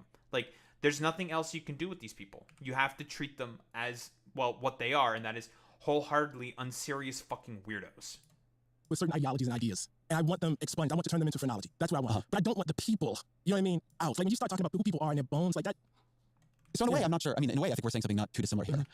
I guess the place where I felt a lot of pushback, and maybe this was not your pushback, right? Was, you know, the first piece I can just sort of, like, I accept there's a disagreement on, like, what to do in the 24 hours after a death. Like, you feel like I was whitewashing the guy, and I felt like I was sort of... Yeah, I know you do. I know you do. It's very upsetting. I know you do. The second piece I did, which I think you saw, was more about this question of, what are we going to do living here in sort of two types of disagreement? Right, one with a right that has, where Charlie Kirk has become sort of the center of it, right? He's not unusual for the MAGA coalition. He's a sort of uniting force within it, and the kind of things he believes in the way he did his politics. And then two, what are we going to do? Like, how are we going to be here? People are like halfway there, right? What does it mean to be in this political community together? What do you think about that question? About how to live together? Yeah. Well, first of all, I think it's a truth. You know what I mean? I think it's a, you know, like, it's a foregone, like we are. You know, I really, really believe that, you know? There's no real choice about this. You know, I'm not renouncing my American citizenship. They're not renouncing their American citizenship. So this then, you know, as far as I'm concerned, is a contest of ideas and narratives. Again, all I can go do is my role as a writer. And my role as a writer is to state things as clearly as I possibly can, to make them in such a way that they haunt, to state truths, and to reinforce probably the animating notion of my politics. And that is that all humanity is equal. And is worthy of that, you know? And I actually think all of the sort of political and policy positions are, you know, that I probably find myself in sympathy with, are attempting to affect that, you know, in the real world. And so, and again, I'm putting aside your piece, but I'm just... Like, again, I don't disagree with what he's saying here. Like, I think it is accurate to, again, because, like, all the policies that I push for and talk about, you know, like a Medicare for all, it means for all. Regulating the banks and the corporations to make it such that they stop basically abusing people. I agree. I mean that is for everyone. The problem is that conservatives wholeheartedly do not believe in that fucking project. Like, they will do everything possible to fucking push back on that stuff dishonestly very often. So it's just like, it becomes one of those situations where you shouldn't be really surprised by the fact that some people might be out there being rather fucking tired about this fucking bullshit, and are just like, it's like, I don't know, dude, like, fucking spare me it. Like, I'm not interested in fucking any of this bullshit, dude. Like, these people are fucking complete utter demons. You can't fucking deal with them. I've had enough of them. I don't want to fucking look at them. I hate them. Like, I don't think they deserve any of this fucking the shit that I fucking believe them. They should fucking all eat shit and fucking suffer and die. Like, we've had enough. And I'm not surprised by the fact that people are just, like, sick and fucking tired, because I too am also sick and fucking tired of having to constantly fucking argue and just talk with these people. Like, I can't fucking take it anymore. They're annoying, they're frustrating, they don't believe in anything. Like, you can't fucking deal with them anymore. Like, it's impossible. Like, do I think that, I don't know, all of them should, like, suffer and die? I don't think so. No. Like, they're all still fundamentally fucking human, right? Like, I don't think your average sort of, like, a MAGA sort of supporter or whatever should have to die for the sins of the fucking punditry or whatever. No, I don't agree with that whatsoever. But, like, the fucking goddamn pundits and the individuals that are basically benefiting so much from this fucking political party and this fucking political coalition have a lot to fucking answer for the fact that it's just like, holy shit, like, this is like what you people have created. This is what you people have always reaped, have always fucking sowed, and now everyone else just has to fucking deal with it. So again, like, don't be upset about the fact, like, I'm not going to be upset about the fact that people will just look at Charlie Kirk and just be like, thank God he is fucking dead, because fuck that motherfucker. Like, I'm not surprised with that whatsoever, dude. Like, fuck that. Like, it's stupid. Yeah, and it's going to take generational fucking change, and that is something that the Democratic Party is wholeheartedly uninterested in fucking doing. And same with people like Ezra fucking Klein. I think that Ta-Nehisi Coates wants to see change, right? I think he probably wants to see some further sort of like left-leaning sort of shift, whatever that exactly means. that can be up to interpretation. But Ezra, fundamentally speaking, is not. For him, it is all about making those fucking sweet fucking Substack bucks, fundamentally speaking. Just thinking about the moment we're in. When I hear or see people who are honored and commemorated in such a way so that they almost become a national religious figure, and then I see their content, and I see that their content is actively destructive to humanity, I have to draw a line there. Like, I think, like, for me, like, the bigger question is where are the lines? You know what I mean? And I think there's no problem with saying, listen, you can't hurl epithets at people. You're out if you do that. I'm sorry. Look, you want to have a debate about whether we should have affirmative action, in colleges? I'm here for it. You want to have... What does it mean to be on the other side of the line? I'm sorry, what do you mean? What is it? So, once somebody's on the other side of the line, right? What does that mean for you? For instance, once you think it's okay... No. Yeah, I'm trying to make this concrete. No, I am too. Yes. Once, for whatever the definition of the line is. Right. What does it mean for you for somebody to be on the other side of it? Right? Not somebody who just died. Right. But somebody still living. Right. If you think it is okay to dehumanize people, then conversation between you and I is probably not possible. And so what do you do with the fact that so many people think that it's okay? I think what you try to do is, again, this is the difference, right? Like, I don't necessarily have the crystal ball to say that in this time, I'm going to be able to convince a majority of people that, for instance, let's just take the thing that's hot right now, trans folks are human beings and deserve humanity. Although I think most people know that you shouldn't say what he said. Like, that shit is rude. It's just rude to talk to people like that. I think most people know that. So as I'm thinking my way through the question, I actually think that's not a hard line to draw. I think not calling people out of their name, I think that's actually a basic value that most people have. And I think people who think it's not, who are pushing that, actually themselves on the other side of the line. But so I want This is a really... Because again... Ezra Klein is the exact same fucking motherfucker who would gladly and gleefully throw trans people under the fucking bus. And seemingly a lot of fucking Democratic politicians are also okay with just throwing fucking trans people completely under the bus. Right? Just fuck them. Who cares? Listen, a lot of their issues weren't all that popular anyways in terms of polling. So fuck it. Whatever. Fuck them. Right? And yeah, being rude is currently the fucking norm right now, Boy Meets Minnie. That's a really good fucking point. Like, being rude is seen as a virtue to these people. Like, they want to just be, like, fucking assholes. Like, at some point, like, you can't treat these people honestly because they're just not interested in it, right? Like, it gets to a certain position. So, again, you can't be really surprised about the fact that a lot of trans people are just like, dog, like... Fuck this bullshit, man. Like, why should I fucking find rapport with people who fundamentally do not agree with my existence? Who do not fundamentally think that I should be an actual fucking human being? That I should be able to engage and have a healthy fucking successful life? Like, why? Why should I fucking talk with any of these people? There is no point in fucking finding rapport with any of these people. I do not like these people. Blah, blah, blah, blah, blah. Like, it makes fucking perfect sense to me. And again, like, we all know about the fucking empathy is fucking toxic bullshit. That's conservatives who are saying stuff like that, Ezra. Like, you can't fucking find any, like, common ground with people like this. You actively fucking shun them or socially fucking ostracize them, right? You shamed them into basically adopting a more, well, let's be honest here, I think human fucking position. I want to hold on this for a minute. I do think this is a very and that's core different question. from policy, Ezra. Yeah, I understand it's different than policy. That's different than policy. I think that one just reality is the president of the United States is a person who in his comportment as a human being on the public stage, I would have said in 08, in 12, in 16, should be on the other side of the line. Yeah. I think he's a person who does not act with any sense of public or even personal decency. Right. And then he won in 16, lost sort of narrowly in 20 and then won in 2024. And I think the thing that has led to for me is recognizing that I don't get to draw the line. That doesn't mean I don't have it in my own heart, but I think that is the thing that I am struggling with, which is not only is he clearly for most people, or a lot of people, plurality of the voters in the last election, not somehow way over the line, but like, that means there's a lot of people who are willing to accept things that I thought we would have found unacceptable. Like, if you had told me, like, I would have thought that the way he acts in public is unacceptable, and it's not. Welcome to the fucking past 50 years of conservative rhetoric and politics, Ezra. Like, this has always been the fucking case where conservatives are wholeheartedly uninterested in finding any fucking rapport with people. They don't want to. They just want people to fucking suffer and die. That's it.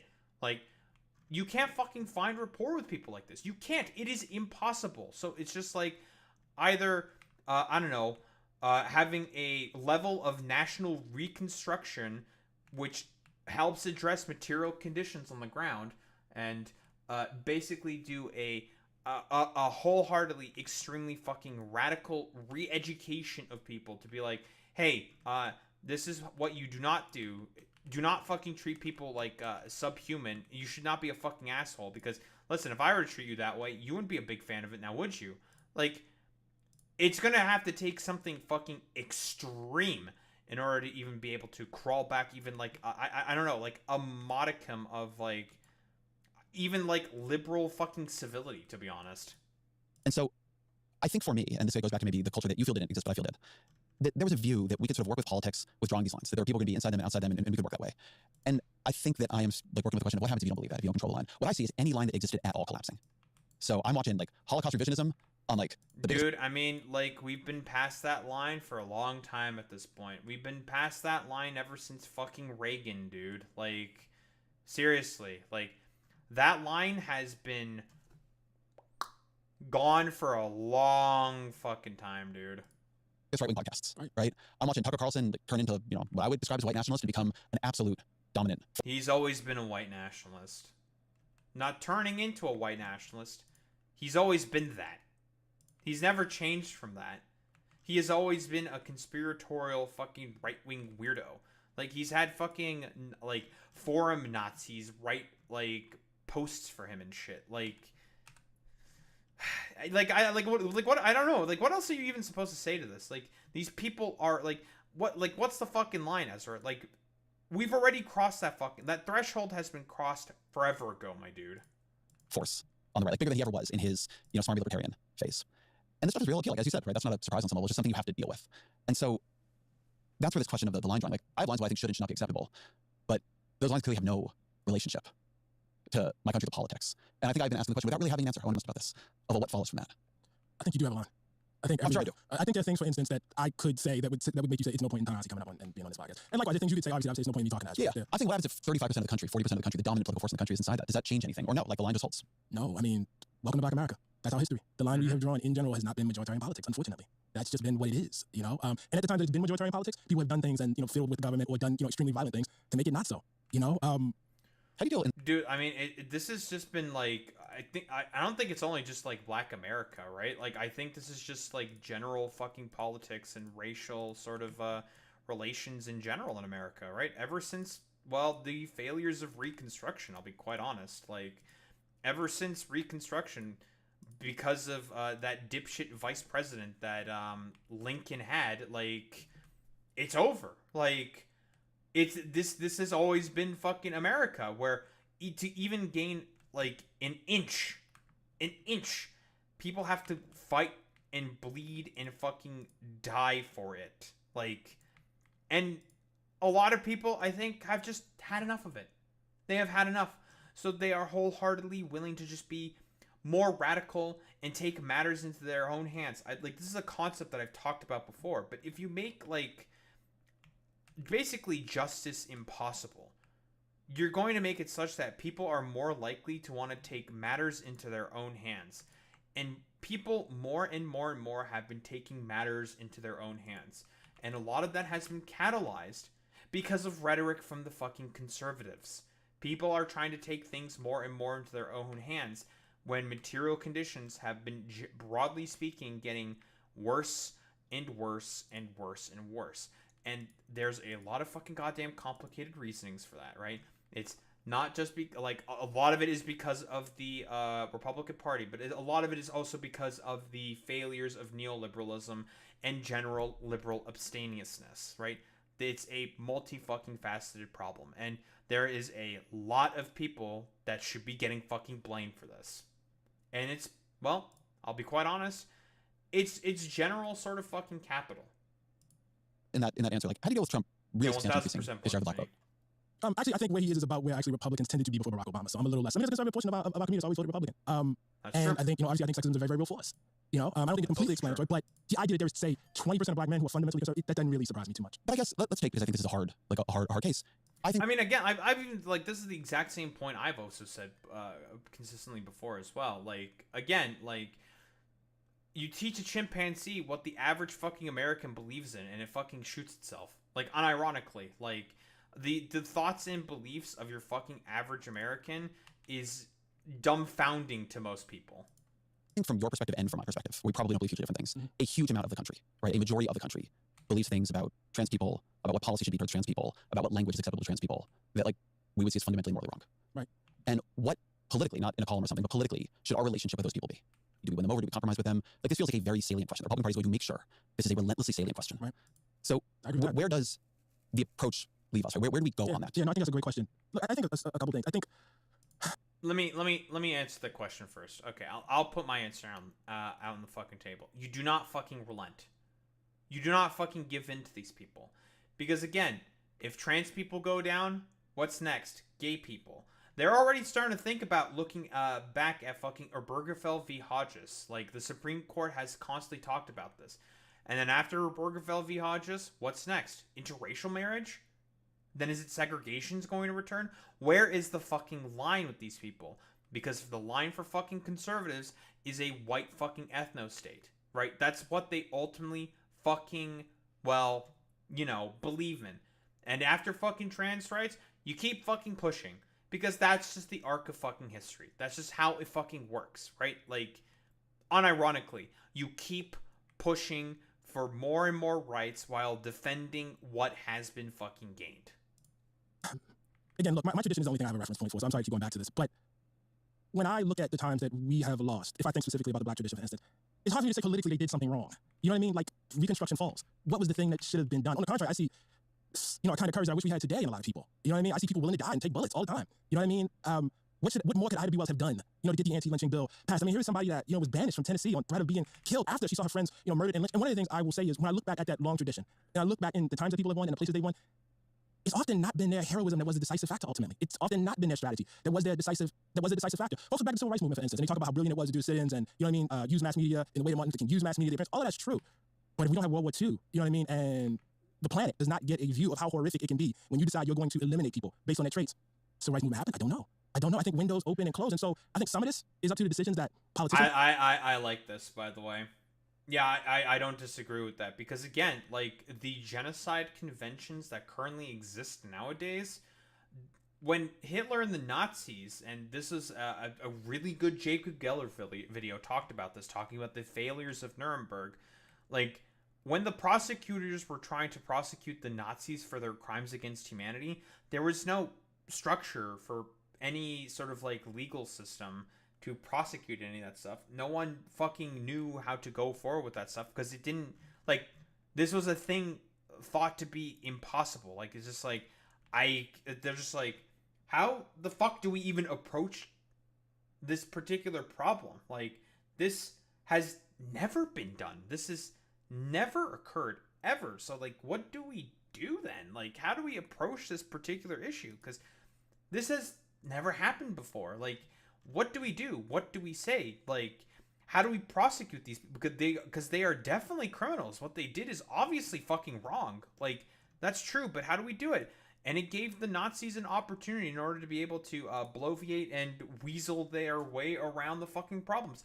Because the prosecution themselves were just building the structures for human rights right then and there. Because these were structures that didn't exist before. Because no one ever thought that something like this was either needed or fucking possible. I think some of it is also up to what is happening in the broader mass culture at the time. I think all this kind of, you know, works together. I'm not against, you know, this kind of strategizing. I think that has to happen. But I think you also have to recognize, like, how broad the world is when you say politics. In today's super competitive business environment, the edge goes to... Why are we fucking putting a T-Mobile ad in the middle of the fucking discussion segment? What the fuck is this? Nice meme, Ezra. Particularly on the left. Josh Johnson had a great bit on this, sort of imagining day one of freedom from slavery. People were probably bewildered. Oh, 1000% Boy Meets Mini, because again, if a structure exists for long enough, people simply become accustomed to it. Mark Fisher, my boy Mark Fisher, in Capitalist Fucking Realism, where the whole entire premise of the book is to basically engage with, well, what is beyond capitalism? Should it fall? Should it go away?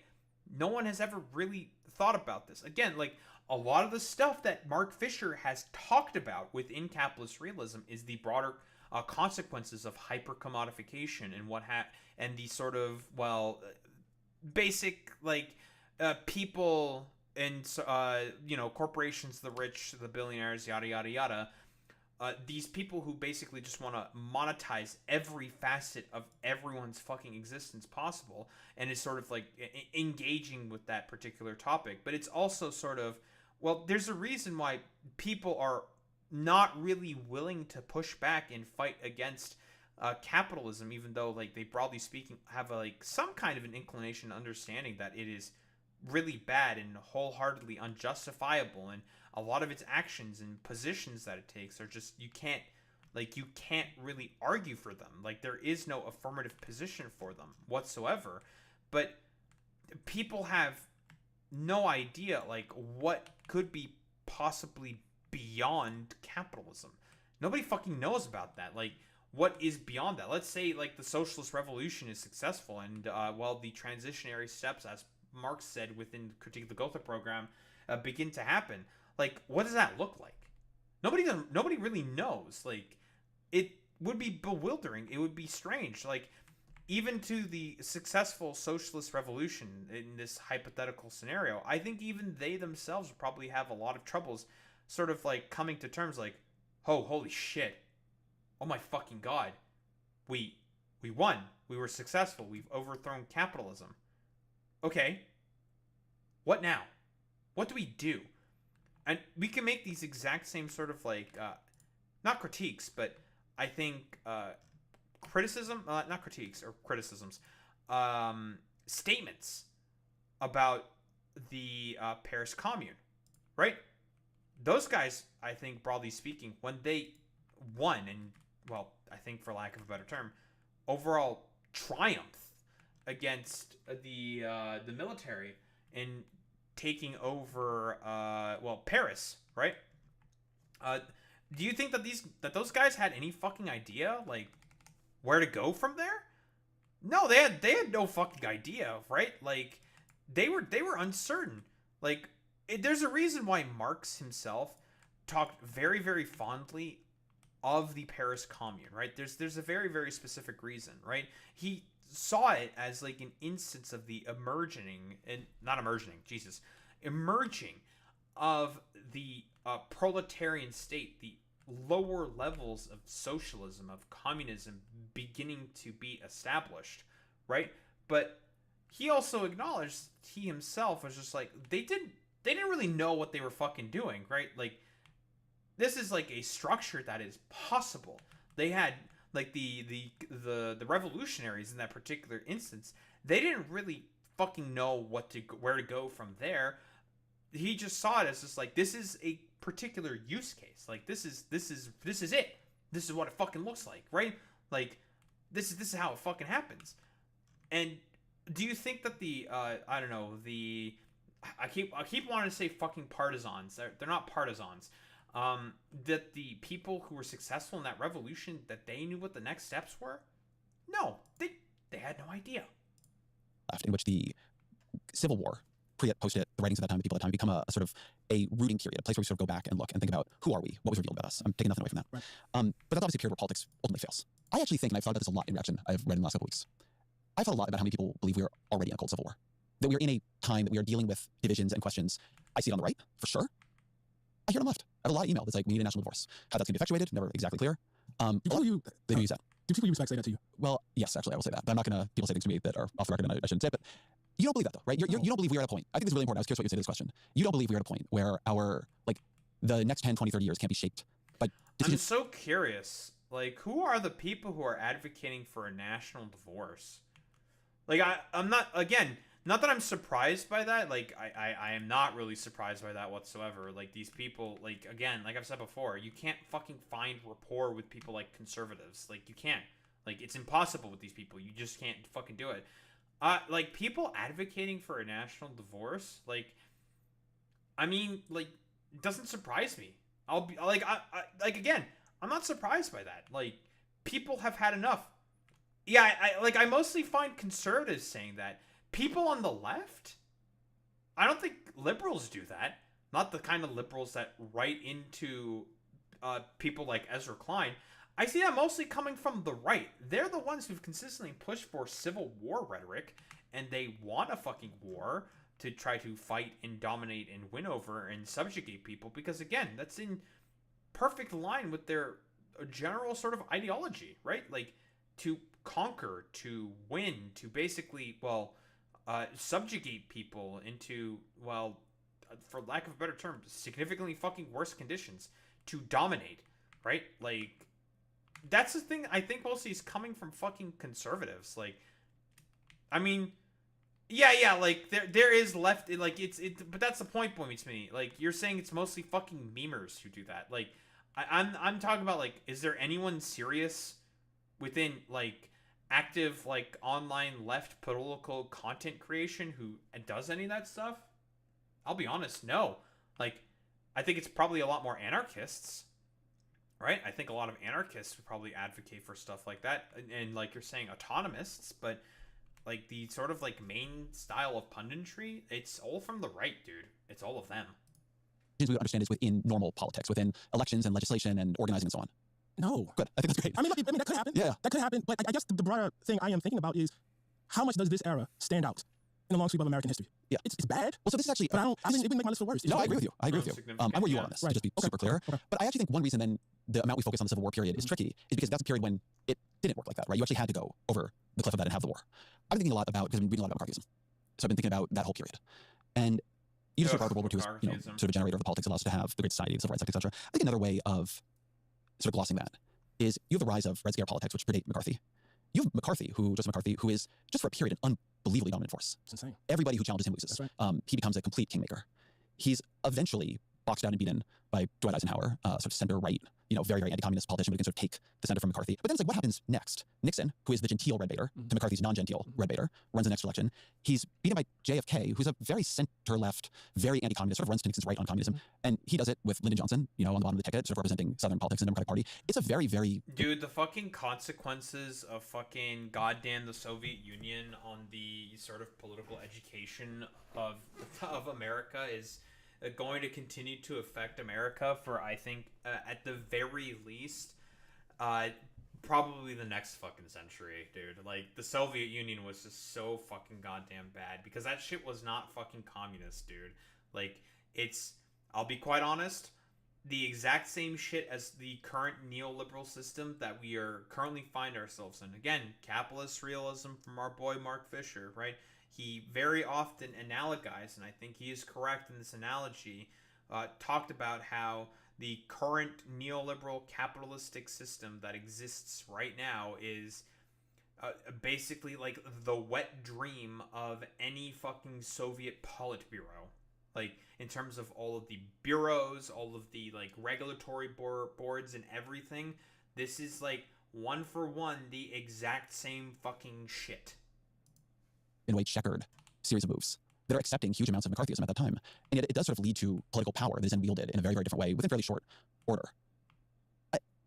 I take from this, I've been thinking about this because I think we're sort of in a new McCarthyism, some lessons on how politics can work. I don't and like disagree the give with and the us take on of that it. one. We've been sort of brought up the Civil War, but what do you take from this period? I take something that we've kind of been circling for this entire conversation, which is that the role of politicians and the role of writers and intellectuals is very, very different. But I mean, here's the thing, like, I mean, Ezra, I don't think Ezra's gonna fucking talk about who are the main people who have helped catalyze this new era of McCarthyism. It's the right, dude.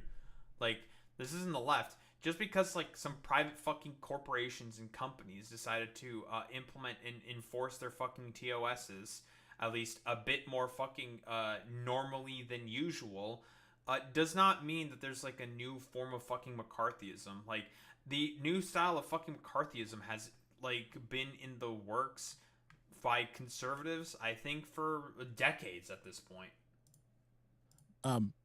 Politicians do things that I wouldn't do. I don't, for instance, I don't hold JFK or RFK up, you know what I mean, as the people I would... Right. I'm not a fan of JFK, Camelot revisionism. But, I guess not a very good that's president. like a separate thing from whether, you know what I mean, why politics happens the way they do. Let me give you an instance that often also comes up. That's not the Civil War, and that's the New Deal, right? Mm-hmm.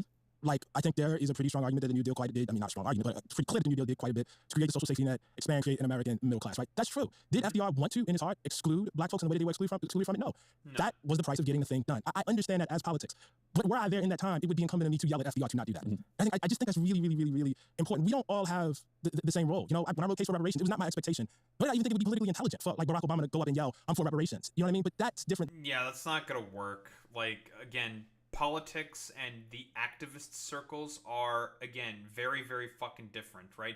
activists, their purpose is to push the envelope on what is fucking possible, to force people to capitulate and, well, bring the overall Overton window more and more to the left. That's the point of activist movements, and obviously the civil rights movement was highly successful at that. And trans people are just the next step in that civil rights movement.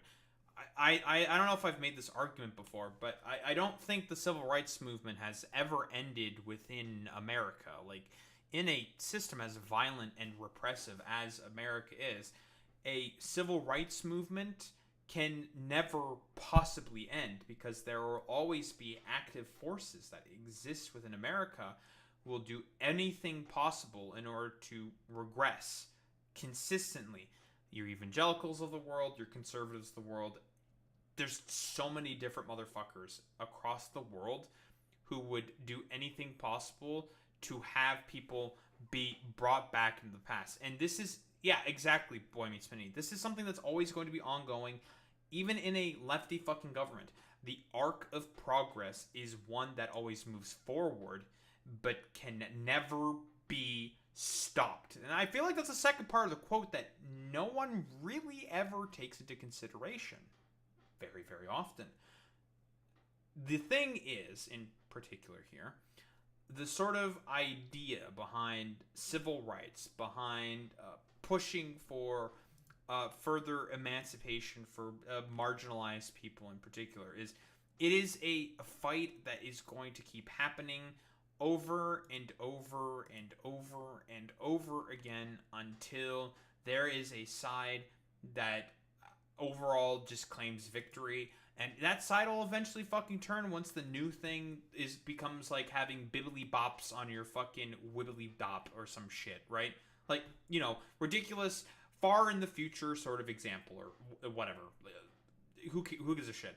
Like, there will always be further movements forward. Always. Always, always, always, always, always. And it is a sort of like broader movement, a broader sort of position where it's just like, you can't fucking stop.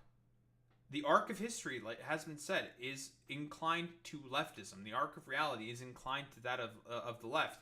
But you always have to be willing to fucking fight and bleed and die for it. And Charlie Kirk was wholeheartedly willing to, well, maybe not fight or bleed or die to fucking cause that further fucking regression.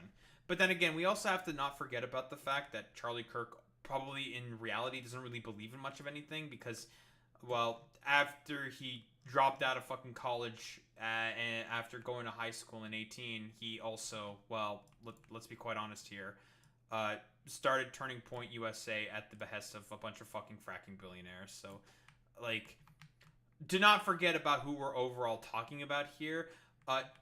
The problem with a lot of conservatives, especially nowadays, is that they are also, and this is an important sort of aspect that needs to be consistently covered, they're not honest actors.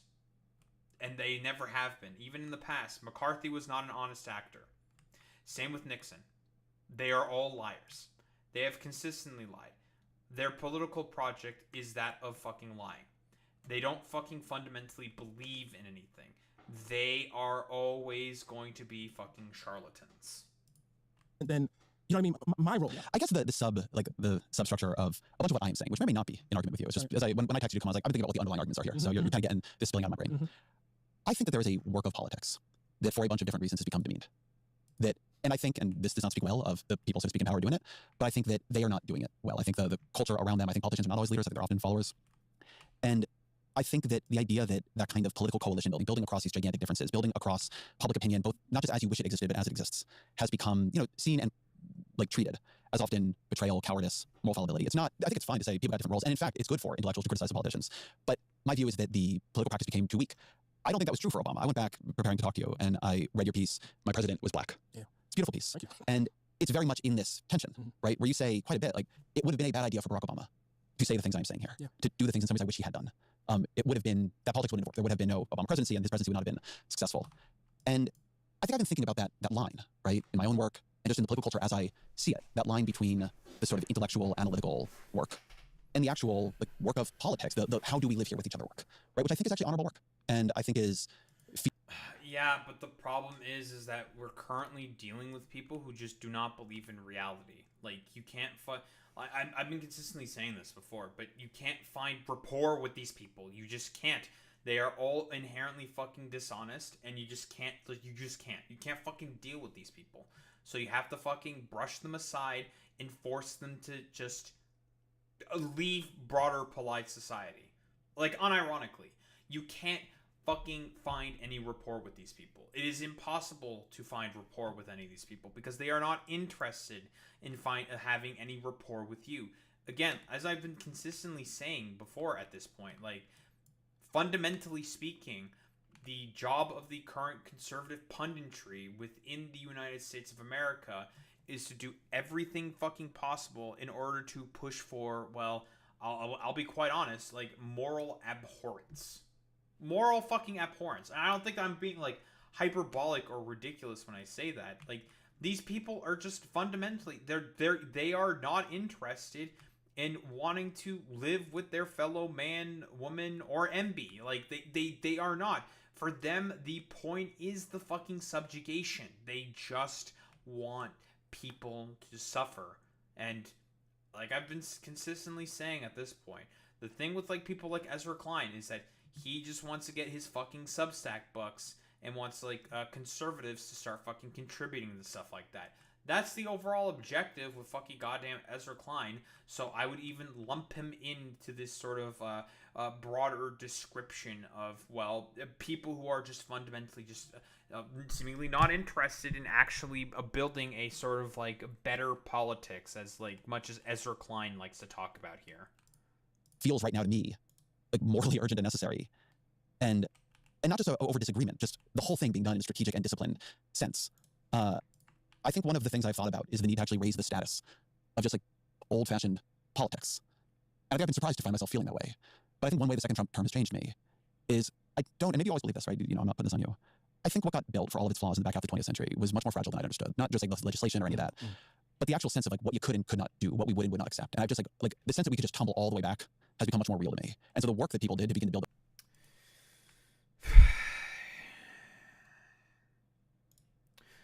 Well, I guess at least he has come to that recognition.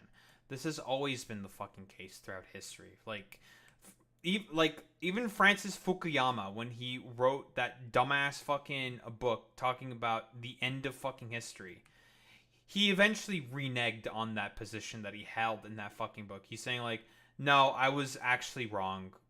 This isn't the end of fucking history. And you want to know what helped catalyze that in particular? It was the fucking Trump presidency. He made the realization, like, oh, yeah, actually neoliberalism is slated to fucking fall. It's over. And we're currently living in the fact that, well, for lack of a better term, neoliberalism is over. It's done.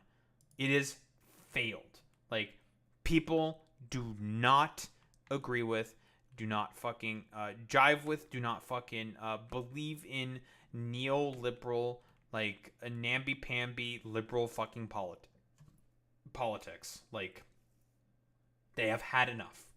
And corporatocracy, people have had enough. Why? I'm pulling up the fucking graph again. This is why. People can't afford to fucking live. You need to at least have a 2-income household to even think about being able to afford a house and be able to just afford regular fucking groceries, for fuck's sake. And this is why. People have lost hope, and as a result are more inclined to want to engage in more significantly radical fucking politics. And given the sort of cruelty and moral abstemiousness that is the current United States of America, more often than not, that's going to be fucking far-right fucking politics. And the Democratic Party has had a huge role to play in the catalyzation of that far-right fucking politics. Because they themselves were also basically proponents and people who fucking push for, well, the overall fucking corporate stoogery, because they too also take the exact same money and take campaign contributions and pointers from the exact same people that really have power within America, and that being the corporations and the rich. Those guardrails and like how hard that actually was. You know, and at this point we eventually, I feel like we tend to take something actually quite beautiful for granted, or only see what wasn't there as opposed to what was. And it's forced a little bit of, for me, like how did they do it? How did they get out of the last one of these? You know, I'll just say, and I think I'm speaking for a broad community here. We are not happy, but we are not surprised, man. And again, the reason why we go back to Reconstruction and the Civil War is because it is, before the 1960s, the only glimpse at the possibility of a real democracy in this country. And it happened. And in some places, it was actually quite successful. You know, you have people who, you know, had been enslaved, who were written off as illiterate fools, who, you know what I mean, serving in legislatures. And actually, you know, with the standard of the time, actually did such a hopeful, incredible story. It's a beautiful, beautiful thing. And it was violently destroyed. You know, once you see that, and once you have that in your heritage, once you know what I mean, understand it, once you understand that Martin Luther King could be standing up, telling his own people, we do not embrace violence at all. It is morally repugnant. We embrace love. And that could get you shot. Not burn it down. Love can get you shot. Mm-hmm. You know, you just have a different view of your country. You know, it is not, I emphasize this over and over again, it is not a fatalistic view. It is not, you know, it is written in stone that we will ultimately lose, but you understand that losing is a possibility. But so then what does that, there's a Buddhist meditation I like. This is a weird place to go. But it goes like this. I'm of the nature to grow sick. I'm of the nature to grow old. I'm of the nature to lose people I love. I'm of the nature to die. How then shall I live? And yeah, I do it because sometimes you need a reminder. Yeah. What I hear you saying in ways, we are of the nature too. Yeah. And I think the place I'm trying to push is then, how then shall we live? Because in this distinction you're making between, like, you would have been there correctly, yelling at FDR. And I'm not like asking you, but like me, right? Like my role. Can you answer that? Can you say what you, I think it's a good point. Would you tell, like, would you define for me how you see, like, what your role is? I don't know what my role is anymore. I'll be totally honest with you, man. I feel very...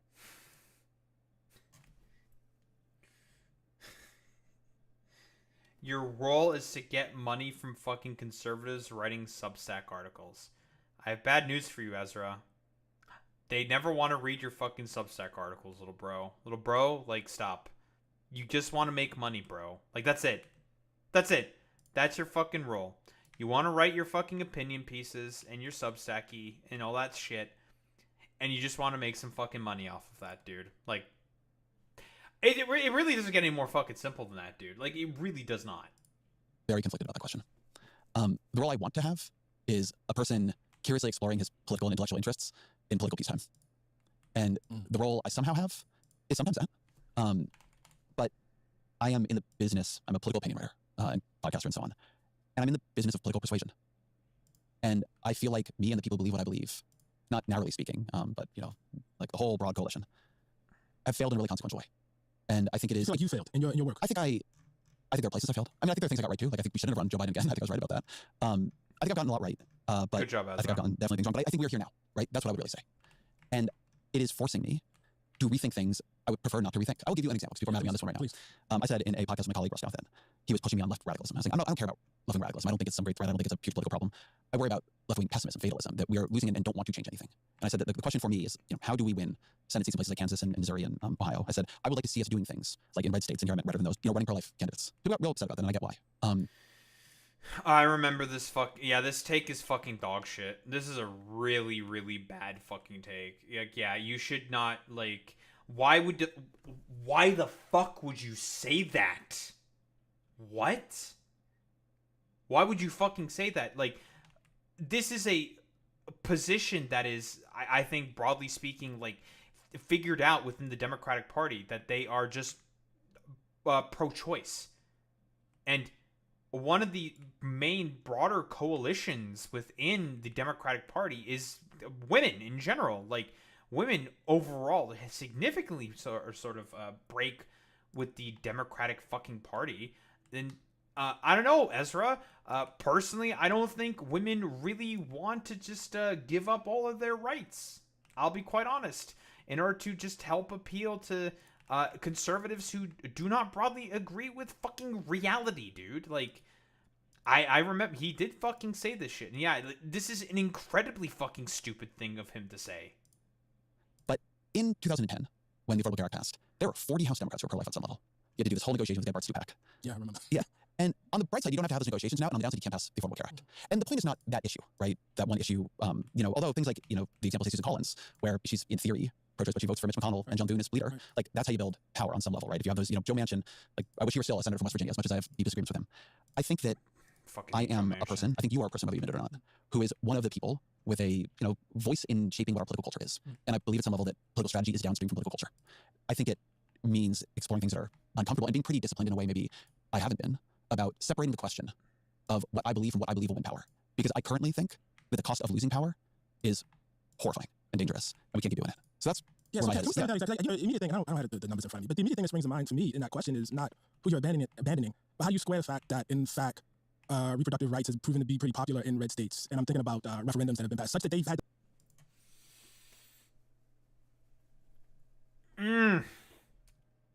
There's a reason why I like this man.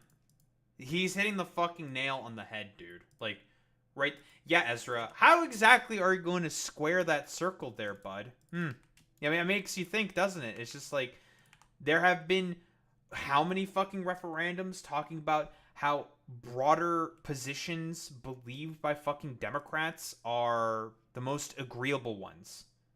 And they have been the most agreeable ones. People agree with fucking Democratic policy. This isn't a problem with fucking policy as much as Ezra Klein, I don't know, like simply seemingly wants you to believe that it is. No, people, broadly speaking, are on the side of the Democrats in this in particular. It's just for whatever fucking reason, like, Ezra just seems wholeheartedly incapable of just wanting to sort of engage in the fact that people, broadly speaking, agree with reproductive rights. They agree with raising the minimum wage. They agree with all of this different stuff. It's just for whatever reason, there's just like a corporate flank of the fucking goddamn party who's just, well, wholeheartedly speaking, just unwilling to sort of like give in to any of that. And, well, that's people like fucking Ezra Klein. Change the rules. Like, how do you separate that? When I sort of said this in place. Like, people who didn't vote for Kamala, but didn't want reproductive rights. I think that I was using first pro-life as an illustrative example, but there are many red districts in this country, and there are states that we do not even think about competing in anymore, right? I'm not talking about Ohio here. I think you have to try things. By the way, not only moderation kind of things. You could try going much harder on economic populism, which some people are trying. I think you might need to combine those two strategies, right? Which is sort of the Dan Osborne in Nebraska approach. I think that I think even before the question of what your policies are, and I believe this very deeply, there's a question of whether or not people feel like you respect them and like them, even if they disagree with you. Before I think people will give you power, they don't even ask, do they like you? They ask whether you like them. And I think a lot of the country feels we don't like them. Not only that I know that. I've seen the focus groups, I've seen the survey data, I've talked to the people who work on this. And that's going to require, changing that, is going to require making moves that somehow send a loud enough signal that people begin to think we've changed at some level. Sherrod Brown should be able to win in Ohio. Yes. The reason he cannot win in Ohio is the Democratic Party itself is a millstone around his neck that drags him down. So what do you do about it? I'm not here to tell you I got the answer. Yeah. What I feel much better about is I feel there was like a strategic discipline about finding it. So I just if you will take this very gentle pushback. Yeah, please. I think you're here for it. I haven't seen exactly what people are saying online in terms of this, but I do think like what immediately strikes me is if you take, I know you would just it's not the example necessarily that you would hold out about reproductive rights, but I think the problem with musing about that is abandoning it is a very real possibility for people who don't have the option necessarily to fly to another state or do X, Y, and Z. So I suspect when they hear somebody of your status, even if it's not the example you mean, putting it out in the air. Yeah, like they're not feel, going and to that's be not just putting it out in the air. It's putting it out in the air, and actually, I don't necessarily even mean that one. No, like if you're going to say it, I think you really got to put the data behind it. I think that's really important. I will say, and I think this is actually the nub of it, right? Like I'm glad we're sort of here. I am saying the thing it sounds like I'm saying. To be very, very clear, right. I think in a place like Nebraska, you should try to run some pro-life Democrats. I wish people, instead of saying... that is just so fucking stupid, man. Like, even then, it's not going to fucking work. Like, he, again, is just advocating for capitulation and appealing to fucking conservatives. Like, this is just how you know how this man, Ezra Klein, seemingly he just hates the broader sort of, like, Democratic... Like, I don't know what else to say besides he just hates Democrats, right? He hates the fact that the party is just moving further and further to the fucking left. Because that's what people really want. They want a person who is more to the left. Neoliberalism is dead. No one wants fucking pro-life fucking bullshit Democrats and all that fucking nonsense. They want further left catalyzation. And again, people are just... they're not buying what you're selling, bud. Like, nobody fucking wants this bullshit anymore, dude. That an expressive or strategic question in politics was betraying or abandoning the people we wish to protect. I wish what we said was we lost power in a way that allowed Donald Trump to drive the Supreme Court to a 6-3 Republican majority. And that majority overturned Roe v. Wade. Right. It overturned Roe v. Wade and actually abandoned all these people. Right. Actually fucked them over. Right? Right. It is part of, I think, when I say that like the work of politics has become diminished, it is part of how that happened that talking about this creates this sort of counter argument. Well, even to discuss it is to abandon. In 08, as you and I both know, Barack Obama ran as a public opponent of gay marriage. Right. He ran opposed to it. Right. At a time when not only I wasn't for you, was I not opposed to it, but most of us did not. Yeah, most of us did not think he was opposed to it. Right. Like at his heart, we did not think he was opposed to it. Right. But he was playing politics. Right. That playing of politics allowed him to name Supreme Court justices, and that led to the decision that created a constitutional right to same-sex marriage. And I am saying that that kind of playing politics is needed. I can give you an example from the other side, by the way, too. Yeah, go for it. Brother, you know what my position was during the election about Palestine, about Gaza. Dude, yeah. By the way, you can actually make this exact same argument about abortion. Originally, like, abortion was like a hardly thought about issue amongst the fucking Republican Party. Like, nobody gave a fuck about any of that stuff. But then it became an issue. Nobody played politics in order for that to be the fucking case. It's what happened was that there was a very specific set of people who just basically pushed that into the main sort of like conservative sort of cultural fucking zeitgeist. That was pushed for. Nobody actually fucking agreed with any of that shit. There were no inherently anti-abortion like Republicans. They just there was like conservative religious groups who just inherently fucking push for that shit. Kamala Harris was running to be the first black woman to be president of the United States. You cannot imagine how animated black folks were. And some of the base of the Democratic Party, black women. You know, we're going to see this thing. She was not taking a position that I thought was particularly moral. I had to talk in front of black audiences about that. You know what I mean? And I had to do the other thing, which was go before Arab American audiences here, Palestinian American audiences here, and say, look, I'm with you. You can be mad at me. You probably will be mad at me. I get it. But for me, politics is the lesser of two evils. We've been fighting this battle for a long time. We've never had the luxury of electing people that represented the best of us. And this is why I'm voting for her. This is a really, really serious thing. And when you hear these Palestinians, Palestinian Americans, and when you hear these Muslim Americans, and when you hear these Arab Americans upset about this, you can't just yell at them. You have to take them seriously. These were hard, very, very difficult conversations. But when I made those conversations, look, man, I had to be buttoned up about it. I just think you take very, very seriously the need to convince people outside of the tent right now, right? About like we have to convince them to come in. I guess what I want from you is I want you to take as seriously people who are in the tent and who are vulnerable and afraid. And if you have to convince them of something, oh, he's fucking hitting it on the fucking Listen, Ta-Nehisi Coates, I raise my fucking glass to you. This is the exact same fucking shit that I have been saying. The Democratic Party is wholeheartedly willing and perfectly okay with just abandoning their main base, the main coalition that gets them into power, that being fucking younger people and fucking minorities. They're just wholeheartedly willing to just cast them aside and get rid of them because them in the back of their minds, in their heart of hearts, mostly do not fucking like these people because they take a lot of the exact same corporate cash and are corporate stooges, similar to that of the fucking Republican Party, and also wholeheartedly think that, in reality, we just want to also be like Republicans and appeal to fucking Republicans. Again, it's the exact same fucking shit that Chuck Schumer said back during the elections, the period of the elections during 2015. If we lose some of the more Midwestern rural voters, we're going to gain 2 within the suburbs of Pennsylvania. And that's the main fucking problem. And that is what has been the main fucking political loser for the fucking Democratic fucking Party. This is why they have been getting consistently fucking owned. Honestly, like, ever since fucking Obama lost, 1,000 plus fucking state Senate seats. Is that fucking bad, dude? This just capitulation of this party to go further and further right when their base has been consistently clamoring and begging and pleading to go more and more to the left. But this party is just wholeheartedly uninterested in doing any of that. The begging and the pleading has been done at this point. They have had enough of all the fucking corporate stoogery that currently exists within politics. No one wants that shit anymore. It has fucking failed.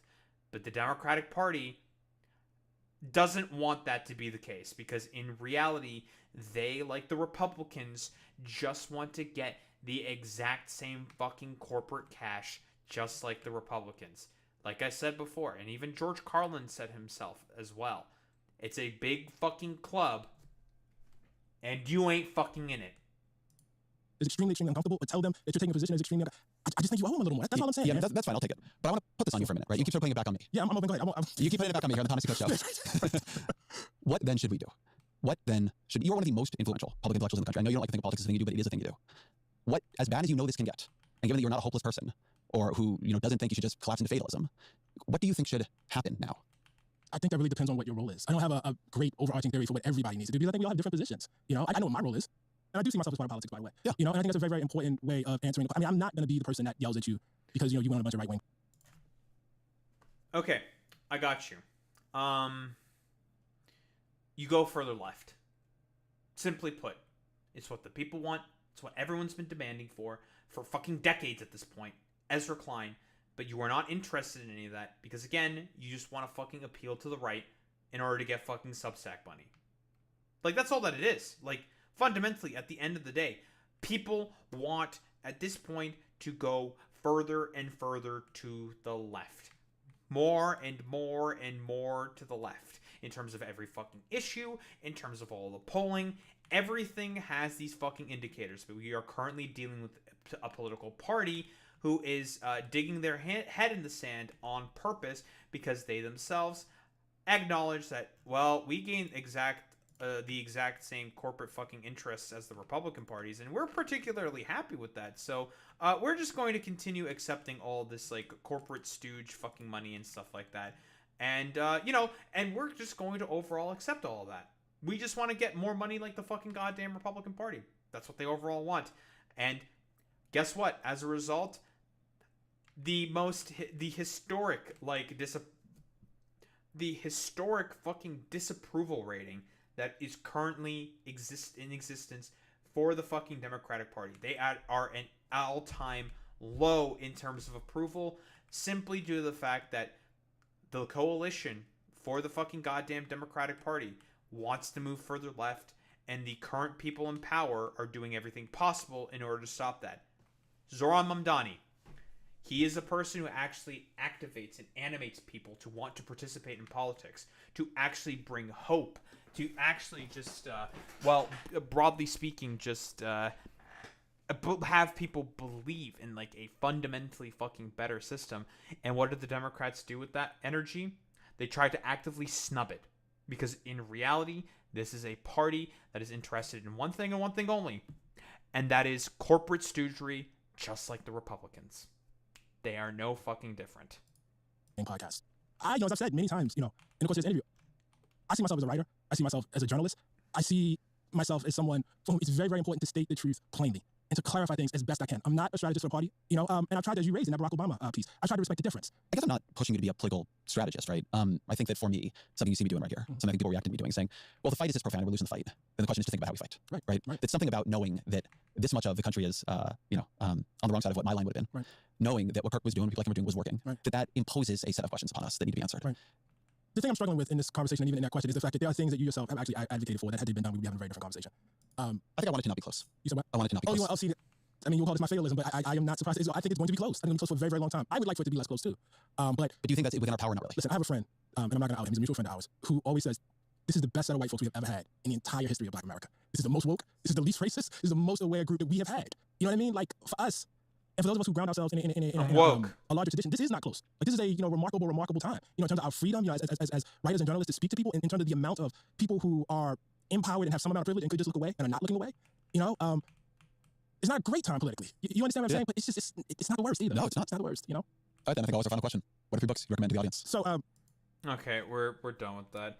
Again, like, at this point, like, there's not really much else to say here besides Ezra's not going to learn any of the lessons. Again, he is a knowing, like, at this point, like, I think it's just safe to say that he's just a fucking knowing grifter. He just wants to appeal to fucking conservatives. He wants to be able to just appeal to them, to their sensibilities, to have them subscribe to his fucking Substack. Like, that's all that it is at this point. Like, that's the only conclusion that I can fundamentally sort of come to, where it's just like, Ezra, like, there's a reason why people are just not very happy with a lot of the sort of things that you're saying and the things that you're fucking writing overall. It's because you're trying to capitulate up front to a political movement, to a political party that wholeheartedly does not see people as fucking human beings. Like, you can't fucking give into that. You can't capitulate to that. Because if you do, then that gives a permission structure for your life and everyone else's life to be much fucking worse. Again, like, I said this, like, sort of hyperbolically, but there's some truth to this. Ezra Klein wants to be one of the fucking good liberals who will basically be like one of the prison guards at the sort of inevitable sort of camps that the conservatives will want to build if they get their sort of vision fully fucking realized. You know, I say this like rather, it's a little hyperbolic, obviously, but there's some truth to this. Like, people have simply put just have had enough of the corporate right-wing fucking stoogery that neoliberalism as a broader political movement has brought. People do not want that shit anymore. And your pieces on sort of Charlie Kirk and sort of wanting to run pro-life Democrats for whatever fucking reason, even though like the abortion debate within the Democratic Party it's done. Like, there is no debate. There's no point in trying to play politics with stuff like that, even in deep red sort of like states where abortion is popular. People are fucking pro-choice. It's just that there is a party, two parties that are wholeheartedly captured by right-wing corporate fucking interests. And that is who they want to serve. They do not want to serve the interests of the people. And as George Carlin himself said, and I'll say it again, it's a big fucking club. And you ain't in it.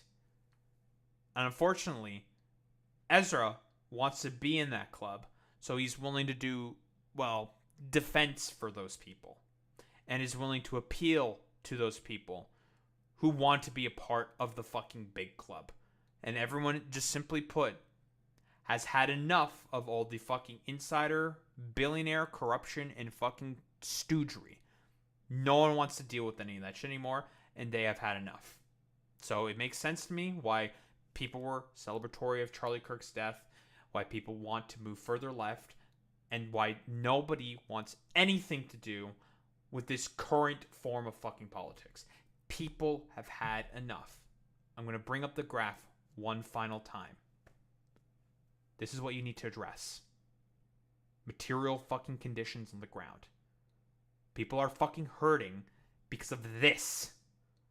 And this has been a sort of culmination of about 50 years of rhetoric, of laws passing, of laws being undone, and corporate consolidation that the corporations and the rich have been working since day one of the passing of the New Deal.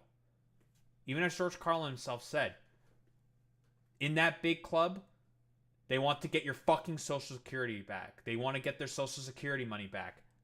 And they're totally willing to fucking cut Social Security and destroy Social Security in order to be able to do that. So again, this is my main problem with people like Ezra Klein. He will never, ever, ever, ever acknowledge what is the root cause and root basis for as to why politics has reached this point, for as to why the violence and rhetoric has gotten to this point. A lot of it is because of people like Charlie Kirk in terms of the violence, but it's also because there are two parties currently in power who have basically catalyzed the sort of corporate, oligarchic takeover of the annals of power of the United States of America. I don't think there's really much else to say besides, I hope those fucking Substack bucks are worth it for you in the end, Ezra Klein.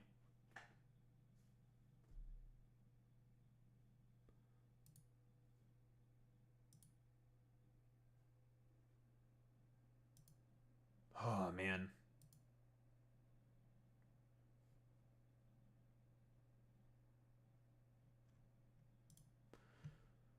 Cool.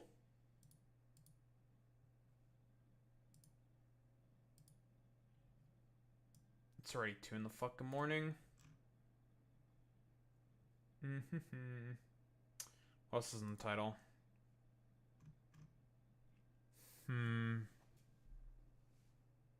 I ate so much I hate Ezra so much. Bro spends hours in good faith convos to learn nothing because he's not interested in learning anything. He's not interested in any of that. He doesn't care about learning anything in good faith. And people will just take advantage of that consistently. So none of these people are actually interested on it. So whatever.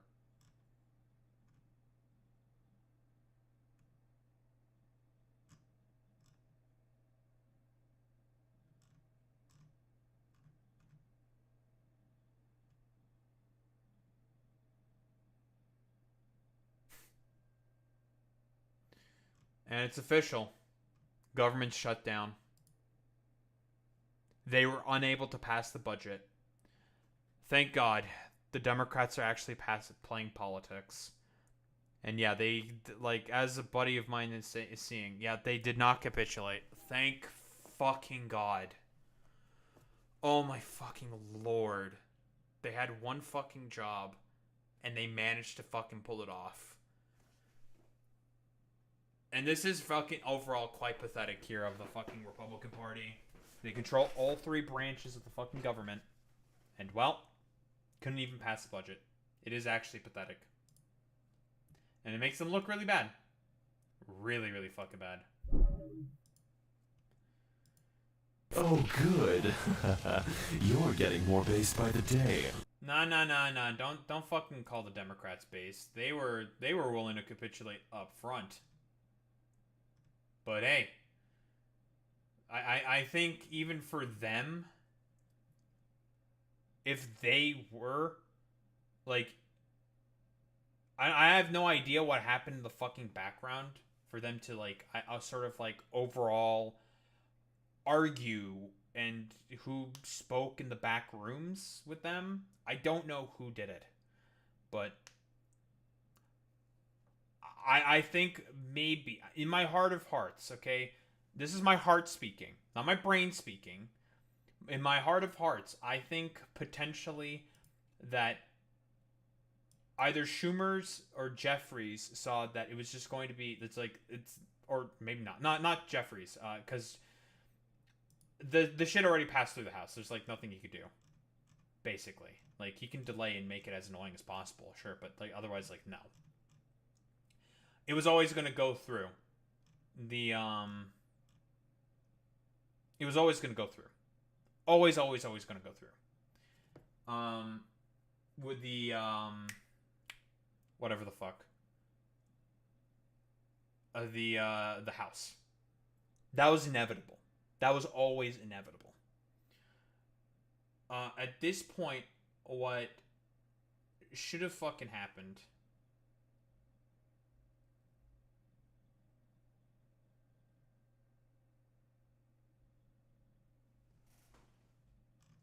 what was I saying? I don't remember what I was fucking saying. Yeah, I don't fucking remember what I was saying. Yeah, listening to that stupid shit with Ezra fucking Klein just made my brain melt because I was applying Factorio at the same time while, I don't know, making political and philosophical analysis and shit like that.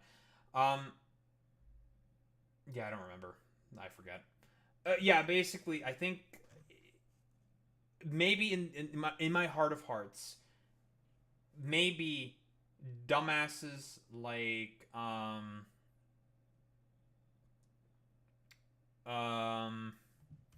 Schumer and fucking Jeffries at this point just said to themselves, like, if we actually vote through this fucking budget, the party is dead.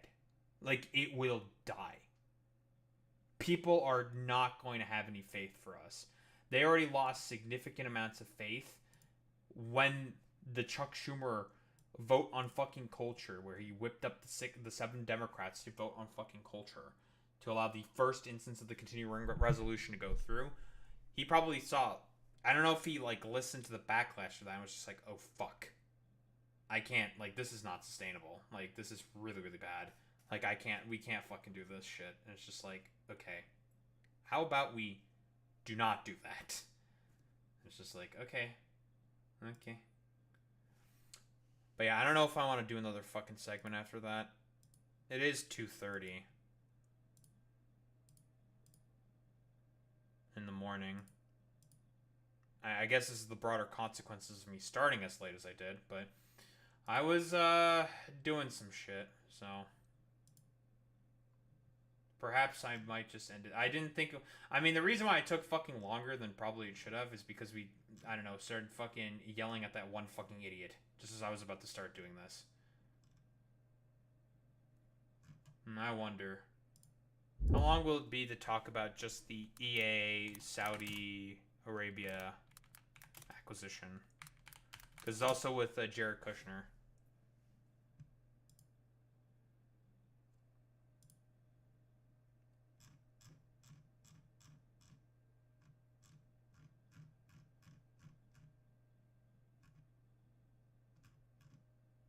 It's not very long. Yeah, it's not very long. Yeah, we can talk about this real quick. This article is pretty short.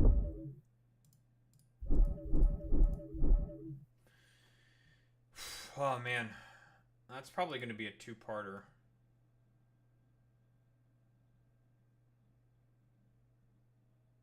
Bernie Sanders with Susan Collins when she asked him, "So you're willing to vote no every time?" Damn right. That's why he's the fucking GOAT, dude. He's the fucking GOAT. He's not the best on fucking Israel, but hey.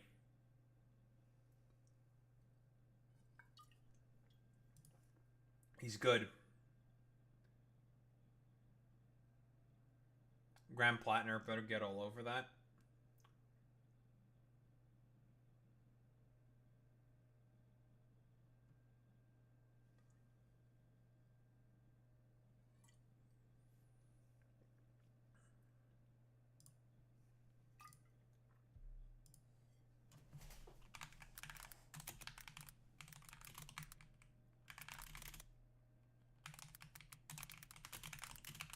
Hold on, I have to shit on some liberals real quick.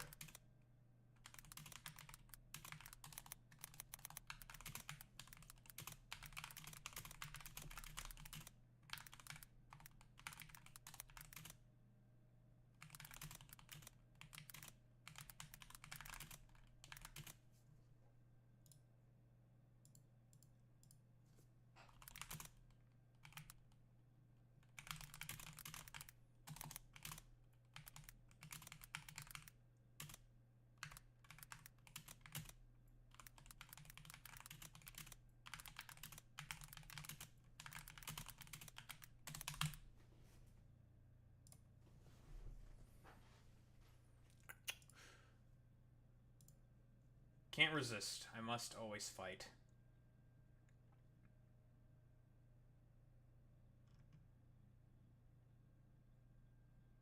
Hakeem Jeffries says we're urging reasonable Republicans to come to the table. They're not.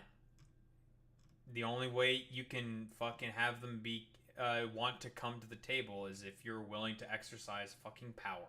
That's it. You need to exercise power, and the Republican Party believes that you are not willing to exercise any of that power.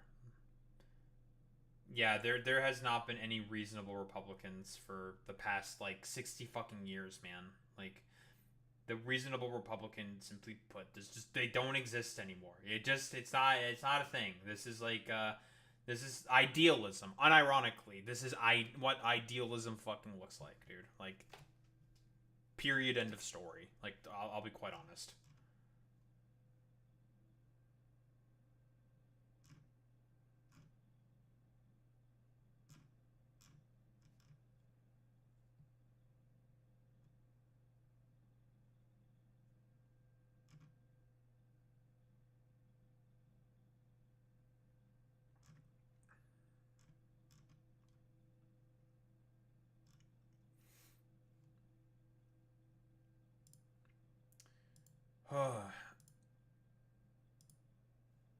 Very, very cool.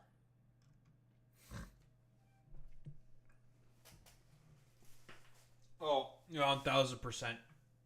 And Atwater. Lee Goldwater and, or Lee Atwater. And, I don't remember Goldwater, but Lee Atwater, as soon as he was in the yeah, it's cooked. It's done. Wallahi, it is cooked, you know? Unironically.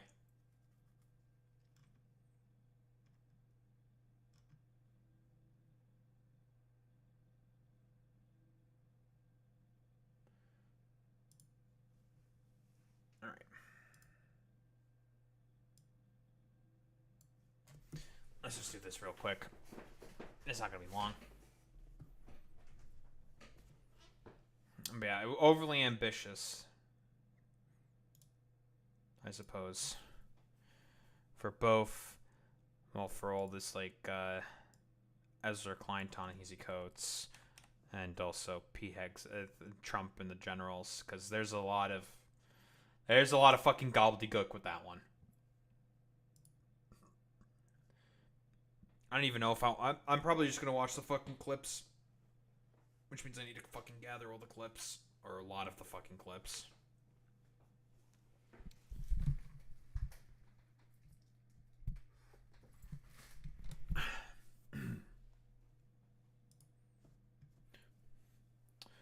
Well, I suppose the Saudi Arabians, besides having their foyer into a general sort of sports, motorsports, and, well, I guess a bunch of other sort of sporting sort of ventures like UFC and whatnot, in order to sort of like ingratiate themselves with the Western world more and more.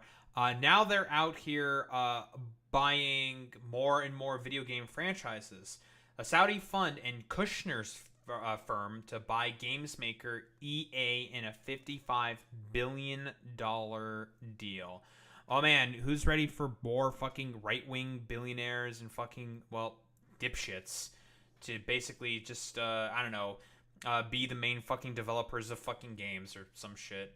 I mean, they're probably going to be working, like, I mean, are they going to, like, really interfere with anything that the developers want? But maybe not, who the fuck knows? But here's the thing with, like, a lot of developers. A lot of them tend to be very, very fucking woke, okay? Wokies make the fucking best games, okay? Generally speaking, you can cope and fucking seethe about that, conservatives. Conservatives who make games, most of them tend to be fucking dog shit. There's a couple that are good, right? There's a couple that break through and that are pretty solid. But for the most part, when conservatives have the main sort of, like, reins in terms of, like, creative pursuit and endeavor, that creative pursuit and endeavor tends to fucking, well, die.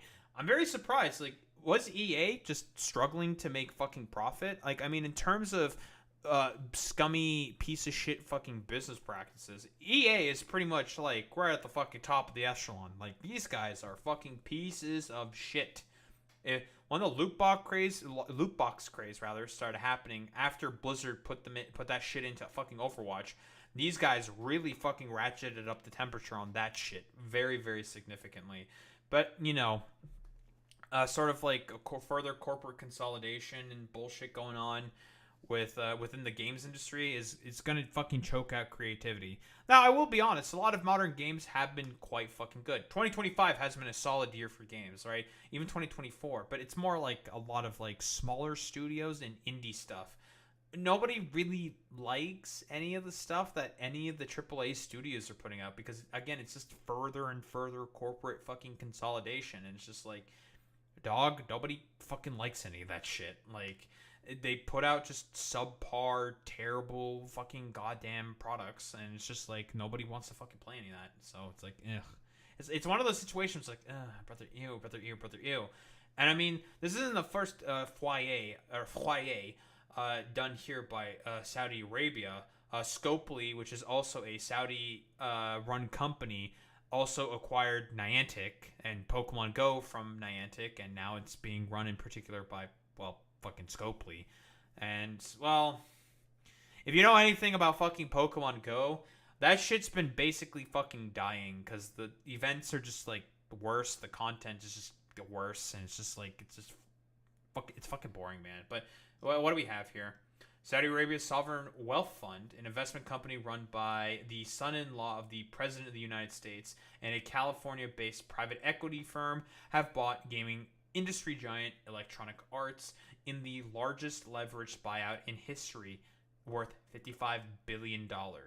So again, like, who's ready for Jared Kushner along with the fucking goddamn Saudis and all these other, well, fucking right-wing dipshits to have more, I don't know, control over your fucking goddamn media and stuff like that? Oh, I sure am looking forward to that. I sure am, dude. Public Investment Fund, PIF, the $1 trillion Saudi venture that is increasingly buying these stakes in the global entertainment industry, formed a consortium with Jared Kushner's affinity partners and technology and media-focused investment firm, Silver Lake. They reached a deal to pay EA shareholders $210 per share, a 25% premium over the stock price of the company before rumors of the deal circulated last week, even a premium over the all-time high stock price of more than $179 in mid-August. I'm still curious, like, why was this deal sort of able to go through? I don't think was EA starting to fail as like a company or something? Let me take a look at the stock price. I'm curious. EA stock price. I'm so curious. Well, it went down a little bit today. Let's take a look at the month. Jesus, well, it soared. Holy shit. Yeah, it went up like 30 fucking bucks. Why is that? I need a sort of broader sort of idea, I think. It's been going up. How about the year? Dip there. Okay. That was Liberation Day, where there was a dip, obviously, and it's been going higher and higher, and they've been fucking soaring at this point. Well, I guess because of the deal that was just worked out, which is why it's fucking soaring. Okay, I guess that makes sense. Yeah, their stock price has been consistently going up. Like, there's been dips, obviously, because of like whatever controversies, but then it's been going further and further up, and then there's been this huge soar here in particular. Keep in mind, the Saudi, the PIF, the Saudi Sovereign Wealth Fund, I believe has ownership in, like, I think every single, like, sort of entertainment medium. So besides sports, I think they're also in, like, Nintendo. They're also in, like, some other games companies as well. I don't know if they have, like, anything in, like, Tencent. I don't think so. But it's basically, it's them in fucking Tencent who seemingly have, like, some like percentage ownership in like every single like entertainment industry, I think, throughout the fucking planet, which is not really great, to be fucking goddamn honest. Like, the issue with this is the further sort of corporate consolidation and the lower quality of product as a fucking goddamn as a sort of consequence, right?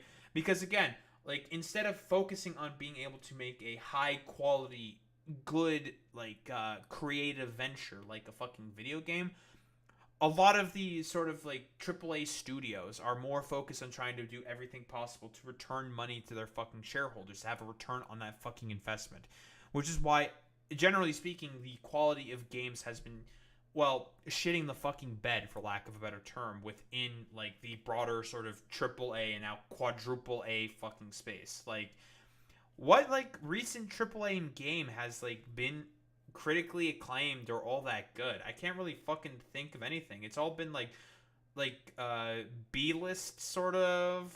Not B-list. I don't know if that's correct to say. Like B companies or something, or indies that have been producing significantly better stuff. Like, I mean, Balatro was an indie game, and that's been a huge fucking success. And, there's so many other indies you can talk about. Like, Dave the Diver was also a fucking pretty successful game for an indie company. Is Claire Obscura, right? Is an Indiana Jones AAA? I believe it's made by Bethesda, so yes. I don't know, like, was it critically acclaimed? I know a bunch of, like, streamers played it because they just like the Indiana Jones game, and it's also like a trend kind of a deal. I guess Borderlands falls in that category. Borderlands 4 has been pretty good. Like, I'm trying to think exactly. Like, yeah, I mean, I guess there's been some, but in terms of EA, like, their games are just pretty fucking dog shit, to be honest. Like, not really good at all whatsoever. Like, I'm trying to think of like what the most recent good EA game even was. I'll be quite honest, and I can't fucking think of one. I'll be quite honest. Like, I'm drawing a fucking blank, to be honest. So EA shares jumped by 15% on the initial rumors and have risen at least another 5% since the deal was confirmed on Monday, to trade at more than $200 per share on Tuesday. The deal takes the company private and is expected to close by the first quarter of the fiscal year of 2027, meaning roughly the spring or summer of 2026. So that's cool, great, fantastic. Oh man, it's time for the Saudis to have more sort of like control and corporate fucking goddamn consolidation in, well, more entertainment fucking mediums. I mean, that's great. Yeah, the new F1 game is a serious improvement, but not a banger. Gotcha, Boy Meets Mini. But the deal's close. EA's 36-year run as a publicly traded company will come to an end. It will no longer have to issue public quarterly reports, and its stock will be delisted from the NASDAQ. The deal is to be financed by approximately $36 billion in equity from the three sponsors, including a 9% stake in the company that was already held by the Saudi Wealth Fund and is rolled in. Yeah, from what I understand, isn't Mohammed bin Salman, isn't there like a puff piece talking about how he is a fan of video games? He likes playing fucking video games or something? Again, like, let's not forget who Mohammed bin Salman is. He is the exact same dude who hacked up a journalist, a Saudi Arabian American journalist, Jamal Khashoggi, who basically wrote pieces that were critical of Mohammed bin Salman, and he was, well, hacked up, put in a fucking bag, and thrown in a fucking freezer somewhere. And this was sort of, well, yeah, this was done with the help of Israeli fucking spyware. So, again, he is not a fucking good guy, Mohammed bin Salman. He is a very, very fucking evil person, and if he wants to have any fucking sort of stake in sort of, I want to say, like, position, say, within certain media properties, it's about having control of them overall. Like, that's what it's always been about with people like this. It's about fundamentally exercising control over the creative fucking process, generally speaking. A history of making $20 billion is provided by JP Morgan Chase in debt financing underwritten by the banking giant, about $18 billion of which will fund the deal's closing. EA said in a statement that its board of directors approved the transaction. The deal still needed to receive approval from stakeholders as well as regulatory authorities. Well, given the Trump administration, that shit's probably going to go through if I were to take a bet. The stakeholders are unlikely to turn down the transaction due to the significant cash profits it will deliver, and the deal is not believed to be facing antitrust issues, unlike Microsoft's acquisition of Activision Blizzard.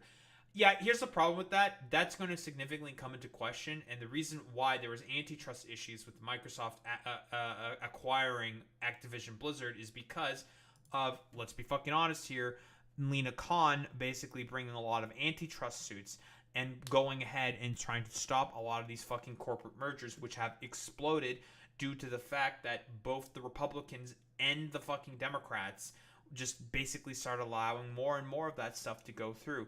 As has been consistently said before, the reason why a lot of corporations do not give a flying fuck fundamentally about free speech or rights or at all whatsoever is because for them, the profit motive is king. They just want to make all the fucking money that exists within the world. If all these corporations could combine together into one super hyper omega sort of megacorp that rules over the world, they would consolidate that far. Absolutely. Like, Marx fucking, broadly speaking, talked about this. Like, the sort of, like, proclivity for capital to want to further and further consolidate within fewer and fewer and fewer hands is basically endemic to fucking capitalism, fundamentally speaking. And, well, shit like this is going to more and more fucking contribute to that. And let's be fucking honest here. Like, you can't fucking have stuff like that without the state sort of like coming in and basically forming partnerships like this with the Trump administration in particular, right? They want all those fucking public-private fucking partnerships in order for them to have fundamental control over what is said and what is done within those fucking corporations. It is an inherent hamper on freedom and fucking free speech. it is an inherent hamper on creative fucking liberties, right? You're going to get overall fucking worse fucking products. Oh yeah, 1000% Boy Meets Minnie. Yeah, Korea and fucking Samsung, like, they're like this. And it's not good, people. Like, a lot of fucking outcomes, like, in terms of broader sort of authoritarianism, is because of a lot of, like, state significantly merging more and more with private fucking enterprise. As it is not a merger of direct competitors, but a financial transfer of ownership. I've admired their ability to create iconic lasting experiences, and as someone who grew up playing their games and now enjoys them with his kids, I could not be more excited about what's ahead. Oh, I'm sure, Jared. Like, that's the main reason why you're fucking, along with the Saudis and some other, like, private equity fucking dumb fuckery, why you're fucking doing all this shit. Totally, bro. Of course. Who cultivated close ties with Arab leaders during his time at the White House, said about EA in a statement after the deal. EA makes huge game franchises like Battlefield, Sports FC football games, and Madden NFL, and owns studios like BioWare and Maxis that have made giant award-winning series like Mass Effect, The Sims, and The Sims respectively. For now, the company is to proceed with the same structure and schedule, with CEO Andrew Wilson remaining at the helm. Yeah, fucking Android Wilson. Very, very cool. Initial reactions from the gaming community have been mostly negative, with a number of journalists, streamers, developers, and users online expressing a mix of shock and dismay about the huge efforts of business decision on the rising gaming industry. Sorry to say, fucking capital G gamers TM, but this is inevitable and endemic with fucking capitalism. Capitalism will always have a proclivity to want to just basically corporately consolidate. This is the fucking system, baby. This is how it fucking works.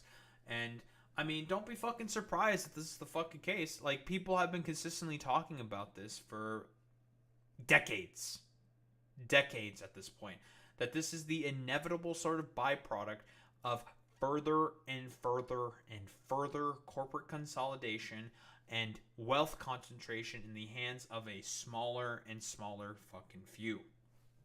This was always going to fucking happen, right? If it's not the Saudis and Jared Kushner, it would have been some other fucking right-wing dipshit. And, I mean, it's very similar with the fucking TikTok deal, right? Like, it's also being controlled by a bunch of fucking goddamn right-wing fucking goddamn billionaires. And overall, like, with all this corporate consolidation and people trying to ingratiate themselves more and more with the West, that's why the Saudis are doing this, it's all going to lead to a creation of worse and worse and worse fucking products. And developers are going to be the main people who fucking suffer from this overall when they have to go through more crunch and more terrible fucking working conditions. Which is why, guess what? You have to crack down on them as aggressively and vociferously as possible, because this is not a sustainable model. It's going to inherently collapse in on itself, because, listen, as a certain musician once fucking said before going off the deep end, no one man should have all that power. And that's the main issue that is being brought up here. This concentration of wealth into the hands of fewer and fewer people is going to basically result in, well, lesser and lesser and just worse products overall being created. So, generally speaking, this is just bad. It's negative. Like, whoa. I'm not going to be surprised if a lot of the quality of product that comes out of fucking EA that was already, I don't know, not being as good, like, not as critically acclaimed, not as good, it just ends up starting to get worse and worse. Like, I mean, the example that I brought up with Pokemon Go, quality events have just been getting worse. They're boring, they're uninteresting, and it's fucking dying, man. Like, media industries are going to just be the first ones that are going to suffer and die because of this, like, further and further fucking corporate capture and consolidation. Like, that's the main problem. But unfortunately, a lot of the fucking gamers TM didn't fucking recognize this, even after being consistently warned about this. But whatever, this is the current environment that we find ourselves in, and unless some form of antitrust, well, might not be for the case of EA, but if some form of, like, antitrust and fucking regulation doesn't fucking happen, all this whole system of wanting infinite growth for the sake of infinite growth is just going to inherently collapse in on itself. And it's going to happen inevitably, and it's going to be really, really bad. Don't think there's really much else to say besides, well, time for just basically, the further corporate capture and consolidation of the video games industry, which has been in the making for the past decade at the very least.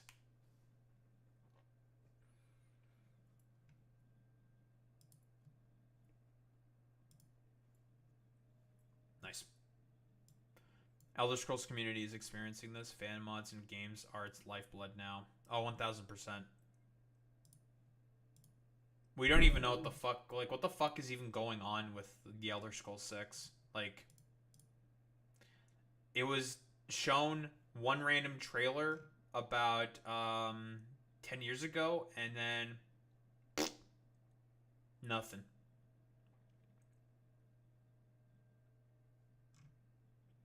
Nothing. Dead. Alright. Why don't we rate out?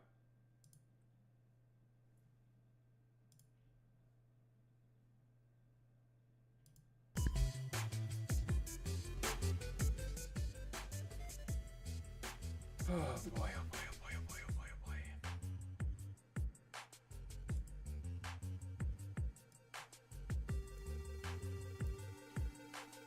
Who we rating out to today? Skywind and Skyblivion are in development. Fan remakes of 3 and 4 in Skyrim's engine. Nice.